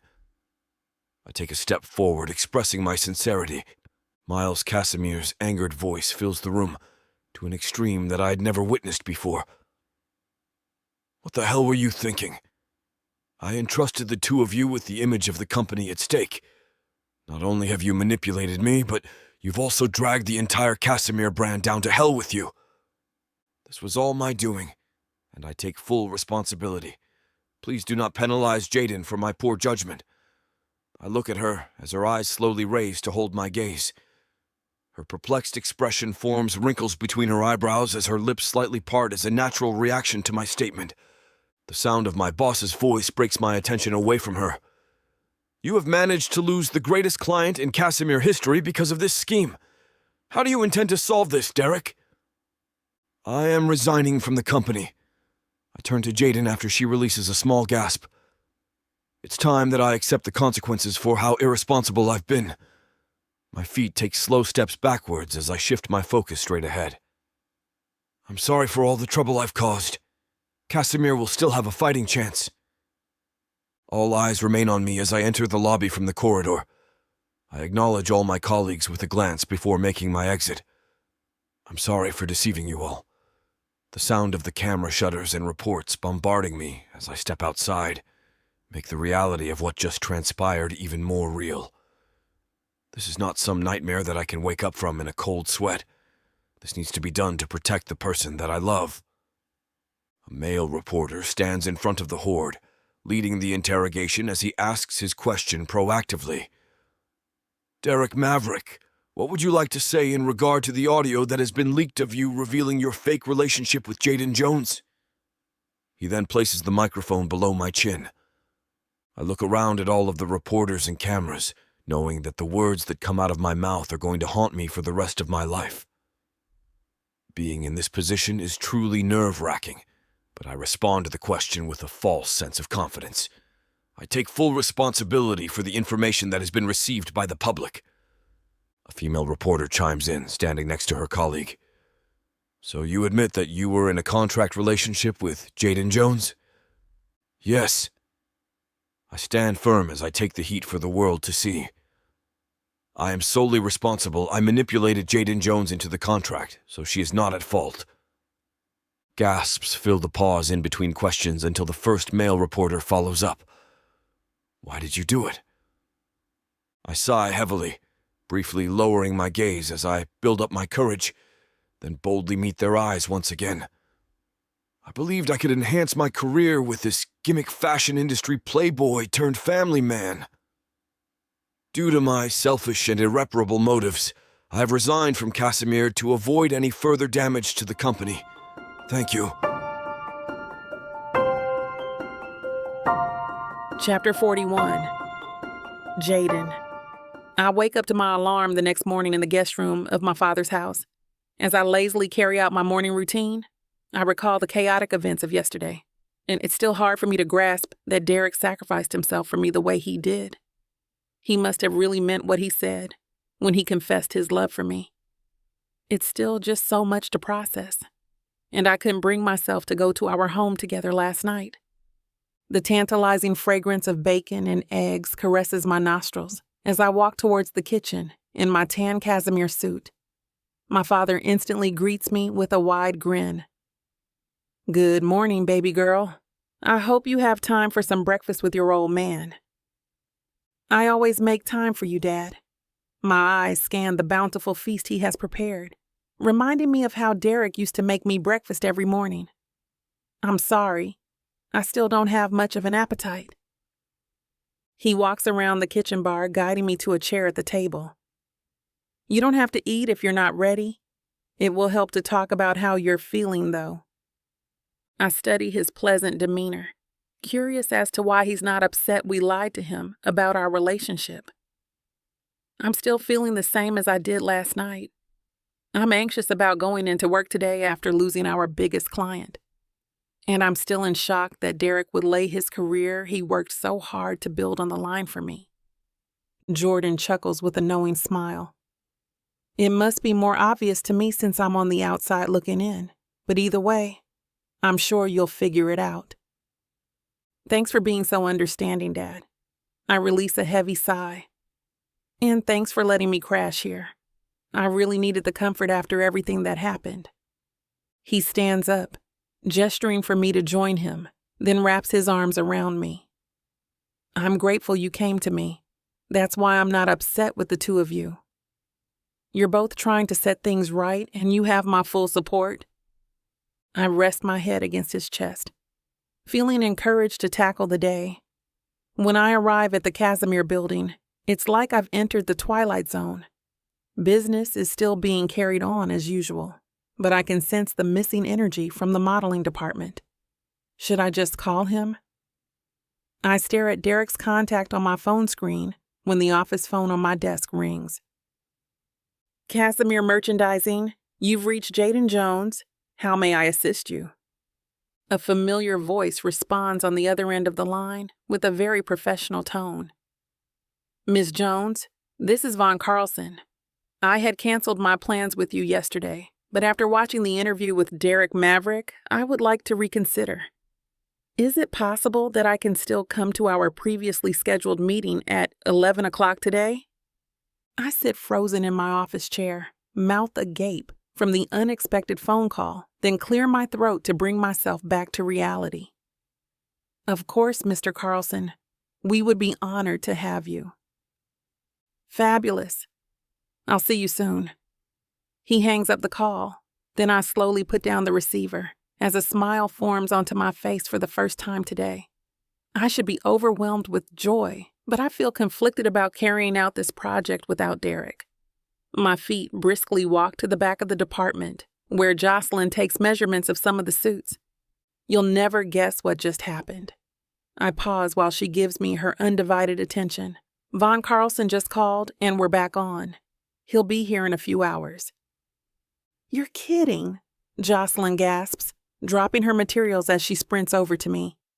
Neville will be here any minute and he's going to feel like a proper mug, she says, switching to a fake British accent at the very end. As he should. My excitement diminishes as my mind shifts over to vengeance. Today is going to be the day he pays for crossing me and Derek. I immediately head to Miles Casimir's office, sharing the good news, followed by evidence that Neville was the source for leaking the audio to the press. Miles's response was simple. Do with him as you wish. When I return to my department to prepare things for my VIP guest, Neville gives me the side eye as he organizes suits on one of the racks. Good. Jocelyn has already told him. Now he can weep while he observes the meeting he tried so desperately to sabotage. I give him a cunning smirk before I leave the room to head to the lobby. Von Carlson enters promptly with one of his security guards behind him, shaking my hand charismatically. Jadyn Jones, it is truly a pleasure.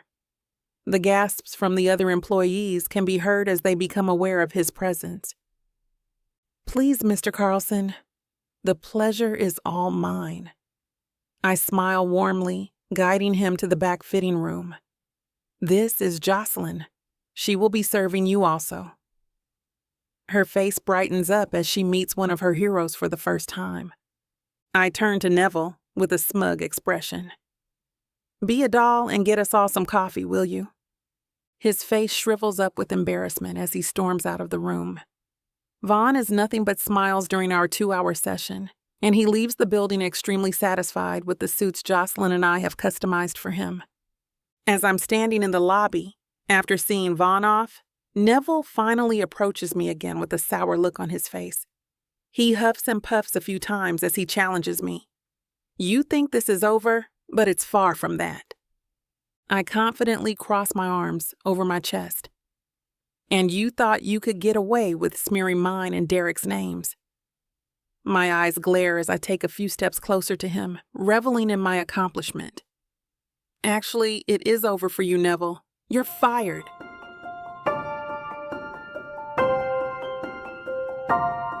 Chapter 42. Derek! As I move my things out of the house I occupied with Jaden, I pause several times, recalling the pleasant memories we shared in each room. I'm going to miss listening to classical music on vinyl with her as we indulge in a bottle of Cabernet. Cooking for one person instead of two seems pointless now, when I can't share a meal with her over our personal stories. I expect that I'll be losing sleep for quite some time, since I'll no longer be falling asleep with her in my arms. My bed will always be cold, and I'll miss the warmth of her touch, and how she could make my heart palpitate with just one look from those big, brown eyes. I won't spend my days hoping that we cross paths at work and the sound of her voice won't make my legs lose all their strength. This must be what all the heartbreak songs were warning me about. While I have no regrets falling in love with Jaden, I just wish I would have been prepared to live without her. As of this moment, it seems utterly hopeless. I unload my things from my SUV into my lonely apartment, sighing more times in half an hour than I have in my entire life. I suppose the bright side of all of this is that I was able to keep Jaden's reputation intact. She didn't deserve to lose everything like I have, and I would sacrifice my career for her all over again if I had to. I turn my phone on Do Not Disturb pointlessly because I find myself checking the screen to see her name every 20 minutes. I end up turning it off with high hopes, only to see no new notifications. Finally, I tire myself out from the repetitious cycle, falling asleep on the couch like a man who has lost all hope. When I wake up the next morning, I glance at my phone laid face down on my chest. Some optimism is restored when I find that I missed a call from Jadyn Jones 15 minutes ago. I jolt up on the couch, returning his call promptly. "I was beginning to think you were screening my calls," Jadyn says in a chipper tone. "Has he not heard the news? I'd think I would be the last person he would want to communicate with." I clear my throat, uncertain which approach to take. "Not at all, Mr. Jones. I'm actually just waking up." "Great. We still have time then. Pack a small bag and I'll be there in an hour." "Mr. Jones." I sigh heavily. "I'm back at my apartment right now." "Send me the address then." He hangs up the call before I have a chance to respond. When I finally look at the time, I notice that it's only 5:53 in the morning. The sun isn't even up yet. What is this man doing fully awake? I enter the passenger side of his Corvette just before 7 o'clock. He smiles at me as if he has a trick up his sleeve. Early bird gets the worm, huh?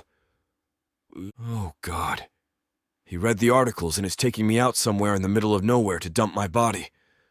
Well, I guess I should be thanking him for putting me out of my misery.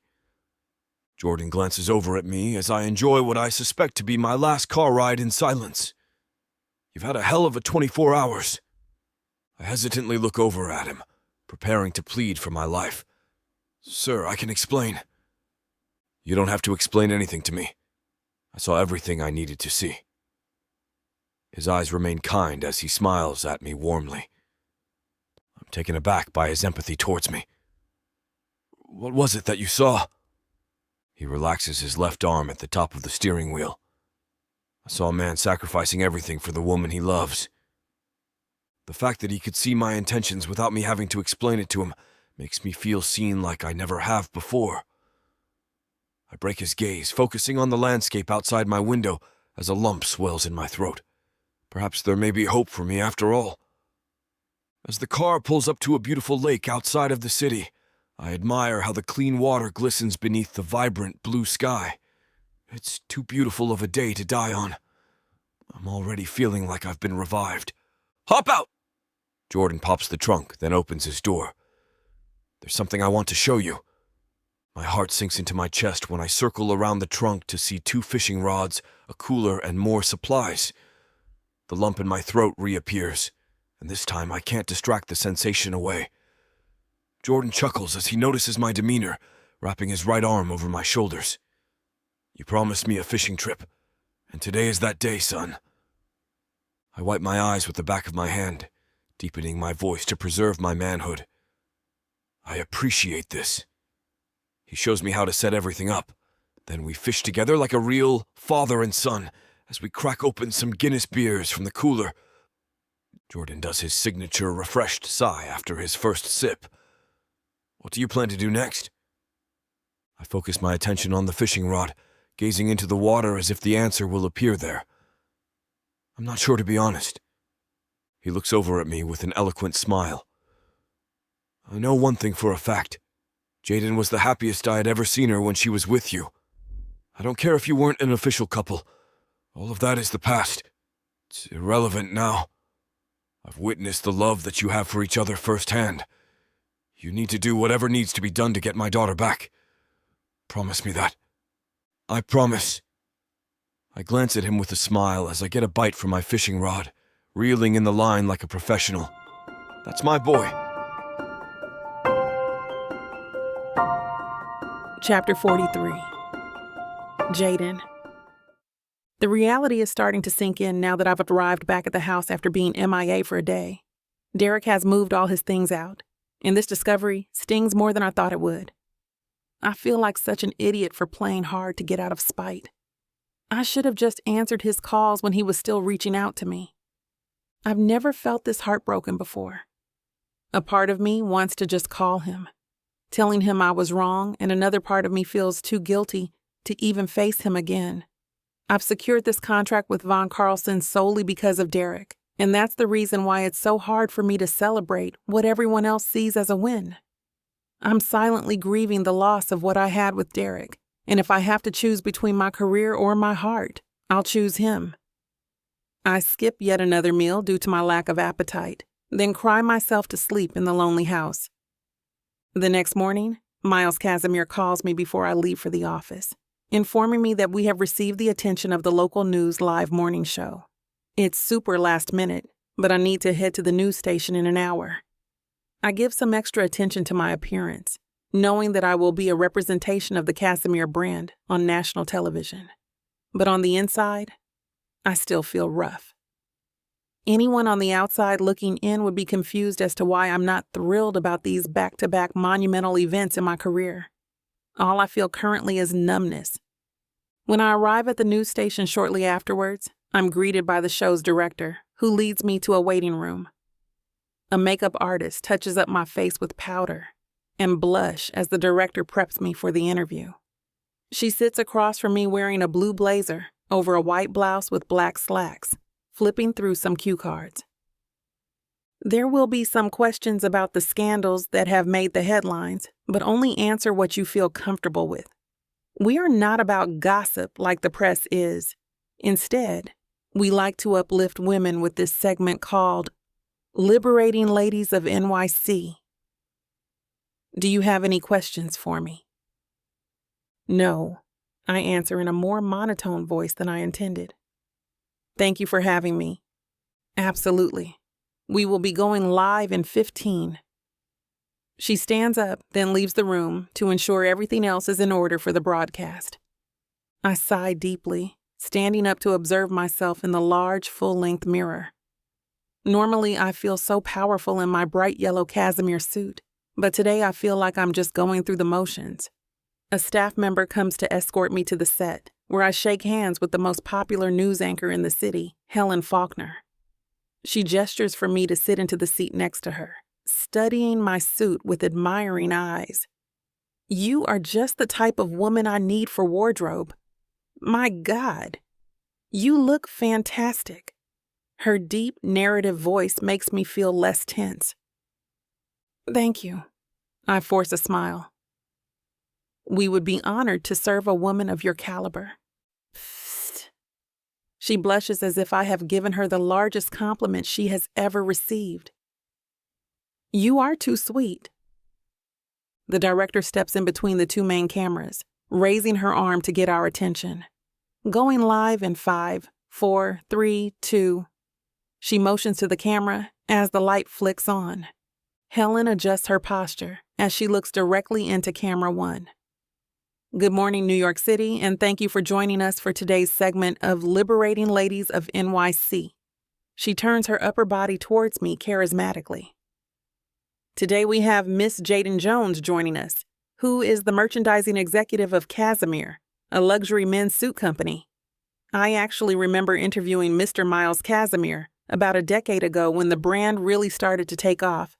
Can you please tell us all what it's like to be a woman working for such a prestigious men's suit company? Thank you for having me, Helen. I direct my attention to camera 2. I would be lying if I said it didn't have its challenges, but working with all men for the past 3 years has allowed me to be more assertive and make a name for myself within the company. Yes, I'm sure many of us have similar experiences working in male-dominated industries, but in your case, the company is specifically catered to men. She glances up at me from her cue card. Have you ever felt discriminated against because of your gender?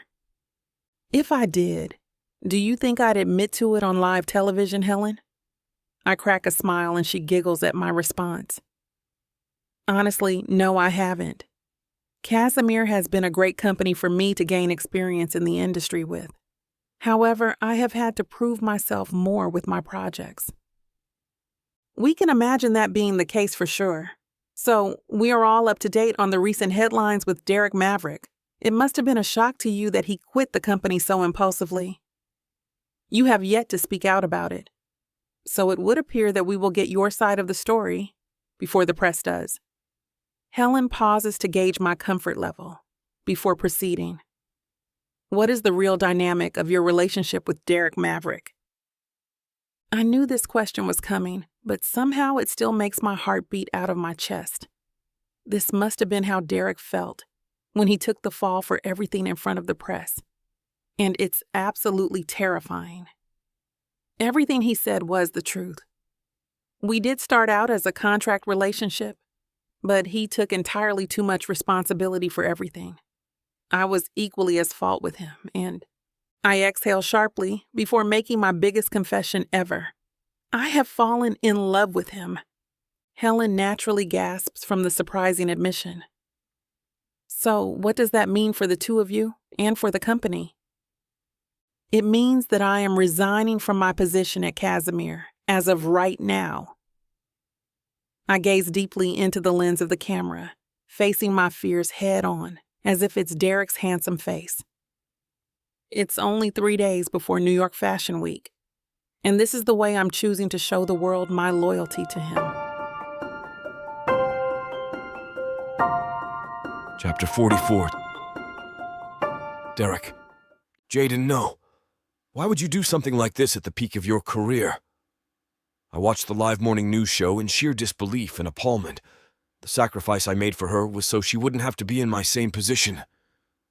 I'm touched that she has confessed her love for me like this, but I also don't want her to suffer because of me. My phone rings and I answer it immediately when I see that it's Mr. Jones. Hello? Derek. His enthusiasm can be felt through the phone as he speaks. I am over the moon right now from what I'm watching. This is completely unexpected, even for me. How are you feeling? I inhale and exhale deeply, feeling fortunate to have someone in my corner. I'm a bit overwhelmed, to be honest. His deep chuckle instantly provides me comfort. That's to be expected, son. You never expected her to one-up you like this. Wow, on live television at that. She's got more balls than her old man. I join in with his laughter, feeling lighter from our banter. It certainly is admirable. Jordan pauses, then expresses his desire to be a part of the action. So, where do I need to be? Jaden is going to need all the support she can get after making such a life-changing decision. My mind races as I contemplate the next step that needs to be taken. She will be heading back to the Casimir building next to retrieve her belongings and say her goodbyes. Can you meet me there as soon as possible? I'm on my way, Jordan responds confidently. I get dressed hastily and show up at the Casimir building, not knowing how this scene will play out. Everyone is surprised to see me there, but they no longer gaze at me with looks of disappointment and embarrassment. Their faces surprisingly express their encouragement and support. My palms feel clammy as I rub them together nervously, pacing the front lobby like a man who anticipates experiencing one of the most climactic moments of his life. Jordan enters through the glass doors like an action hero arriving to save the day. He looks around curiously as he makes his way over to me. Did we beat her here? I nod, avoiding his gaze as I become more nervous by his presence. It all just hit me at once that this will probably be an interaction of raw emotion between me and Jaden. Before we could hide behind the guise of our secret arrangement, which took the pressure away, since in our minds it was all just an act. I realize now that there was never a moment where it was a rehearsal for me. Whether I was aware of it at the time or not, every display of affection towards Jaden was authentic. Jordan watches me carefully as I continue to pace the floor in front of him, speaking in a calm voice to alleviate my worries. Everything is going to work out, Derek. You've both gone through the trenches already. Your loyalty to each other has already been confirmed. My feet face the front doors at an angle as the glass doors open, causing me to become frozen where I stand. Jaden enters the building, reciprocating my lack of movement upon seeing me. Her eyes briefly shift to her father, who stands behind me, then she resumes her initial position. We just stand there like two frightened children, holding each other's gaze like participants of a staring contest. Suddenly, Jaden exhales sharply, breaking down in front of me abruptly. She sobs hysterically as she covers her hands with her face, showcasing a vulnerability that nobody has ever witnessed before. I walk forward to her, taking her into my arms with gratitude. "Sweetheart, what have you done?" She becomes heavier against me as she uses my body for support to stand. I slowly move back from the embrace once she has become calmer, searching her glossy eyes for the answer to my question. "I appreciate the gesture, but you shouldn't quit your job for me. You've worked so hard to get here." My thumbs gently wipe away the tears below her eyes. "I had to do it, Derek. It's the only way I could prove to you how deeply my feelings run for you." Her eyes appear to sparkle as she forces a smile. "No." I shake my head as I continue to cup her round face in my hands. "There had to be another way. Casimir will suffer without you.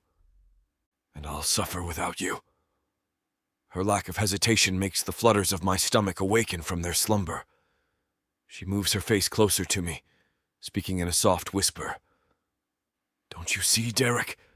This is more than just Casimir. I've made my choice, and my choice is you. I love you." My lips have already met hers as her last words were spoken. Her arms wrap around my neck as we kiss passionately, nothing else existing in space and time except for us. The room is filled with claps, bringing us out of our fairy tale moment as we scan the room to see large grins. We had been completely oblivious to the large audience of staff we gained, including Miles Casimir. He walks up to us, expressing his joy by clapping louder than anyone else with a pleased smile on his face. "You two have both impressed me with your selfless sacrifices of love. This is the pure interaction that I've been waiting for. I don't need any further convincing than this. I believe that your partnership will keep taking Casimir to the top. This calls for a celebration."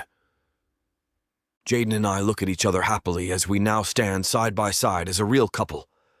Jordan hugs us simultaneously as the Casimir staff swarms us with applause, asking to hear all about how we fell in love with each other.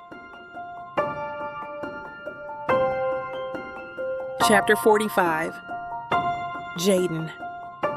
It feels so surreal how fast everything is happening. One day, Derek and I are signing a contract for a fake relationship. Then the next day, we are given ownership of the company we have dedicated our careers to. Not only did our whole arrangement test us as individuals, but it also allowed us to prove to Miles Casimir that we have what it takes to take his former company to new heights.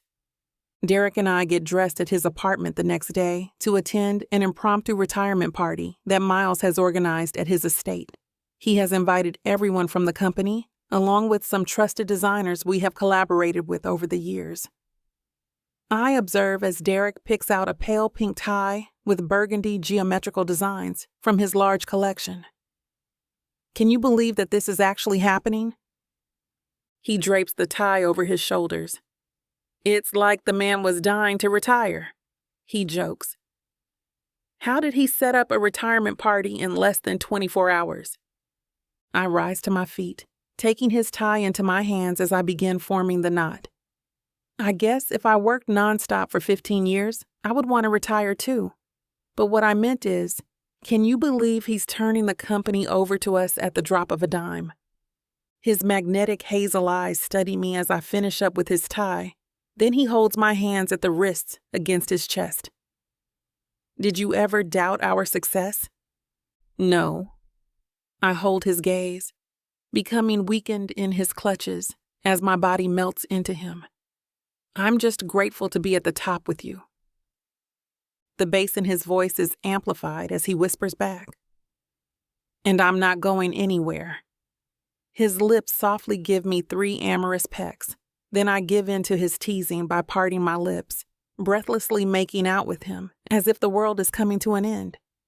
After our mutual display of love, we rest our foreheads together as we catch our breath.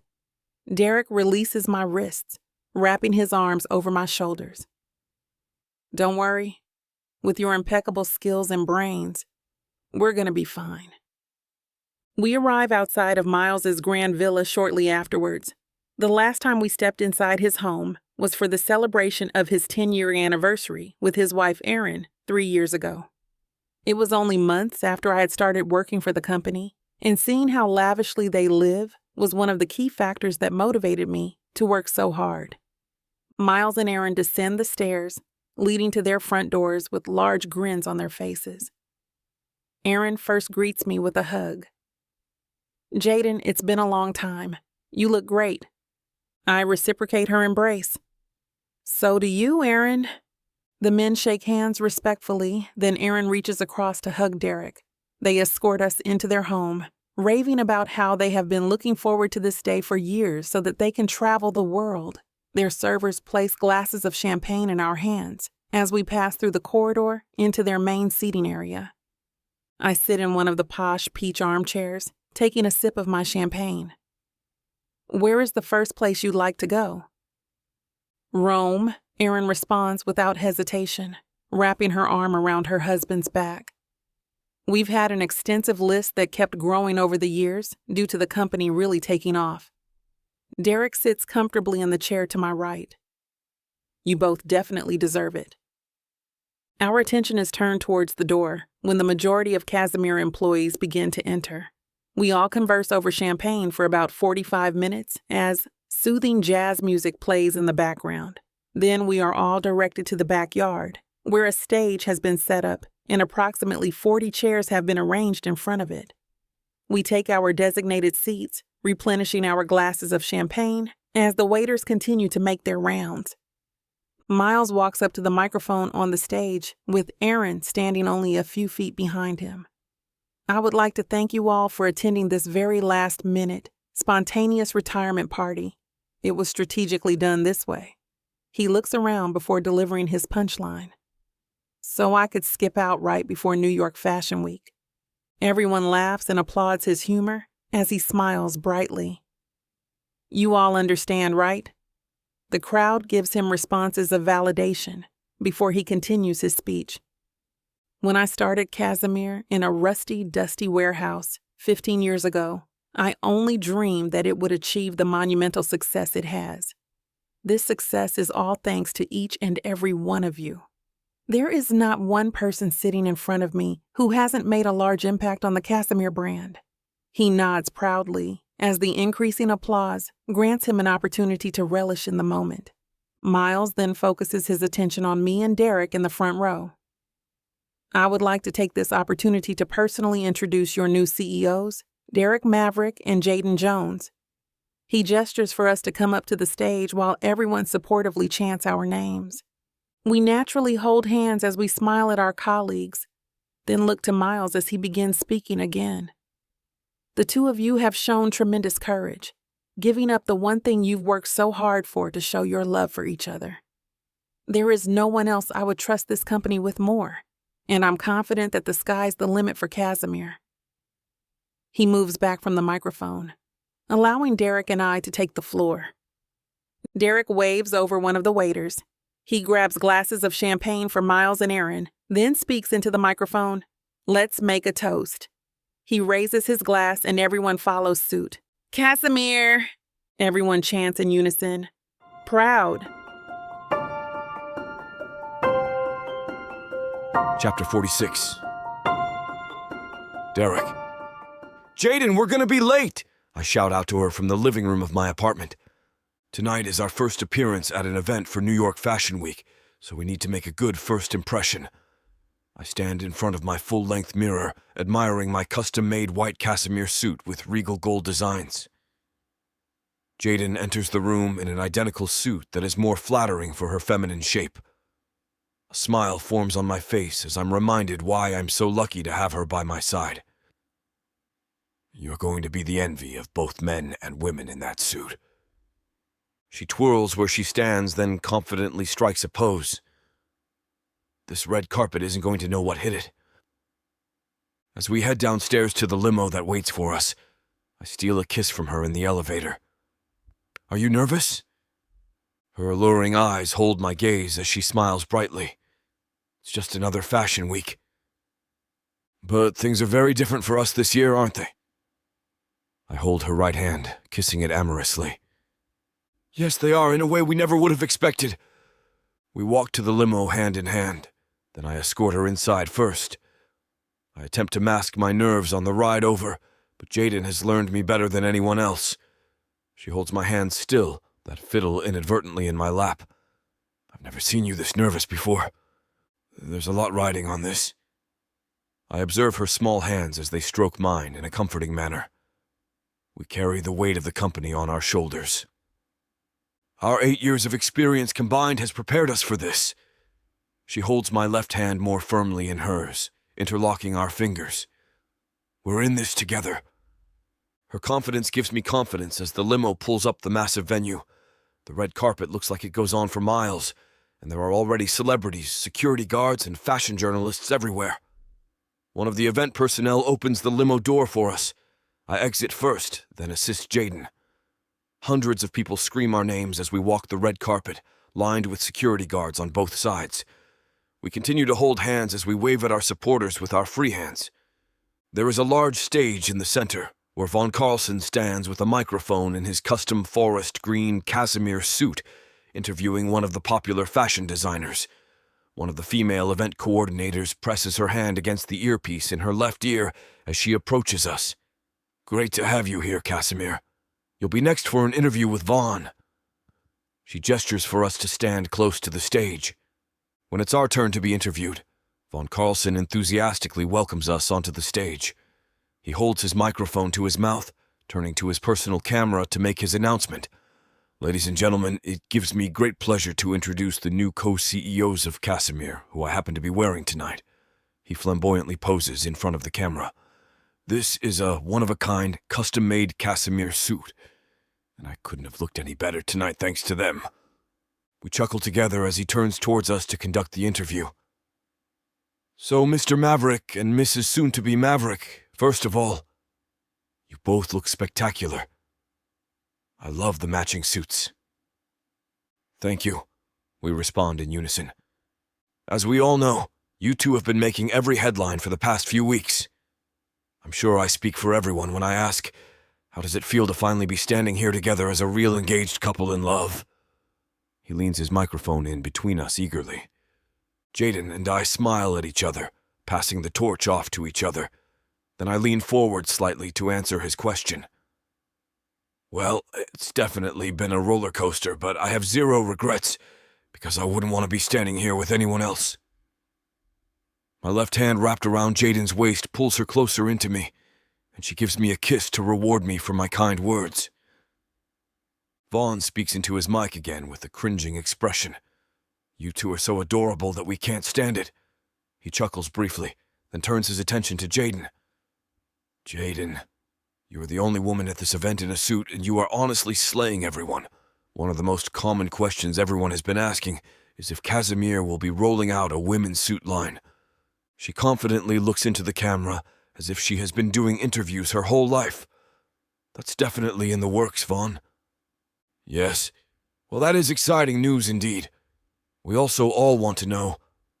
He pauses, looking around at the crowd to build suspense. "Is there a date set for the big day?"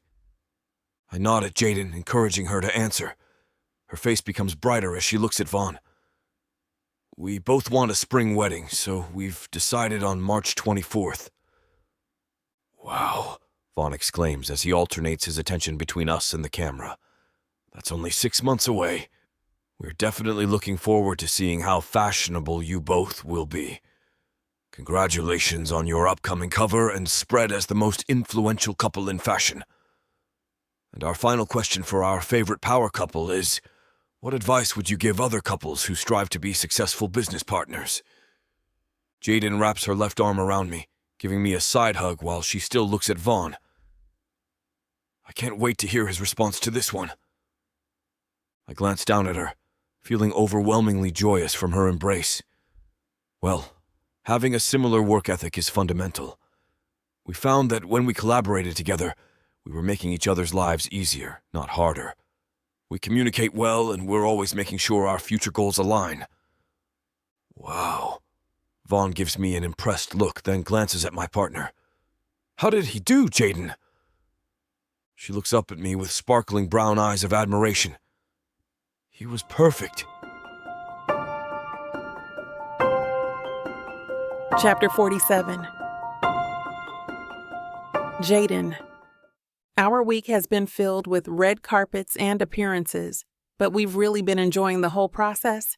This feels like the climax of our careers, and we're both so grateful to be experiencing it together. It's the last day of New York Fashion Week, and we're ending our action-packed week with the historical photo shoot and a final red carpet appearance.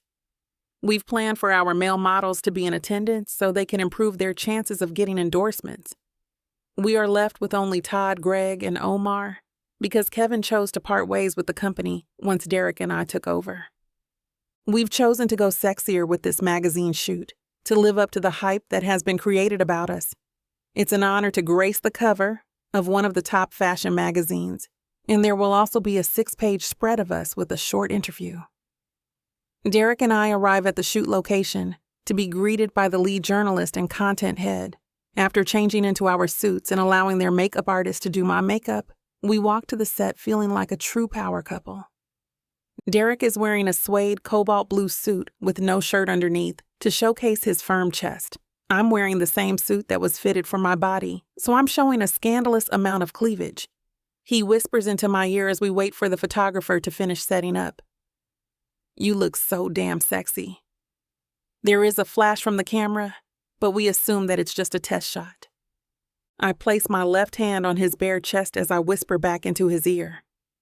"I want to rip this suit off of you right now." We both smile widely at my confession as several more flashes come from the camera. The photographer looks at the images on the back of his professional camera, then holds our gaze. These raw captures, when you're in your element, are always my favorite. I wouldn't be surprised if one of those first 3 shots makes the cover. Well, let's just have fun and take more. I take a mixture of sensual and playful photos with Derek, fully loving every moment of it. Afterwards, we walk to a lounge area where the lead journalist will interview us. Derek kisses my hand, then gives me an impressed expression. "I never knew you would be such a natural in front of the camera like that." Honestly, I owe it all to you. I really had no choice when standing next to such a veteran like you. I lower myself into one of the red armchairs, then Derek sits in the one beside me. "Nah, I can't take credit for that." He winks at me, then looks forward to the female journalist. She smiles at us both, then leans back into her chair more comfortably. "We'll be starting in a few minutes. This will be a very relaxed interview. It will be audio recorded, and then we'll transform your most engaging responses into print to accompany the magazine spread. Are you both ready?" "Yes," we both respond as we excitedly hold each other's hand. The journalist reads her first question from a cue card, then looks up at us avidly. "What makes Casimir stand out as a brand from other tailored suits in the fashion world?" Derek interweaves his fingers with mine as he responds. "Casimir is a brand that represents the individual. While it's necessary to follow trends in this industry, Casimir has always catered to the vision of the person wearing the suit. My favorite analogy to use is that the man is the artist, and we provide the canvas for him to proudly wear on his body." "I love that." She glances down at her card, then her eyes reappear brighter. "Jaden, you've received this question quite a bit, but women want to know how you endured 3 years in a man's industry." I giggle zealously, glancing at Derek first. I do get this question a lot, but I never tire of it. I raise our hands together as I make a reference to him. This man in particular made my life a living hell, but it motivated me to hold my own even more. Women are used to having to do more to prove themselves regardless of the industry that they work in. My hope is that I've inspired them to persevere regardless of the increased obstacles. "You certainly have, Jaden." She glances at Derek with a mischievous look. "It sounds like you were quite the villain of Casimir, Derek. What do you have to say to that?" "We both were." Derek chuckles heartily as he holds my gaze. "For the first few years we worked with each other, we were so hell-bent on competing that we didn't realize how compatible we are. It goes to show you that your arch nemesis could actually be your partner in crime, so don't count them out." He kisses my hand lovingly with his signature charming smile. Oh my God. The interviewer fans herself with her cue cards.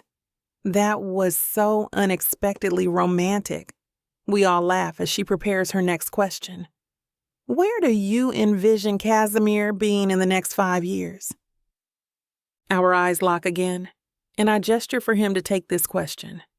Derek looks even more handsome as he confidently looks straight ahead. We've already been approached for collaborations with international brands, so we're looking forward to representing Casimir as a global brand. Later that evening, we meet Greg, Omar, and Todd on the red carpet for the final event. The 4 men look like they've just stepped out of a James Bond movie. All that's missing is the Aston Martin and a variety of guns. I stand in the center of them, wearing a shimmery silver gown, as the photographers snap photos of us from both sides of the red carpet. Von Carlson greets us in a custom lavender Casimir suit, shaking hands with the guys, then giving me a kiss on each cheek. The Casimir crew is here turning everybody's heads. The screams of the crowd heighten as we acknowledge them with waves and smiles. How has your time at New York Fashion Week been? I speak into the microphone while looking into the lens of the main camera. It has been an honor to be here as always. Thank you, Vaughn, for trusting us to style you for the entire week. Vaughn smiles as if he has received the highest honor on earth. Of course. Is there anyone else you would like to thank tonight? Derek places his hand at my lower back as he steps forward to speak into the microphone. Thank you to Miles Casimir for trusting us with his vision, and to all our supporters throughout the years. Chapter 48. Derek. The soft melody of my phone ringing wakes me out of my comfortable sleep. I lay in a spooned position on my right side behind Jaden, stretching my left arm back to retrieve my phone from the nightstand. I silently leave the bedroom of my apartment to avoid disturbing Jaden when I see Miles Casimir's name on my phone's screen. Hello? My raspy voice speaks into the phone as I lower myself onto the living room couch. Sorry to call so early on a Saturday. I needed to reach out before your schedule gets too full. The pleasant tone in his voice makes me recall all the times I angered him with my immature stunts in the past. I'm glad you did, actually. I need to get the day started. I stretch my arms over my head with the phone nestled between my ear and shoulder. How is retired life treating you? It's been fascinating to say the least. He pauses with a smile that is evident from the other side of the phone. Is Jaden with you? I glance at the closed door of the bedroom inadvertently. Yes, she is. The two of you must be exhausted from making all those appearances for New York Fashion Week. You've done me proud, though. I got a sneak peek at your cover for the most influential couple in fashion, and it's definitely going to be a tough act to follow. Thank you, sir. I smile, feeling more accomplished now that he has acknowledged us. He chuckles heartily. You don't work for me anymore, so call me Miles. Anyway, I'm sure you're wondering why I called. I have something I need to drop off for you and Jaden, so I wanted to plan a time that's convenient for both of you. Oh. His surprise visit catches me off guard. I'd say in an hour would be fine. Great. The wife and I will see you then. I enter the bedroom, showering Jaden with kisses to wake her up. We get cleaned up, then enjoy a cup of coffee together as we wait for our old boss to arrive. She looks at me curiously, lowering her coffee mug from her soft lips. What do you think he could be dropping off? I take a sip of my coffee while I gather my thoughts. Maybe something sentimental dealing with the company? She nods as she gazes out the window at the city view. I think you might be right. The doorbell rings shortly after, and Miles enters the apartment with his wife, Erin. They sit on the couch together, while I sit in the beige armchair with Jaden sitting on the right side. After catching up over some small talk, Miles reaches into his crossover bag, then hands me a black folder. I lean forward to accept it, then scan its contents curiously with Jaden as she looks over my shoulder. We look at each other in utter shock. Then I finally direct my attention to Miles and Erin. This is the deed to the house you let us occupy. Miles smiles proudly, like his own child has accomplished a great feat. This is our wedding gift to you. We want you to be able to focus on each other and the company. Erin places her hand on top of her husband's, then smiles at us warmly. And all the old furniture has already been moved out, so you can truly make the house your own.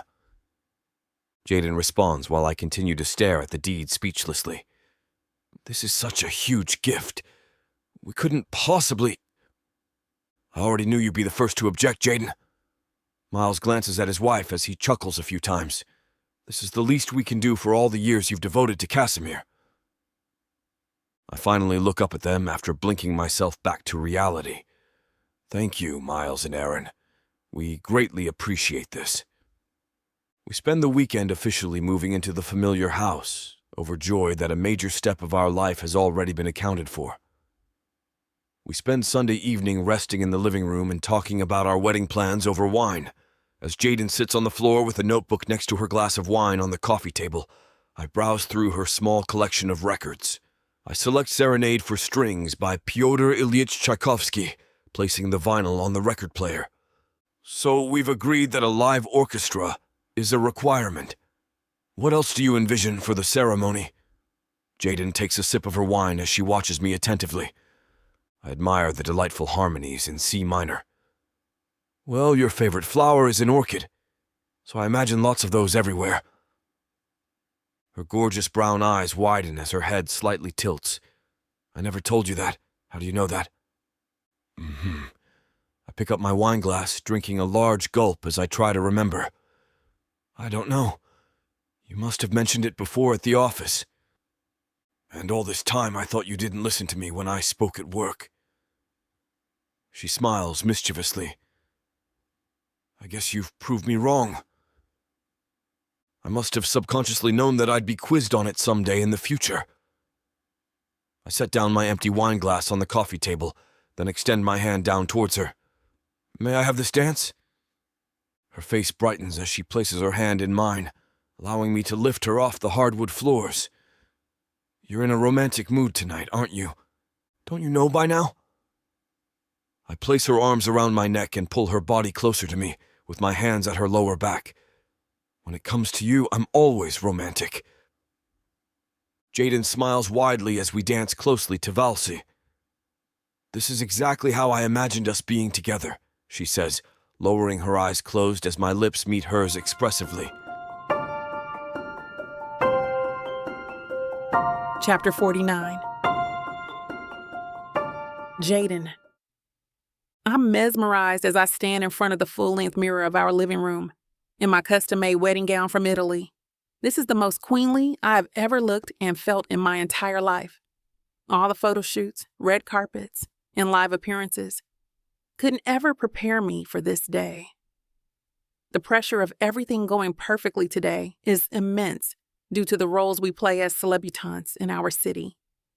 6 months have really flown by rapidly, and here we are now on the biggest day of our lives.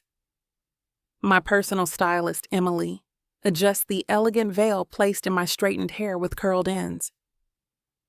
There's no doubt you're going to be on the cover of all the bridal magazines. I release a heavy sigh, feeling the nerves getting the better of me. Thank you, Emily. Is that my baby girl looking that spectacular? My dad enters the room with a smile on his face wider than I have ever seen. I turn around slowly, being mindful of my long lace train. Hey, Dad. He hugs me tightly, then barely kisses my cheek.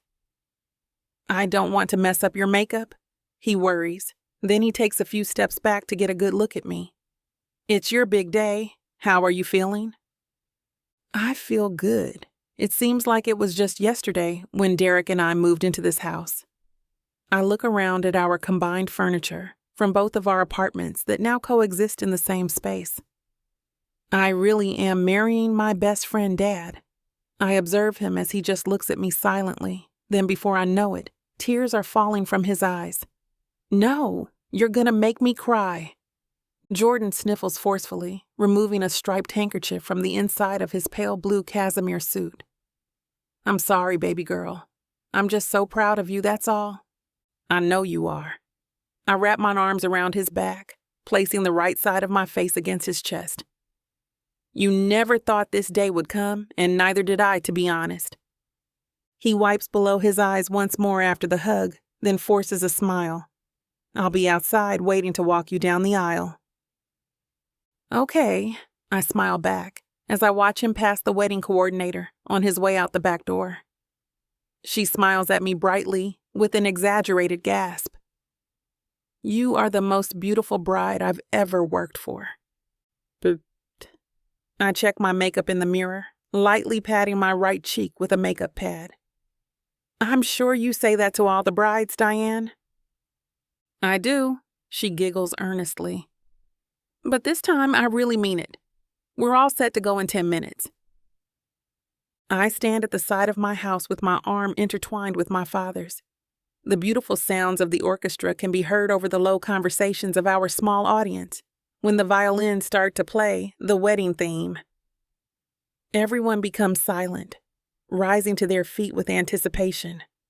My father and I pause at the back of the aisle, then we take small steps towards the stage. Derek's eyes meet mine, and we simultaneously become emotional. He holds my gaze like I'm the most beautiful woman he's ever seen, wiping the corners of his eyes with a pale blue handkerchief. The way he looks like a king in his white cashmere tuxedo makes me thank God for blessing me with such a handsome, wonderful man. My dad gives me away with pride. Then Derek assists me onto the stage in front of the extravagant arch made of orchids. We speak our vows with sincerity, then kiss passionately with the support of our witnesses.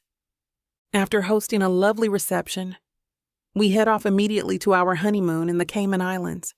The paparazzi was already set up at the airport, snapping photos of us and congratulating us on our marriage. When we arrive at the private beach house, where we will spend the next 7 days, we are just in time to admire the most stunning sunset. Derek and I walk along the shore with our arms wrapped around each other, still unable to grasp the reality of our new life together. He stops me from walking, raises his arm, then twirls me underneath it. I'm dreaming all of this, right? I mean, today was just entirely too perfect. I press my body against his with my hands against his firm chest as we dance to the melody of the crashing waves. We've been through so much to get here. We earned a perfect wedding and honeymoon. You're absolutely right about that. He kisses my forehead, sensually, gliding his masculine hands down my back to firmly grab my butt. My lips graze his neck as I take in his scent. You know that's my weakness. Derek's deep voice against my right ear sends a chill down my spine. Good, then we're even. I pull back to admire his hazel eyes curiously. How are we even? Because I've been weak for you long before I was aware of it. His soft lips meet mine, aggressively parting them with one single motion. I moan pleasurably as he holds the back of my head while our tongues create a unified rhythm. I am swept off my feet by his muscular arms, and he holds me against him as he walks us back to our beach house. My hands impatiently unbutton his shirt while we still kiss, our breathing intensifying as we both crave each other more with each passing second. And that's where we're going to put a pause on pleasure. It looks like the rest of this chapter is just too naughty to put on the air. As much as we love to share every little detail, we've got to stick to this platform's guidelines to keep these free audiobooks coming. They've got some rules about what we can show, and we wouldn't want to risk losing the chance to bring you more content. As frustrating as it is to build the tension only to be interrupted, Miss Tyler always knows how to make it up to you. You can find the full, uncut scene over at TylerWalker.com. With an entire library of unabridged audiobooks and ebooks, Miss Tyler's collection is waiting for you. And if you use code SAVE40, you'll get 40% off any digital product, even on bundles that are already discounted. So don't let the fun stop here. Head over to TylerWalker.com and treat yourself with Miss Tyler.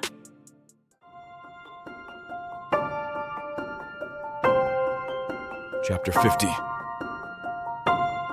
Derek, my arm reaches over to the other side of the king bed, but my hand only grazes the silk bed sheets.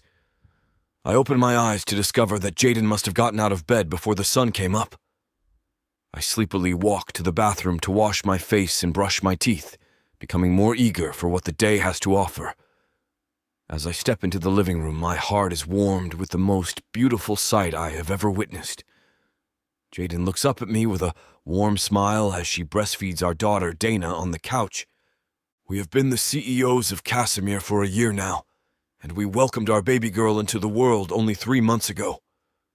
I stand frozen, admiring my beautiful family from the corridor.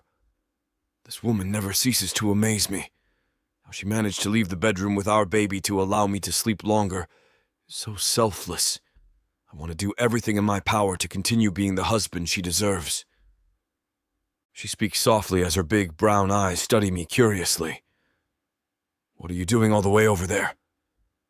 My voice matches her delicate tone as I slowly make my way over to her. I just wanted to keep that precious image in my mind a while longer. I lower myself onto the couch next to her, kissing her left cheek. How long have you been awake? Just an hour or so. She looks down at the small angel in her arms. She's already asleep. I just got so comfortable sitting here. I gently caress Dinah's full head of dark hair. Her eyelids are closed peacefully, hiding my identical hazel eyes while showcasing her graceful eyelashes. Have you done anything for yourself this morning? Jaden slowly unlatches Dana from her breast, cradling her above her chest. Not yet. My arms gently transfer our daughter into my grasp. I'll hold her while you do your morning routine, then I'll put her in her bassinet while I make us breakfast. You're the best. She kisses my lips, then heads towards the bedroom. I press my lips against Dana's forehead, gently rocking her in my arms. Daddy loves you so much. She remains in her dream state, her lips forming a smile as if she is responding to my words of admiration.